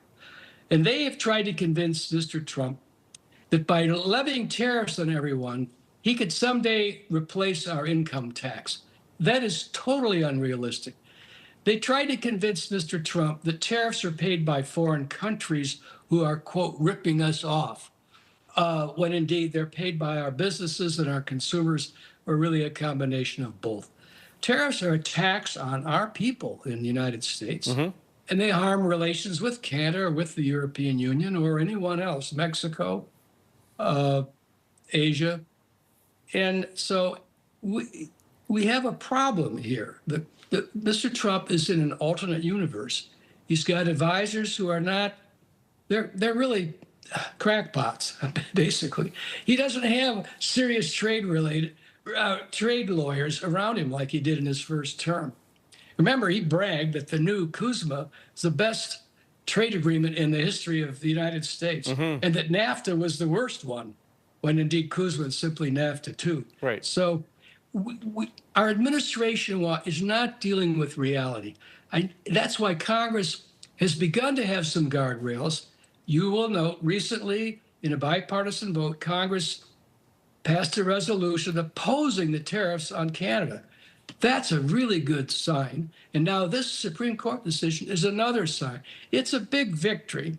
And it's a huge loss and back to reality for Mr. Trump. Can we talk about Kuzma for a second, too? Because, you know, impacting negotiations, clearly, we've had, you know, varying opinions, I think, from whether it's been trade lawyers or other pundits, at least for now, but whether this decision from the Supreme Court is going to be a good thing in the fact that Canada likely will have at least a little bit more leverage, but also what it could mean for Donald Trump, depending on what kind of mood he's going to be in and his trade negotiations are going to be in. What do you think it will mean, you know, come, you know, the conversations are underway, but ultimately this review that will happen in the summer? No, I think it's helpful. I think it'll back to reality. I think it will. I think it's more likely to cause a focus on modernizing Kuzma in a way that's good for all three countries. You know, again, Mr. Trump does not like multilateral agreements. That's why he doesn't like the UN or NATO or the European Union. So I know he would love to have bilateral agreements so he can try to push everybody around, bully them. But I think this may allow members of Congress, rational members of the cabinet, not all of them are, to convince Mr. Trump to try to deal with the real world on trade and with our allies. It's so important. You know, we're no longer viewed as a reliable ally by all the people that we worked with all these years and really defended after World War II. I grew up, right? I mean, I grew up, look, I'm in my early 80s. I am grateful for 80 years of NATO, of national security, of United Nations, of our work in Europe and with Canada. And Canada was a partner every step of the way. I feel blessed to have grown up in an era of security and prosperity. I hate to see a president, any president, put that asunder. God, that's just tragic. So we're all going to have to rally around reality, get some new people in office. I think the Democrats will score big victories in November. But we have to contain and put guardrails on the president. And I think this court is beginning to do that. Congress is beginning to do that. And our Federal Reserve is beginning to do that. So that's all good news. And when it's good news for America or Michigan, I think it's good news for Canada. Certainly fair. James Blanchard, former U.S. ambassador to Canada. Really appreciate you taking some time for us today, sir. Thank you. Thank you. Well, the lead plaintiff in the case says that he wants his money back with interest after the Supreme Court again ruled against Donald Trump's tariffs today. It's not political. It's about taxes, and they owe us money. I expect the government to give me my money back with interest, and as soon as they do, we'll start spending it. Too. Rick Woldenberg is CEO of educational toy companies Learning Resources and Hand to Mind. Along with other importers, the companies could now be entitled to a share of billions of dollars in refunds. But the Supreme Court did not decide how or when that could happen. Canada's Minister of International Trade saying today as well that the federal government's position on these tariffs hasn't changed. The U.S. is our #1 trading partner. We need to continue working with the U.S. and Minister LeBlanc is leading those conversations. What we said from the very beginning is these tariffs are unjust, and that position has not changed. We still have the best trading arrangement of any country in the world, and we'll continue to work with the Americans on that. But at the same time, my job as the Minister of International Trade is to look beyond North America. Now, in case you missed it earlier, too, BC Premier David Eby acknowledging that the decision today doesn't affect some of the more punishing tariffs in Canada, including the ones on softwood lumber, but he does have reason to be optimistic. This court decision does open the door to a potential challenge related to the softwood national security tariffs. Now, I don't think anybody at home thinks that countertops and kitchen cabinets are a national security threat to the United States. And in the court decision today, the Supreme Court of the United States said very clearly that they would read carefully the authorities that are given to the President and to Congress in determining whether or not tariffs are justified. And that careful reading, in my opinion, would not find that BC wood products are a national security threat to the United States. Well, joining me now is Andrew Foran, an economist at TD Bank. Andrew, thanks for being here. Thanks, Matt. Well, let's get into this a little bit more, too, maybe from an economic point of view as well. We know that billions of dollars in tariffs have been collected in the United States, and this is really, it is a landmark ruling, it feels like, for this trade war, especially between Canada and the U.S. What's your read on what it could mean, too, for the situation moving forward? Sure. So we have known for some time that this could occur. We saw that the lower court rulings earlier last year did rule against the administration with the use of these tariffs. And this recent ruling by the Supreme Court was broadly expected after we heard their oral arguments earlier in November. So without these tariffs, the U.S. does lose a number of its signature trade policies. It really only has the backup product-specific tariffs, which are still in effect on products like steel, aluminum, and automobiles. So with that in mind, the U.S. did come out earlier today with President Trump stating during his press conference that they are going to be attempting to reconstruct their prior tariff regime using alternative tariff policies that they have available. We did hear that they are going to be starting with a global 10% tariff. Now, importantly, we don't yet know whether or not that will include exemptions for USMCA products. So we are going to be looking out for that when it is released later today. But for the time being, we do expect that this is going to result in a period of more elevated trade uncertainty as we do wait for the administration to follow up on exactly what other tariff policies it is going to be implementing. Yeah, it certainly feels like, that's the word of the day as well, is uncertainty about what this means, that Donald Trump was quite upset with the Supreme Court's decision, as we heard earlier today. But Andrew, for Canada in particular, at least for now, you mentioned that we're waiting to hear the exact nature of how that 10% will affect us. But, the Section 232 tariffs that are already in effect that we are clearly feeling the effects of. There's the Section 301. There are other levers here as well. Do you believe that Donald Trump will also be pulling on some of those here in other areas that could affect Canada?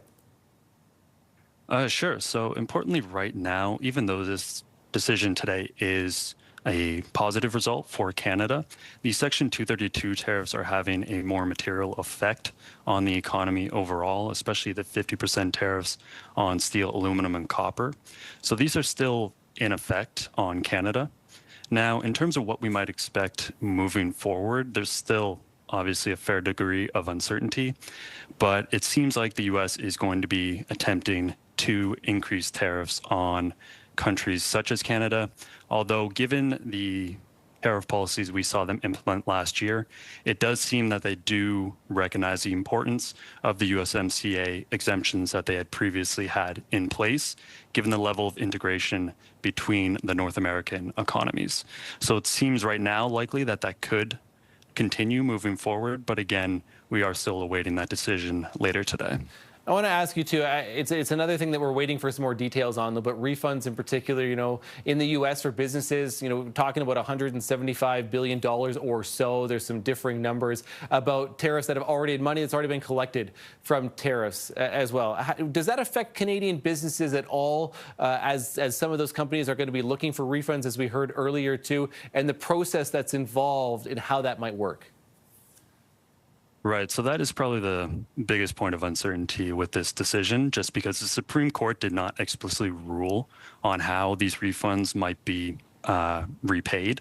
Right now, it seems like the administration is going to leave it up to the courts, at least in terms of the language we heard from President Trump in his press conference earlier today.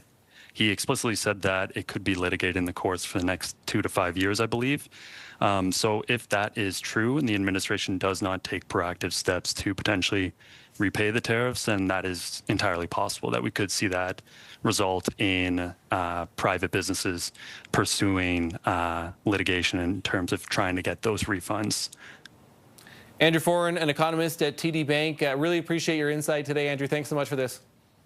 Great. Thanks, Matt. I trust the judge's Up, Alberta Premier Danielle Smith pushes ahead with plans for a referendum province-wide in Alberta. We're going to have the latest on that story after this.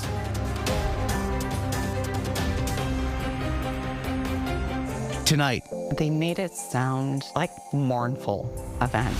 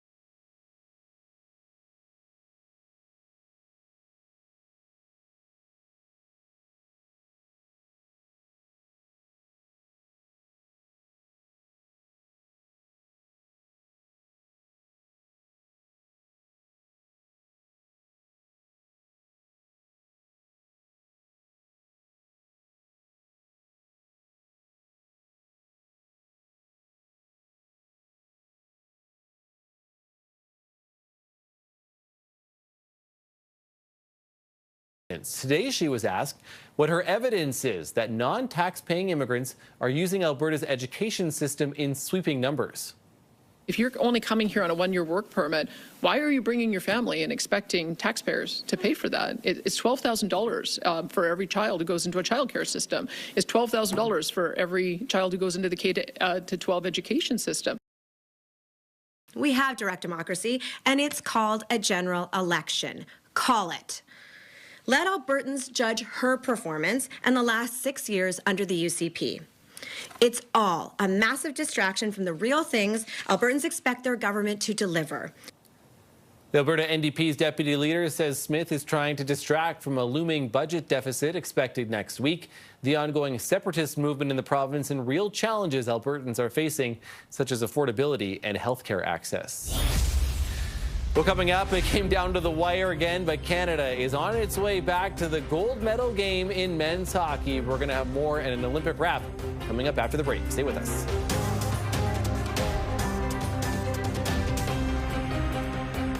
A new season of Sullivan's Crossing coming.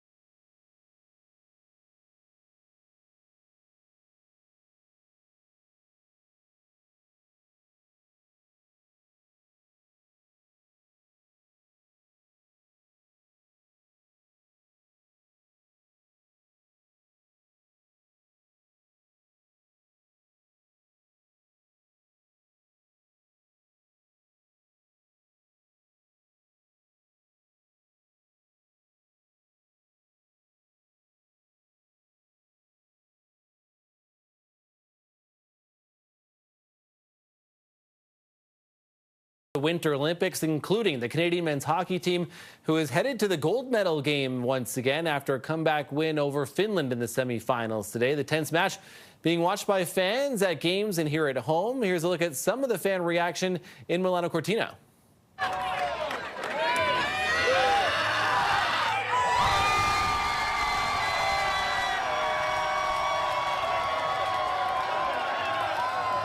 It was all Finland heading into the end of the second period. They were up 2-0 before a power play goal by Sam Reinhart injected some energy back into the Canadian side. By the start of the third, Canada scored again to tie the game before a last-minute goal by Nathan MacKinnon sealed the deal for the Canadians. Canada will play the winner of the U.S.-Slovakia game. That game is happening right now. It's currently 2-0 for the U.S. Was the Canadian men's hockey team again preparing for the Olympic finals this weekend. Ontario Premier Doug Ford drumming up some support for the boys in red and white. In a post on social media, Ford says that bars and restaurants in the province will be allowed to sell alcohol starting at 6 a.m. on Sunday. That is, again, the final day of competition and the gold medal game, which gets underway just after 8 a.m. Eastern time. Ford adding, quote, "Let's all come together, support local businesses, and cheer on Team Canada." And a couple more medals for Canada, too, at the Winter Olympics. How about this one from Calgary native Brendan McKay, who won bronze in the men's freestyle skiing halfpipe event today. McKay scoring a 91 in the event, earning himself a third-place finish. The U.S. came in first. Estonia placed second with the medal. McKay now has his first medal at the Olympic Games, having previously represented Canada back at Beijing 2022. Canada overall with 17 medals as well, because Olympic speed skater Valerie Malte also won a bronze today in the women's 1,500-meter long track speed skating event. It's her third medal of Milano Cortina after she won bronze in the 3,000 meters and gold in that awesome team pursuit race. This is also her fifth career Olympic medal for Malte. She's been to 5 Olympic Games. Just absolutely impressive stuff. Take one more home when she competes in tomorrow's mass skate, but we will see. Well, I'm Matt Scooby. Thanks for joining us today. CTV National News with Heather Butts is coming up next. Marcia McMillan is reporting tonight. Marcia is going to have much more on today's U.S. Supreme Court decision striking down many of Donald Trump's global tariffs, including some of those levied against Canada. CTV National News starts right now.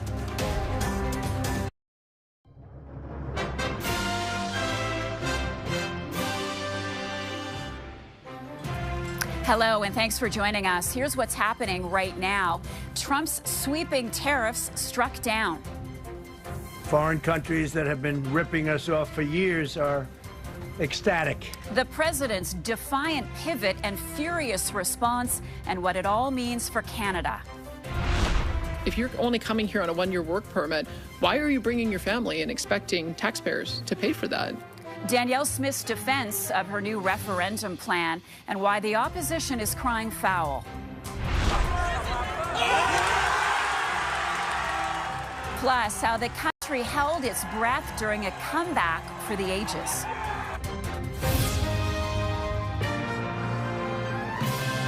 CTV National News with Heather Butts.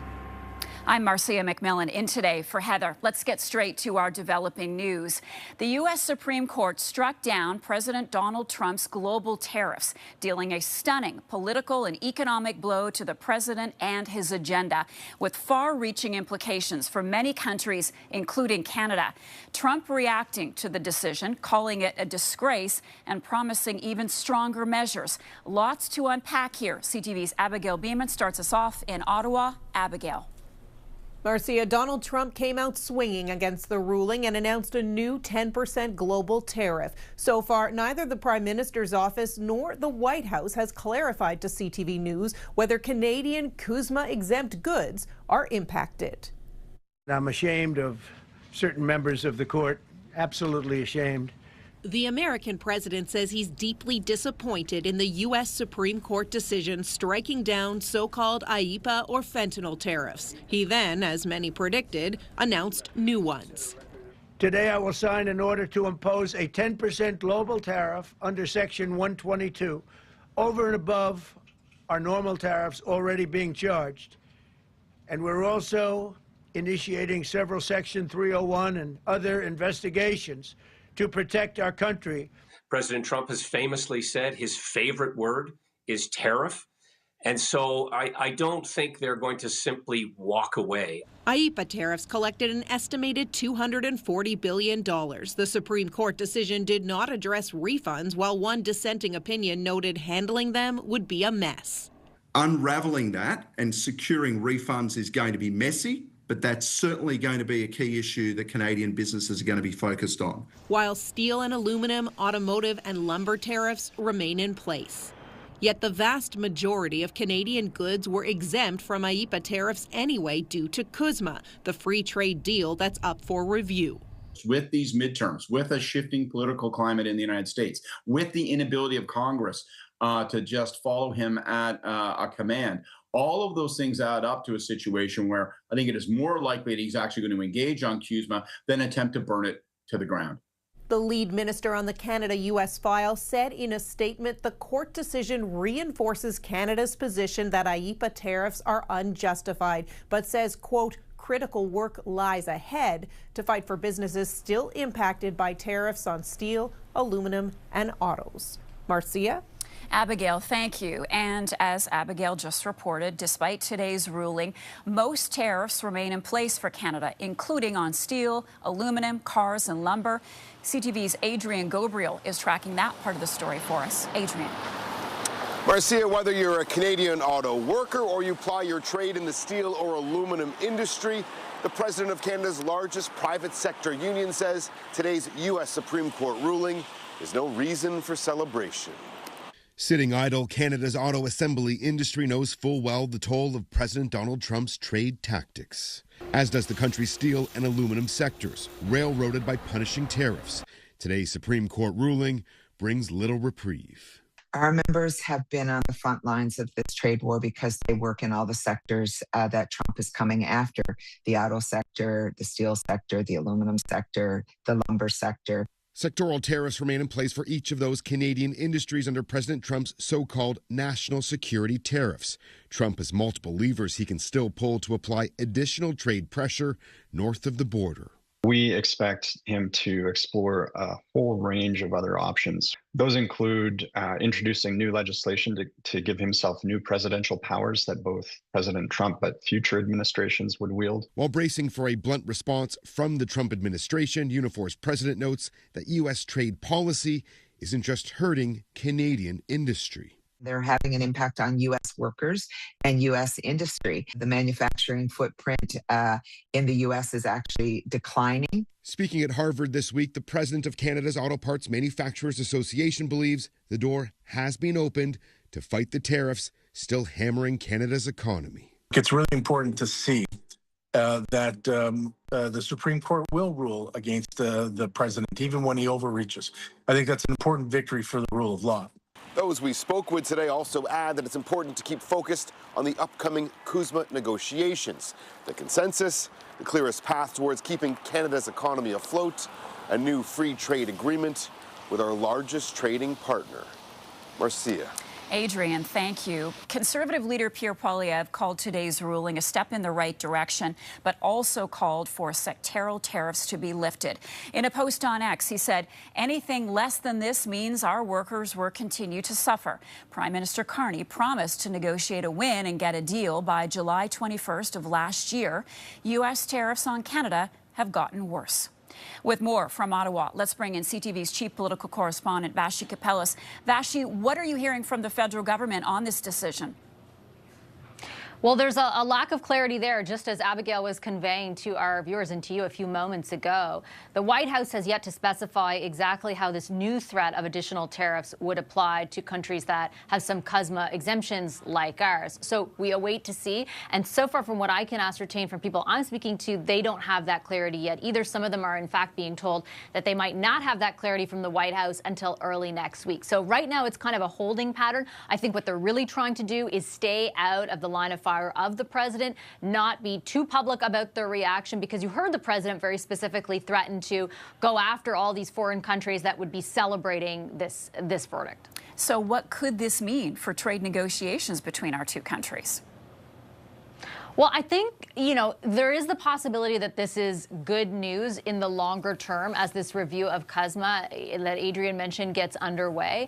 And that is because the potential for Trump to be weakened in his negotiating position, in the White House's negotiating position, is increased by this decision. I just finished interviewing a representative, Debbie Dingell, from Congress, who basically said this is incredibly encouraging to Congress because it does talk very specifically about Congress's relative power when it comes to making these tariffs come to life or applying them to various countries. So she feels that it will embolden some of her Republican colleagues, and we've seen some evidence of that on social media, who previously have been kind of quiet about pushing back against the president. If that's the case, that's probably our best bet in these renegotiations. If more Republicans make their voices known, perhaps that could ultimately sway Trump. All right, Vashi, thanks for that. BC's premier says today's ruling shows that the people in Canada and around the world were right in thinking the U.S. tariffs were wrong. So this is an important decision, even just to restore some of our confidence in one of our closest friends and allies and trading partners here in Canada.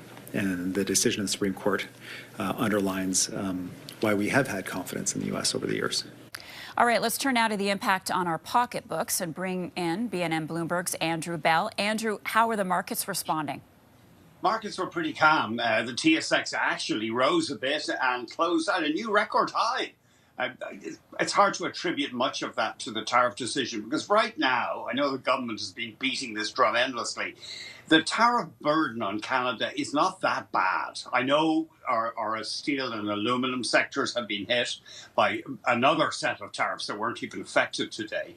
But our market went up and the broad US stock market went up, but it was generally a bit of a shrug.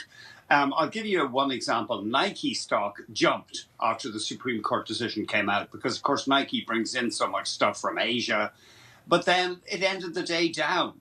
Lululemon jumped as well because it brings so much stuff into the USA and would be vulnerable to tariffs, but it did end the day higher. But really not a huge reaction among investors today to this thing because, as we've been hearing, Trump's going to fight back. He's defiant. That's the word. And he says, OK, I'm going to impose a 10% global tariff.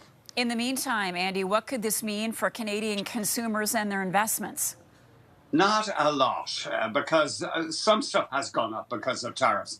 The problem for our economy, though, is this uncertainty. I know I'm a bit like a broken record. Everybody's talking about that. But it definitely has deferred investment in this country, especially in Ontario, the manufacturing heartland still, because companies just don't know what way the ball is going to bounce next. So that's really a crucial problem. It has been a crucial problem for our economy for quite a few years now, a lack of business investment. And you can't blame corporate boards. Let's just hold off. We don't know. Is it even a bad idea to expand or build a factory in Canada right now? I mean, Trump won't be there forever, but say a Democratic administration takes over, they too could be protectionist. Andrew, thank you for this. Thanks so much.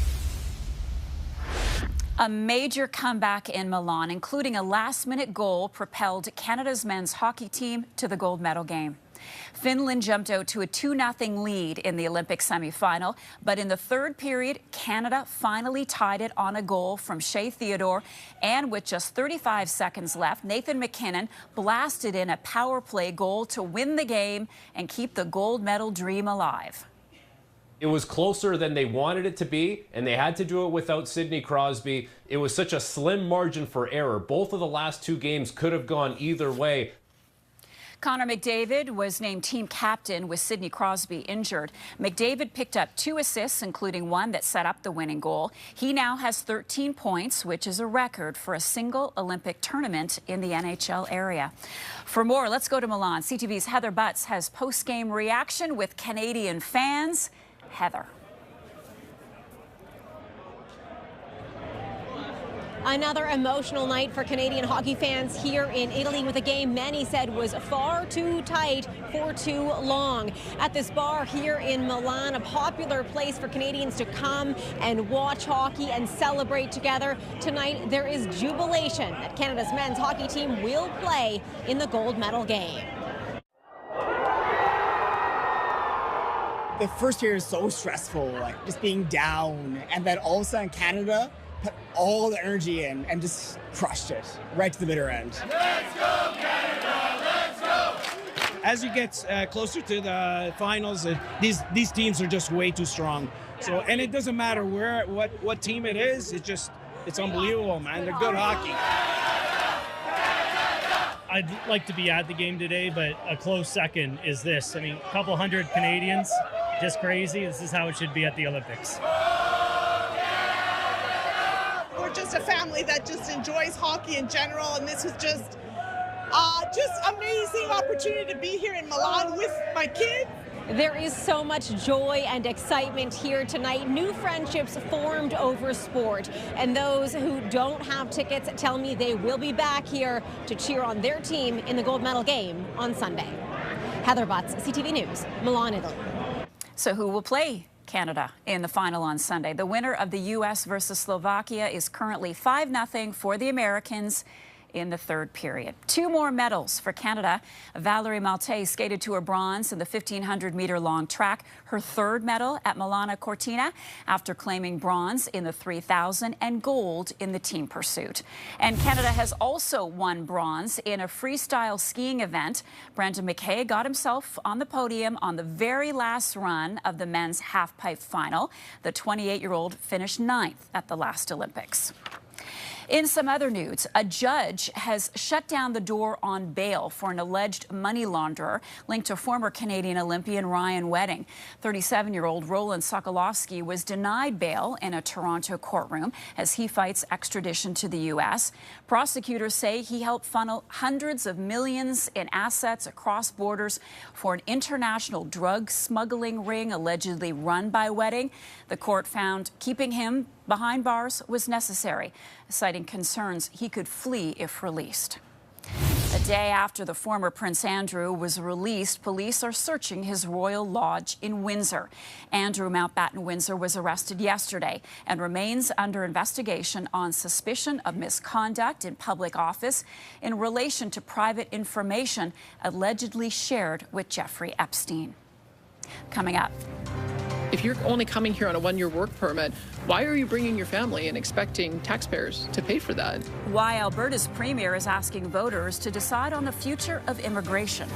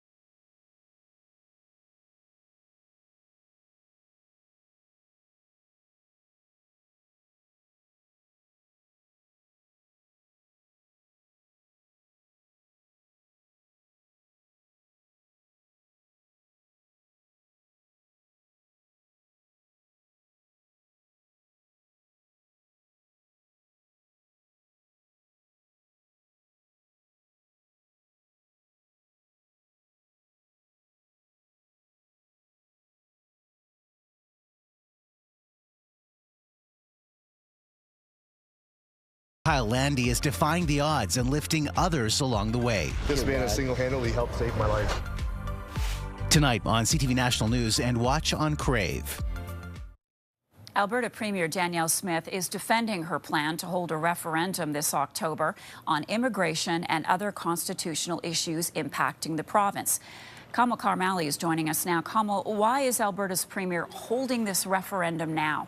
Alberta's Premier says not every newcomer is a net contributor, and that's putting a strain on social services like hospitals and schools. So now Danielle Smith, in a 13-minute televised address, says she's putting 9 questions to a province-wide referendum on October 19th. 5 of those questions focus on immigration and access to provincially funded services. So one question even asks asks Albertans if non-permanent residents should be charged a fee to access health and education systems. Another asks if newcomers should be cut off from social services if they don't fall under a specific immigration status. Smith says Alberta's population has grown by nearly 600,000 people in 5 years, and temporary workers, she says, are costing Albertans money. If you're only coming here on a one-year work permit, why are you bringing your family and expecting taxpayers to pay for that? It's $12,000 for every child who goes into a child care system. It's $12,000 for every child who goes into the K-12 education system. And other questions also delve into Constitution, Marcia, like whether Alberta should have the power to pick and appoint Superior Court judges. Alberta's opposition party believes Smith has an ulterior motive? Yeah, it's no coincidence that Smith is announcing this referendum, according to the Alberta NDP, when the provincial budget is set to be tabled next week, highlighting a multi-billion-dollar deficit. So they're saying this is creating concern. This policy will unfairly target all immigrants. Marcia. Kamal, thank you. Still ahead, the plan to expose the truth, why we may learn whether aliens are really out there.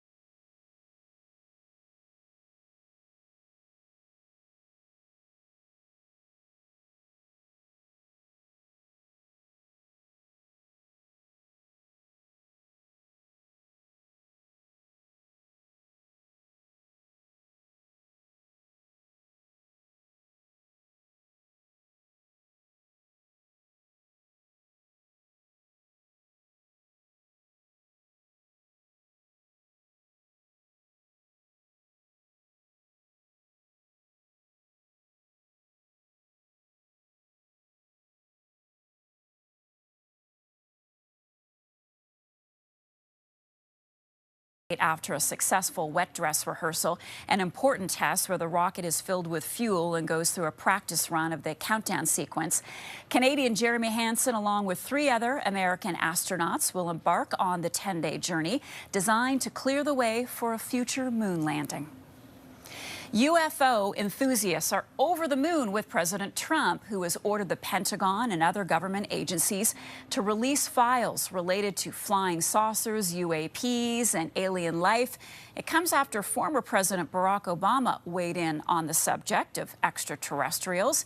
Here's CTV's John Venevali-Rao.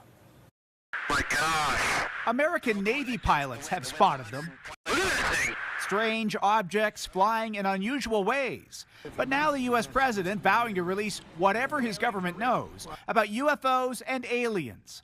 But is Donald Trump a believer? I don't have an opinion on it. I never talk about it. A lot of people do. A lot of people believe it. Trump directing America's Department of War and other agencies to begin the process of identifying and releasing government files related to alien and extraterrestrial life. That includes UFOs, which these days are called unidentified aerial phenomena. A lot of UFO fans are really excited that this is it. This is what we've been waiting for. This is Christmas. We're going to be getting all the files. There's some. It all comes after former U.S. President Barack Obama appeared on a podcast and offered a surprising answer to this question. Are aliens real? They're real, but I haven't seen them, and they're not being kept in what is it? Area 51. Area 51. His statement that they're real led to so much buzz online, Obama later clarified, writing, "Statistically, the universe is so vast that the odds are good there's life out there," adding, "I saw no evidence during my presidency that extraterrestrials have made contact with us, really." Still, Trump accused Obama of revealing classified information. In 2024, the U.S. Pentagon said there was no evidence alien life had ever been encountered, but added there were sightings that needed further investigation. Still, of Trump's latest directive, some think he's just using it to deflect attention. Some people had said already that this was going to be a distraction from some other files that he doesn't want to release. So maybe we'll get something, but I'm not holding my breath quite yet. Meanwhile, Trump did not set any kind of a deadline for the release of information. Marcia. Thanks, John. After the break, why these Canadians are lacing up and living their Olympic dream for the host country.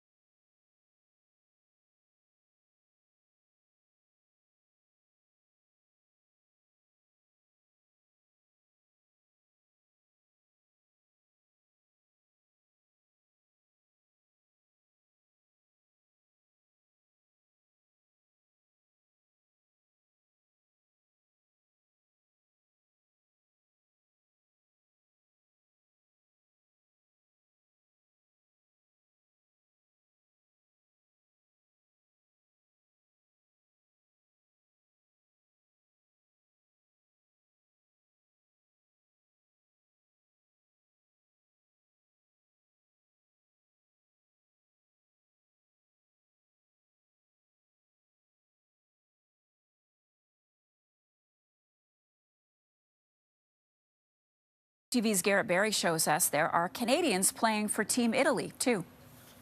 Soaking up her Olympic moment at the Cauldron in Milan. You know, you're walking in the streets, walking in the venues. Everybody's just so proud when you're wearing the colors. Montreal-born Kayla Tutino has a lot to be proud of. You know, we're very proud to be Canadian, but we're also proud of our heritage. It's been a big part of my upbringing, so for me to give back in this way and represent my grandparents and my parents, it's really special. Tutino plays for Italy as a dual Canadian-Italian citizen. She scored the country's second ever goal in women's ice hockey at the Olympics, which helped power the first ever win and first ever playoff qualification. We wanted to show everyone, you know, what Italian hockey is all about, and we felt like we accomplished that. To prepare, the team trained for weeks in Montreal, pretty close to home, for Tutino and 4 other Canadian-born dual citizens. Among them, Kristen Guerriero, whose mother traveled to support her here in Milan. I start crying just out of just sheer whatever for her, because yeah, she's always worked hard in every sport and everything she's ever done.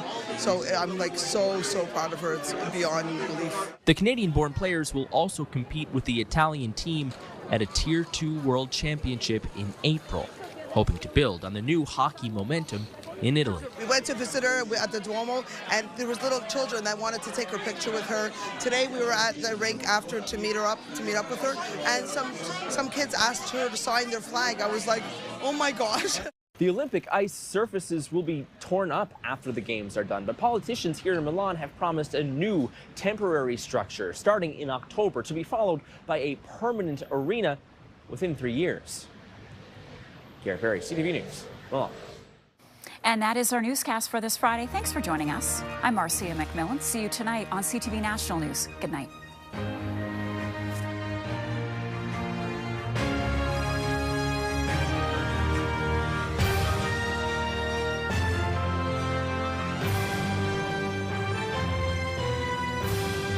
CTV National News, Canada's #1 newscast.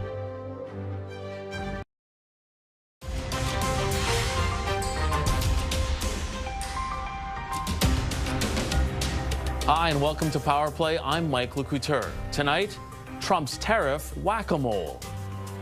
I can destroy the trade. I can destroy the country. Today, I will sign an order to impose a 10% global tariff. U.S. President Donald Trump gets a smackdown at the Supreme Court, but he responds with, you guessed it, more tariffs. He's telling reporters today he'll impose a new global tariff on other countries. So what could it mean for Canada? We'll talk to D.C. trade representatives from both Ontario and Manitoba. Then, how will Canada respond to protect affected industries?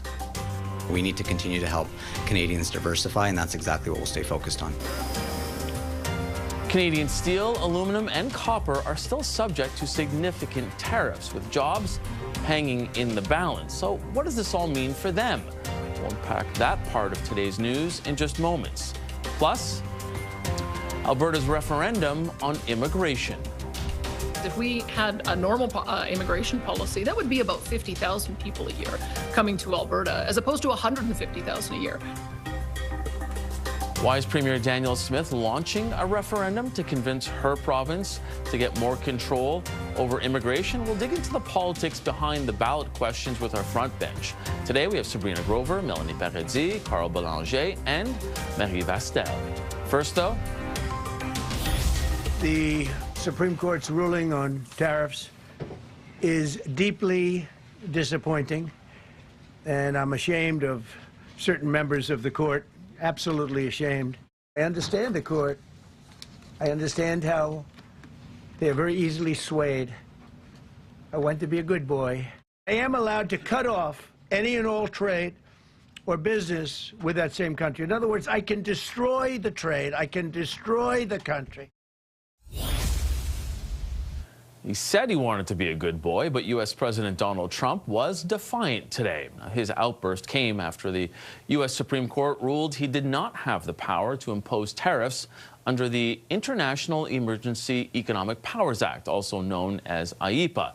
Now, in this country, he had imposed them, saying it was because too much fentanyl and too many migrants were crossing over into the U.S. Today's decision is a massive blow to the president's international trade strategy. Most trade with Canada, though, was not affected by this specific set of tariffs. And that's because our trade is protected under Canada-U.S.-Mexico trade agreement. However, Trump is now looking to use another blunt tool. Effective immediately, all national security tariffs under Section 232 and existing Section 301 tariffs, they're existing, they're there, remain in place, fully in place, and in full force and effect. Today, I will sign an order to impose a 10% global tariff under Section 122, over and above our normal tariffs already being charged.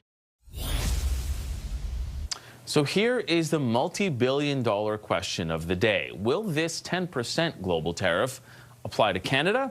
Well, we asked the White House for more information today, and the only reply that we got was that they would have paper outlining these and other details in short order. So how are teams handling Canada's trade negotiations pivoting today? Well, joining us now is Ontario's trade representative in D.C., David Patterson, and Manitoba's trade representative also in D.C., Richard Madden. Thank you both for being here. David, I want to start with you on this. How are you decoding what you heard from the president today?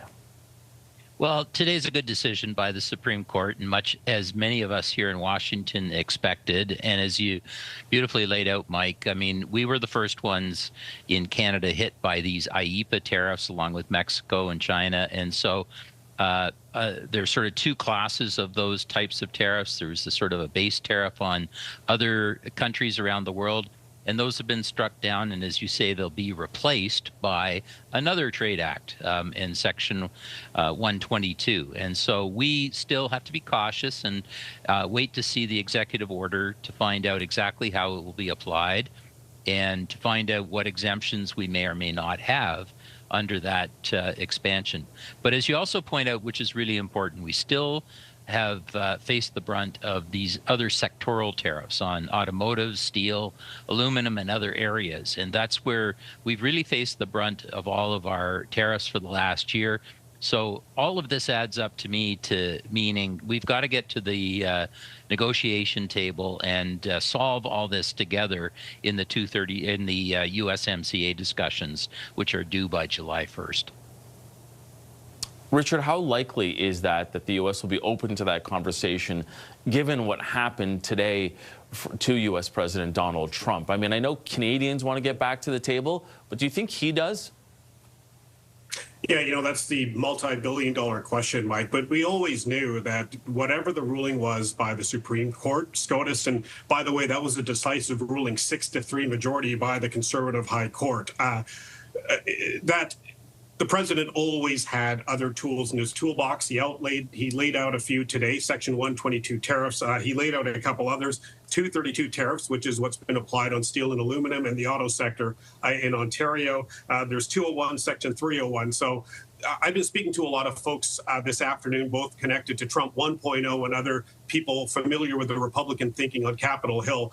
And they view that these tariffs today, the 122s, is basically a placeholder, because under this particular tariff that the president outlined today, that lasts 150 days. So while he does these 122 tariffs, this gives an opportunity for the administration to do an investigation under these other tariffs, whether it is the balance of payments or a national security threat by the White House to continue these tariffs. Now, as this applies to the USMCA or CUSMA review is an open question.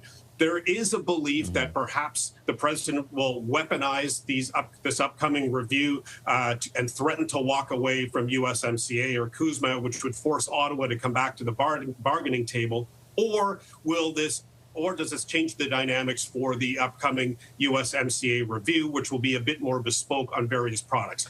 Bottom line, though, Mike, from Manitoba's perspective, this ruling today is viewed as a moral win, but it does it leaves more questions than answers. And of course, the priority for Manitoba is to ensure jobs are protected and the supply chains continue.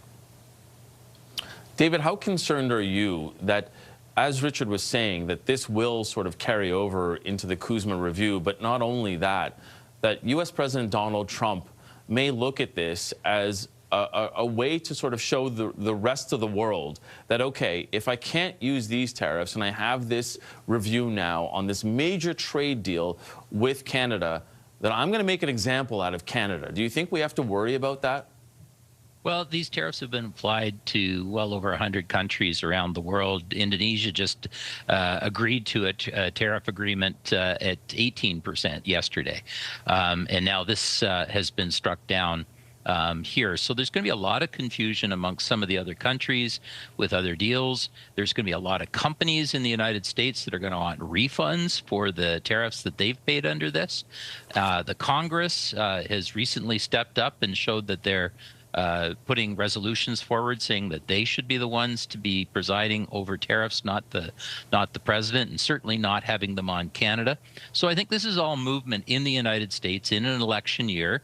And we happen to have this USMCA discussion. And so if in this election year we're listening to companies, we've now listened to the Supreme Court, and we're also listening to the Congress, boy, it'll be an interesting State of the Union this coming week as well as he sits in front of all those audiences. Well, you know, we'll need to work through all of that together. So let's be confident. And yes, we've taken it on the chin, but we've held up beautifully. And we're going to need to solve some problems over the next 5 months. Richard, I wanted to pick up on that because it was about 10 or 11 days ago that the U.S. House of Representatives voted 219 to 211 against tariffs on Canada. That follows a vote from the Senate last October, 50 to 46, on the exact same thing. Are you sensing that there's growing political tide rising against this trade policy in the U.S.? Not only that it could help us, but that it could have that impact, as David was saying, possibly going into the midterms? I mean, look, as David mentioned, we're heading into an election year, so I cannot see a 10% tariff being applied to products like coffee or bananas that were tariffed before, when the key ballot box question appears to be affordability and the cost of living. You made a reference to the Senate vote. There is an option for the Senate to codify their tariff authority. Reconciliation is a term that's being used that requires a bare minimum majority, 50%, 50 votes rather. But we already saw from that vote with Republicans voting with the Democrats against the tariffs, the president doesn't have the votes. You have Rand Paul, you have Tom Tillis, you have others that would likely vote against, Lisa Murkowski, for example. So I don't see that happening by Congress. But also at the same time, we heard the president say he doesn't really need Congress to act on his tariffs, that he's going to use his powers through executive actions. But as we head into the midterms, and as I mentioned earlier, cost of living, affordability becoming key ballot box questions, I think the White House and the administration will be very careful, and I use the word bespoke, on what products they will slap these tariffs on.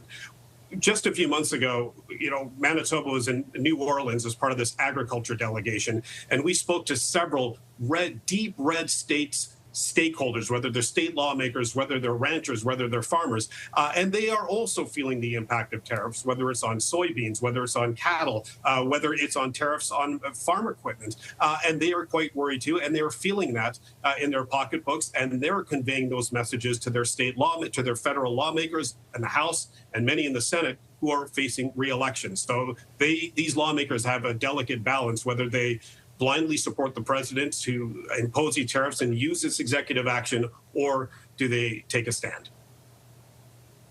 Okay, unfortunately, gentlemen, I'm all out of time, but I appreciate this great conversation on this Friday. Richard Madden, who's the trade representative for Manitoba, and David Patterson, trade representative also in D.C. for Ontario. Appreciate you both being here. Cheers, Mike. Thanks, Mike. CTV News also requested to speak with Canada's federal negotiating team. Either Canada-U.S. Trade Minister Dominic LeBlanc, Ambassador to the U.S. Mark Wiseman, and Canada's new Chief Negotiator Janice Charette. None were made available to speak with us today. In a social media post, LeBlanc did welcome the Supreme Court decision. However, his office declined to share any updated comment after Trump announced plans for that new 10% global tariff.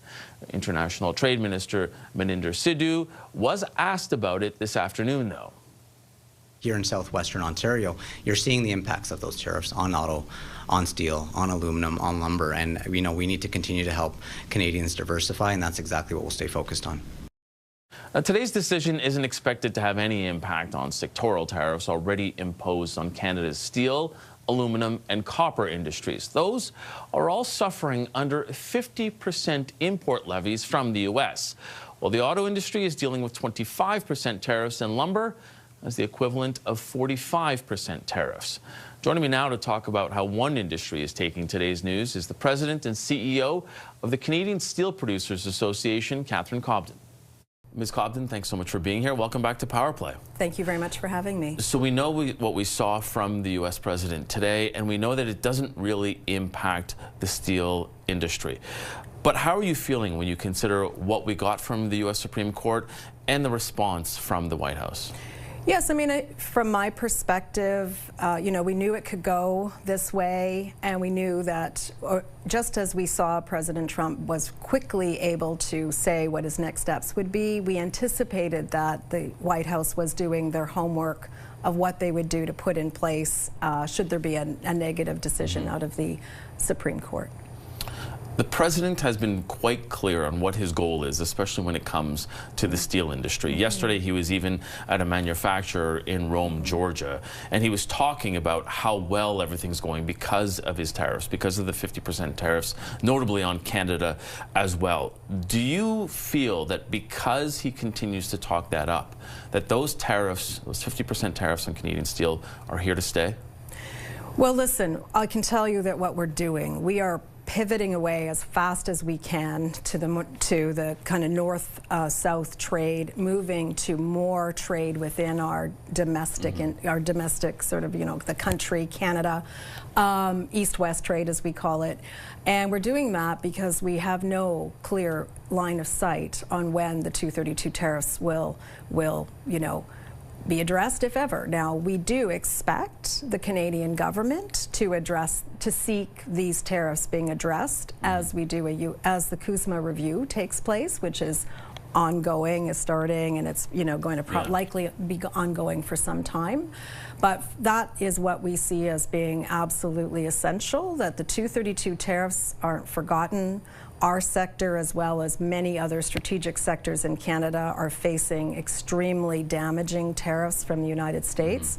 I can't even imagine contemplating a review that just sort of overlooks that tariff regime. The review must address these tariffs. But when you consider how he talks about those tariffs and how he says they are good for American steel, do you have any hope that they're actually going to be removed? Well, you know, the proof will be in the pudding, and I think the strategy we have taken as an industry from the get-go has been to meet the United States on approaches that essentially, you know, we understand the diagnostic of what he's worried about. Right. He's worried about overcapacity of steel that's going on globally. But he also wants to bring manufacturing back to the U.S. Yes, he does. And essentially out of Canada.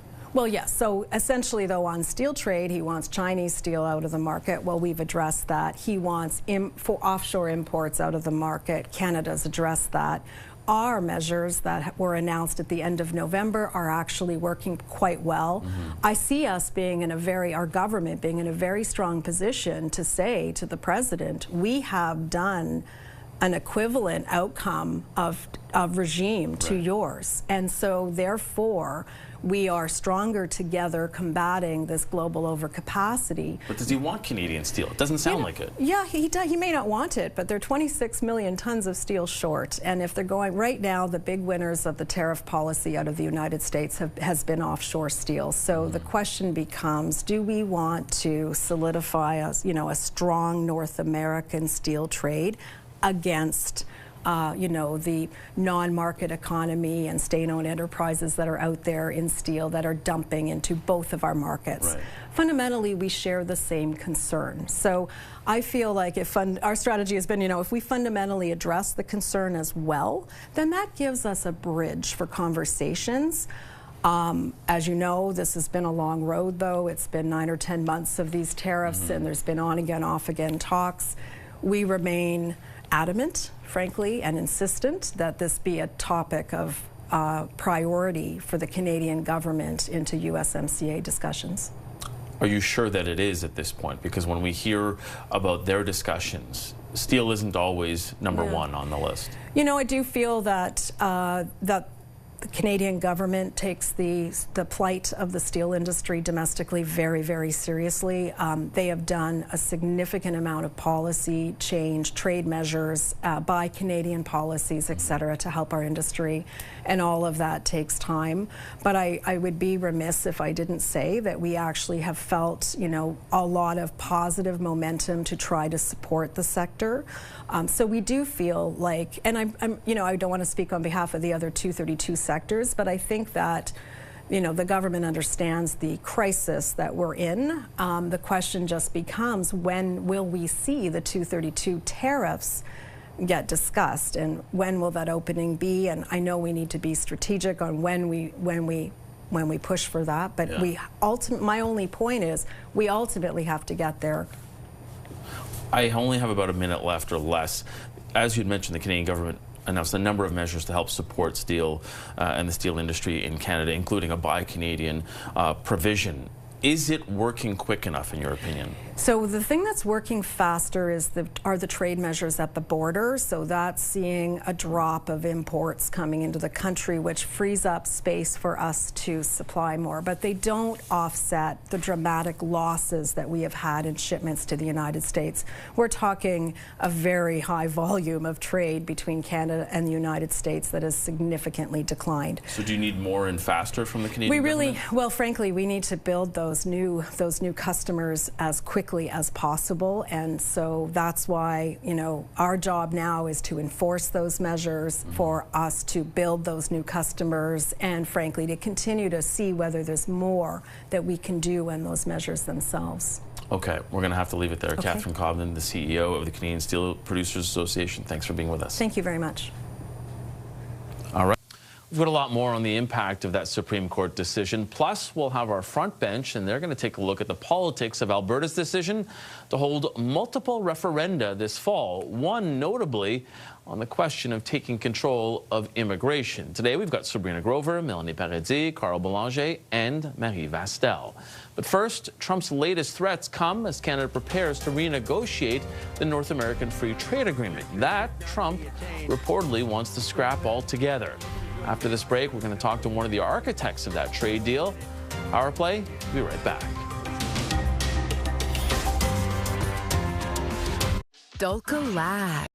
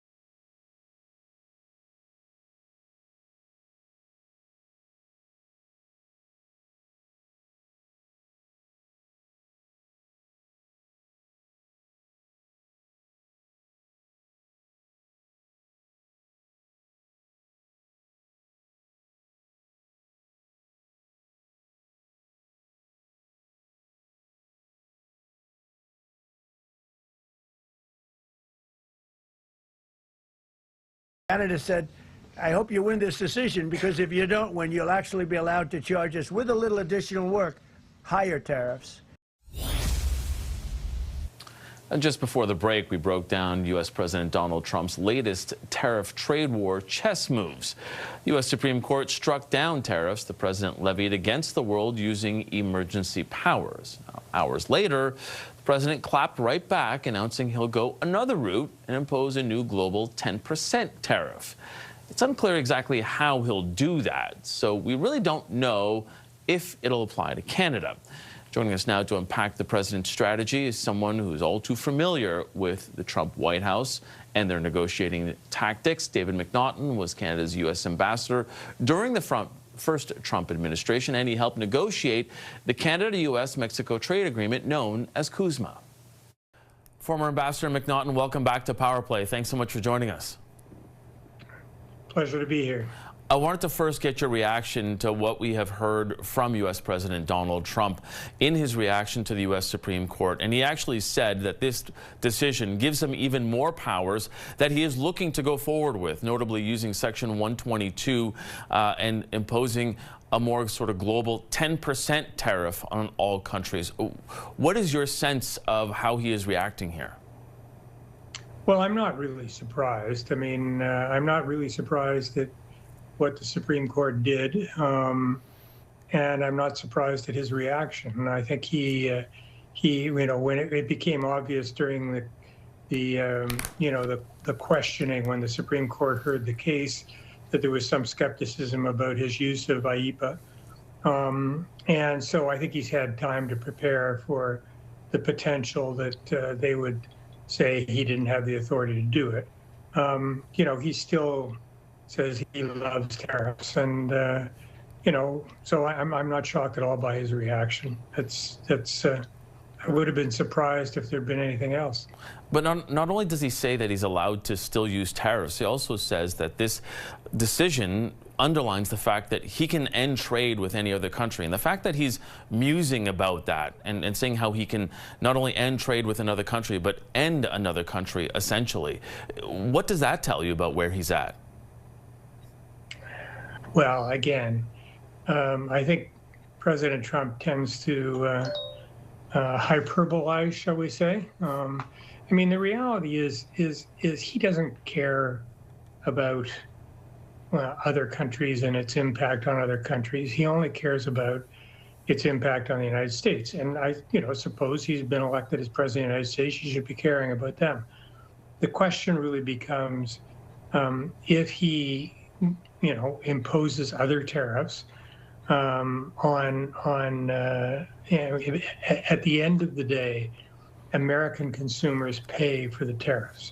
And so as we get closer and closer to the midterms, the question is going to be, is he going to strike reasonable deals with countries that have significant impact on the United States consumers and buy things from the United States or not? And my guess is that, you know, we're already starting to see some members of Congress, you know, say, you know, don't do this, don't do that. We saw some things from the agriculture sector in the United States saying, please preserve CUSMA.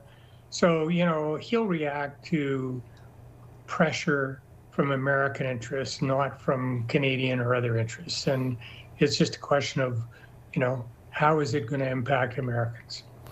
And as somebody who's been on the front lines of those negotiations, when you consider the fact that today's decision doesn't really affect Canada insofar as the tariffs that, the sectoral tariffs that Canada is dealing with are under Section 232, under that national security issue there. So what would you say is the best road forward for Canada and Canadian negotiators now? Do you think we're in a better position to try and get a deal on CUSMA now that this has happened? Well, I think that there's a window, and, you know, I think the discussion with the Americans has to be broader than simply the CUSMA review. We need to, because the tariffs on steel, aluminum, and lumber are under Section 232, we have to have a discussion about defense and security. And, you know, given the fact that we are substantially increasing our defense spending, I mean, I'd be going to American companies that are in the defense business and saying, you know, we're going to spend tens of billions of dollars on defense, you know, in Canada. And the question really is, you know, if we're a national security threat, why would we do it with you? You know, I know that the Americans are really interested in our critical minerals. I mean, I do think we've got some cards to play here. I think it's better to play them quietly rather than do it, you know, vocally and, you know, in a threatening way. I think it's something that we can have discussions with American business about to help us. Sometimes they don't really even realize how much they depend on Canada for inputs to their final products. And so, you know, I think there's a window here where we can have a sensible discussion and hopefully, you know, provide some certainty for Canadians and Canadian businesses that are doing business with the United States. A window we're in a better position than most other countries for sure. Yeah, and certainly the Prime Minister has underscored that in talking about between 85 and 90% of our products that we trade with the U.S. are covered under CUSMA. But do you say that there's a window here because the President maybe needs a win, or because he's now sort of on his back heel, that maybe there is a sense here that Canada could go in there and say, look, we can put this to bed now? Yeah, I think, you know, he will always want to portray whatever deal is done as being a win for him. And even, you know, he even goes further than that. He said he doesn't want to just say, I won. He says, I won and you lost. So we have to be clever about how we actually do things that are in our best interest and allow him to say he won. I mean, you know, I started discussions around critical minerals when I was in Washington, and I had a conversation with their national security advisor, and I said, why don't you sort of do what you did with aluminum and do a take or pay contract, and you know, we'll get you the critical minerals. And he said, well, David, I'd love to, but we need them before 2050 when you get them out of the ground. And I think one of the things that's happened, and you've seen this with not just Prime Minister Carney, but with the premiers and others, is we've actually been shocked into doing some sensible things that we should have been doing for a long, long time. And we had got too complacent. We've been, there's too much process and not enough focus on outcomes. So I'm reasonably optimistic. I mean, you never know when you're dealing with President Trump, but I think there's a lot of things that could happen that would be beneficial to Canada. I mean, we can help the United States get off of their dependence on China on a lot of things. They are buying significant amounts of enriched uranium from Russia. I mean, there's lots of things that we've got in our array of things that you know, Trump may not want to say that he depends on things from Canada, but there's some things that actually they would do well to expand their relationship with us. So I'm optimistic. I'm always optimistic, but I've seen sometimes when the president gets most vociferous in his rhetoric that it's actually an opportunity to do something sensible. Okay, and we'll leave it on that optimistic note then. Former Canadian ambassador to the U.S., David McNaughton, thanks so much for joining us. Thank you. Still to come on Power Play, there's been a lot of talk of potential Alberta separation in a referendum. It's not on the docket, well, at least not yet. What is coming next fall is a referendum pushed by the Premier to give Alberta more power over immigration. In moments, our front bench will break down the politics behind Danielle Smith's ballot box questions. We've got Sabrina Grover, Melanie Paradis, Carl Belanger, and Marie Vastel. Stay with us. We'll be right back. Being a dad and granddad means ensuring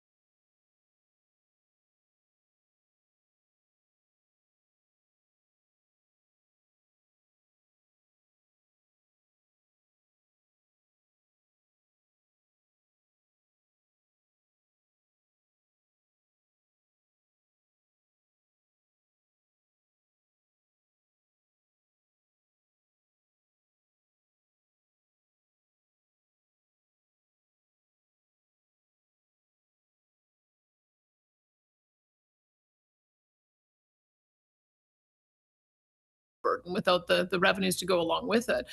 We had some confidence that the federal government was going to continue running the immigration system the way they had historically for 40 years, where they put a focus on those who can either speak English or French, as well as somebody who has the skills and the education so that they can get a job and fit in and then ultimately move on to permanent status. And that didn't happen.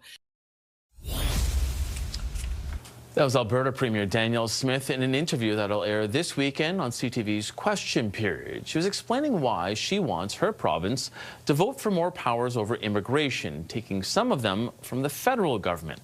In an address to Alberta last night, Smith announced a referendum on October 19th, and it will ask 9 questions. Among those 9 will be whether the province should have the power to restrict access to provincially funded services for certain immigrants.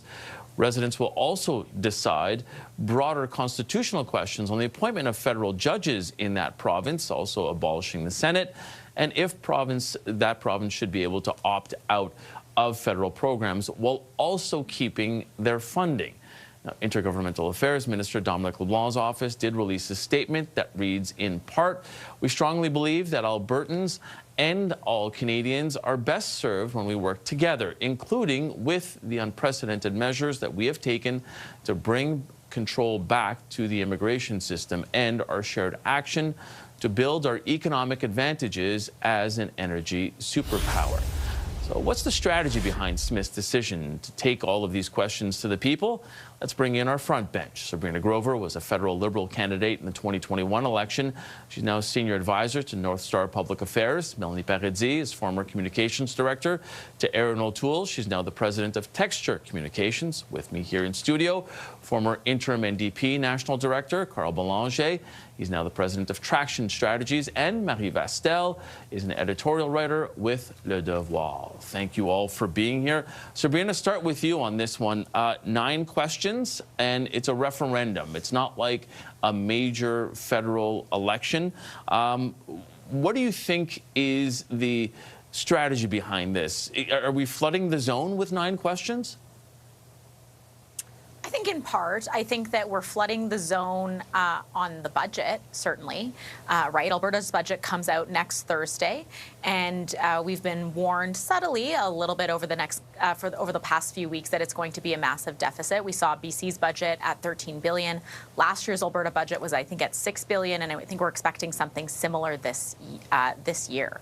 And so what I think this is nothing more than a distraction from that budget crisis, and moreover on the fact that Danielle Smith's government has accomplished almost nothing in the last 2 years that it's been elected. Credit where credit is due. I've talked, strongly about that MOU and how important that was, but what beyond that, right? She's broken health care. She's had to deal with a teacher's strike that hasn't resulted in anything, and now a 9-question immigration referendum that means nothing and resolves nothing and doesn't actually do anything to bolster Alberta's economy. And so I think there's some important questions to be raised about why she's bringing this up and why it's happening right now. And, I think the last thing I'll say is it's really interesting to see Danielle Smith push back so heavily on immigration when just 2 years ago, the Premier said that she wanted to aggressively double Alberta's population to 10 million people as quick as possible, because that's the only way to build a strong economy. So really interesting, I think, things to consider as to why she's bringing it up now. Yeah, and Melanie, in that address last night, she said the budget crisis is a result of immigration, and she went back to an old favorite punching bag, Justin Trudeau, in that. What do you think of that play? Well, look, for 10 years almost, Justin Trudeau left the door wide open on immigration. We had record numbers, and even in the statement from the federal government responding to this today, they acknowledge that it was out of control because they're talking about trying to bring control back to the immigration system. These issues in this referendum, I think, are actually a smart way of trying to unpack some of the sentiments and the root causes behind the separatism sentiments that we are seeing in Alberta. If you sit down and talk to people who feel strongly about separation, and you get to what are the actual motivations, what are the core issues behind that, it's immigration levels that are controlled by Ottawa, it's equalization levels that are controlled by Ottawa, it's social programming that's controlled by Ottawa. So if you give them the opportunity, if you give Alberta basically the same opportunity that Quebec has to set their own agenda and to make their own rules. It's really, at the end of the day, what I think Alberta is asking for is to be treated more like Quebec is. Then all of a sudden, I think you take the temperature down a lot on the separatism talk, and you can get to some productive conversations. Marie's not feeling that. No, and I agree with Mélanie that it's a way to look like she's acting on root causes of some of those feelings. Right. And that might be politically astute, sure, I'll give her that. But I do think when you give people the perspective of change, you create an expectation. You create an expectation that something will come out of this referendum if they say they want X, Y, and Z change. And it's not going to happen. It's not going to happen, just like Jason Kenney's equalization referendum led to nothing, because these are not things that, well, immigration is one thing. The constitutional changes are not things that she can change by herself with Ottawa. She's essentially trying to build a Meech Lake Accord unilaterally for Alberta. I won't go into a full-length debate about this, but Quebec does not have what she's asking for. Right. There are nuances to, they have a say, but they do not have last word on any of this.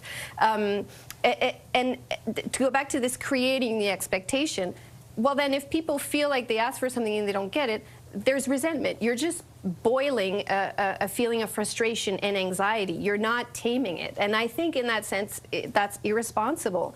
On the immigration stuff, I'm pretty sure it's unconstitutional. The hyper-conservatives tried to do the same thing for refugee claimants to claw back access to health care, and the federal court said it was unconstitutional. Abolishing the Senate, you cannot do without unanimous consent of the federal government and all provinces. It's just a lot of things that, yeah, people may want to be consulted about and have their say, but it's not going to happen. And in that sense, I don't see how this leads to any appeasement or any resolution, really. So, Carl, to Marie's point, is this essentially tapping into that negative sentiment of separation and, in essence, trying to stir it up? Or is it, as you know, a couple others have suggested, maybe kind of trying to diffuse it by putting these questions out there and saying, okay, you're being consulted, but separation's not on the ballot? Not on the ballot yet, because the process is ongoing, and she started that process. Yeah. Let's remember. So I think she's trying to drown that issue amongst a slew of other issues. But let's be very clear. Danielle Smith's brand of politics thrives on frustration, anger, and pushing up odd buttons, and that's what she's doing. And so you can have those 9 questions. Nothing will get done. You can't get it done. Mary outlined it very well. And then you're going to be upset. And then you're going to, you know, fan the flames of anger in Alberta and maybe even help the separatist movement, like you did, to try to get your way with the federal government. That's what she did. And it's funny because, as you outlined at first, part of that is because, and Sabrina was very clear, that you want to distract from the fact you're bringing forward a deficit, a big deficit in the next budget. So you're going to talk about something else. And you're going to blame immigrants for the deficit, and then you're going to be, as a fiscal conservative, take that taxpayers' money and put it in the garbage and light it on fire because it will amount to nothing. That's what she's doing. And I guess the question as well is how much of that referendum cost. But to be clear, not fully. I wouldn't say she's blaming on immigrants. She very clearly blamed it on Justin. It was on Justin Trudeau. But that's what people hear, though, right? Yeah. It's immigration. We don't have enough hospital space. It's immigration because we don't have enough school space. It's been tried elsewhere. I mean, certainly in Quebec, it's been used by the CAQ government, and it's a recipe that is dangerous, in my opinion, because it pits people against each other. It's also people's lives. It's their future if you don't have access to education. It's their literal lives if they don't have access to health care. Yeah. Okay, we're going to have to leave it there because I think somewhere in this globe, not Katy Perry, geez, Justin Trudeau's ears are ringing. Wow, caught myself, but I didn't. Still ahead, who's going to take the reins of the NDP? Well, hopefuls faced off last night in their English language debate. Our front bench will break down their performances and the state of the race right after this. Downy Light adds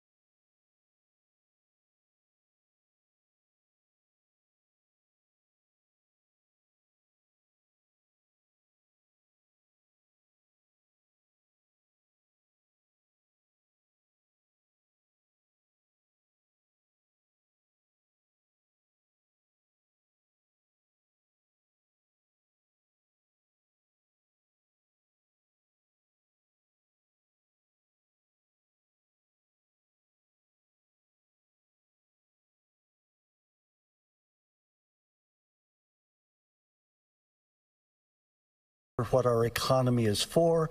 So if Trump called, he'd get my answering machine. I'd be busy trying to lift the burden of economic insecurity off the backs of workers. When you've got a guy like Poilievre that is strutting around and pretending to be a worker, well, he's about as much as a worker as I am a flower girl. We've got to go to our members and we have to trust them. We have to trust them to help us rebuild the party. Despite our devastating loss in the last election, the NDP is not just reviving, we are already soaring back to life.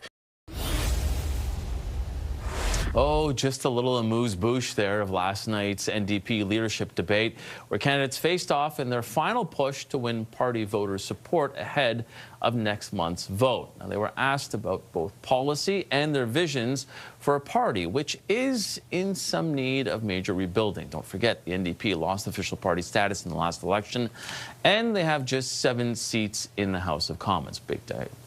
Back now to break down that debate is our front bench. We've got Sabrina Grover, Melanie Paradis, Carl Boulanger, and Marie Vastel. It only makes sense to start with Carl, since you were the moderator of the French debate. And yes, they added a bit of French in there, Carl, not because of the job you did, but certainly because of the job that they couldn't do. Right. What were your big takeaways from last night's debate? Well, the question is, at this point in the race, it's not, can Avi Lewis win that race? It's, can Avi Lewis lose that race? And there was a bit of that when you saw, especially from the McPherson camp and the Ashton camp, going after him in a more pointed way that they did in the French debate. So the question is Avi Lewis far enough ahead that he can win on his own, or does he need support from the other candidates in the second round, third round? And the flip side of that, of course, is can Ashton and McPherson's camp unite somehow to create an anybody but Avi movement and prevent him from winning? Yeah. That's what we saw, but I don't think enough was done yesterday to kind of change the dynamic of that campaign so far. Yeah, certainly, Marie, it wasn't sort of like a drag him out, knock him out like we saw with the Conservative leadership debate at one point in time. But, you know, I look at this, and as Carl was saying, you know, can the other camps either come together? But it's a ranked ballot. So you could have a situation where the third place person actually comes up the middle. Yeah, or the second eventually inches up, right? Yeah, or second choice to a lot of people. Yes, yes. So, I mean, I agree with Carl. There does seem to be this anybody but Avi Lewis movement might be a strong word, but sentiment brewing. You've seen people like Shannon Phillips, who was an environment minister in Alberta, come out, and she supports Heather McPherson, but come out with some concerns with Avi Lewis's vision. You've seen other people kind of have similar positions. There's this interesting ideological divide, right, between Avi Lewis, who has very bold idealism ideas, and then people who are more of a status quo pragmatism approach. And I wonder what happens if Avi Lewis wins, because he would be an unelected leader. He would be outside of caucus. We've seen how that sometimes is a little bit difficult to mesh, and especially if he comes with really different ideas. I don't know. I think that could be a challenge to get everyone to get everyone on board. I will say, for a party that's really focused on rebuilding, I do find interesting that they don't realize that to rebuild they might want to speak to 8 million Canadians who speak French. That's all I'm going to say about that. Yeah. But when you want to be pragmatic and you want to get voters back on your side, you might want to be able to have them understand you. And one of the candidates says that's what translators are for. But Mel, I guess to Marie's point, you know, it almost feels like this is one of those turning points for this party, where they decide either they're going with the status quo, which I think a lot of people probably believe is Heather McPherson, because she's an elected MP and somebody who's run under that banner in that way, and certainly seems to sort of share that vision of the party. And then there's Avi Lewis, who almost seems like it'll go pretty much into the social, you know, social democratic side of it. You know, how much of a turning point could this be for the party, depending on who becomes the leader? I think someone like Avi has a ceiling, and it reminds me a bit of Maxime Bernier at the end of the 2017 Conservative leadership race, where he wasn't able to pull off a victory, and down ballot support is what ended up getting Andrew Scheer over the top.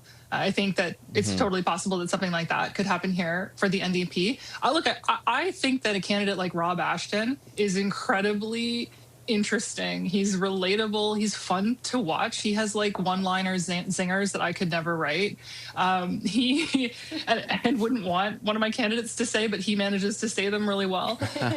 He's fighting for workers and fighting for affordability. Like, I think he actually gets the moment right now, and that's what the NDP really needs to be focused on.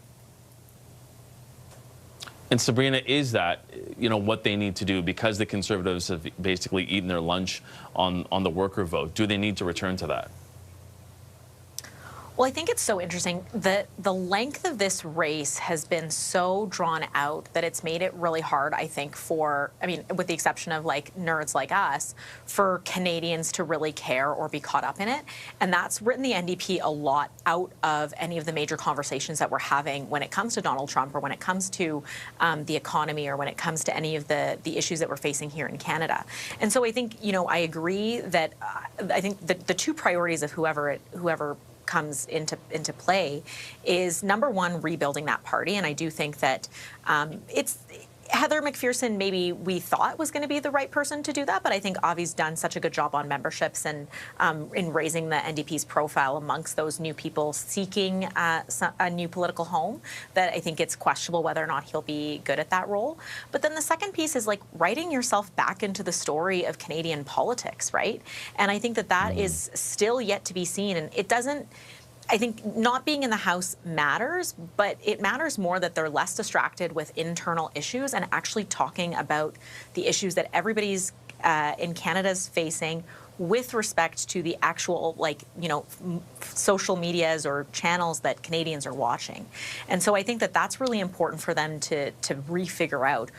The issue about workers and whether or not they're going to come back on the labor movement, I think it's going to be a slow crawl, certainly. I think the Conservatives have done a really good job, not only at the federal level, but also like Doug Ford, as an example, on eating their lunch on that. So I think it'll be interesting to see how they play back. But just in general, getting more profile, getting back into the story, getting some media hits, I think that's what matters most right now. Yeah. Carl, I can give you the last 15 here. Well, the real issue, though, is not about which position you take on issues or how strong your policies are. It's what is the path to gain party status back.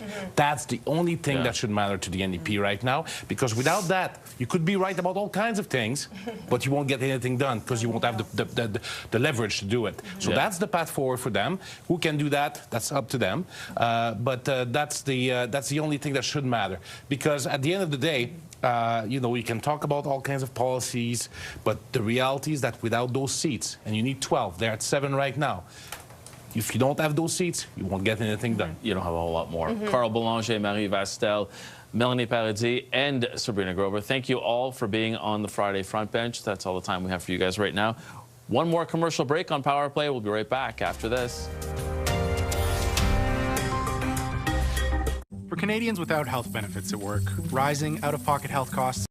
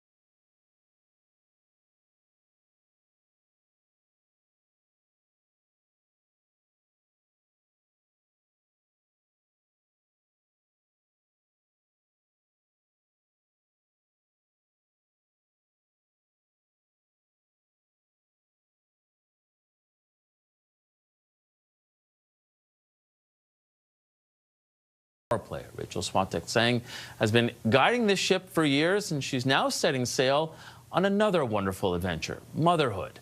Today is her last show, but on behalf of all of the team here in Ottawa and in Toronto, I want to wish her and her husband Adrian all the very best. And take it from me, parenthood will be the best experience of your life, and we hope that you'll enjoy every single minute of it. All the best to you, Rachel. That does it for us this week on Power Play. Thank you so much for sharing your time with us. I'm Mike Lecouture. Have yourselves a great weekend, and stay tuned to CTV News Channel, because your top stories are just ahead.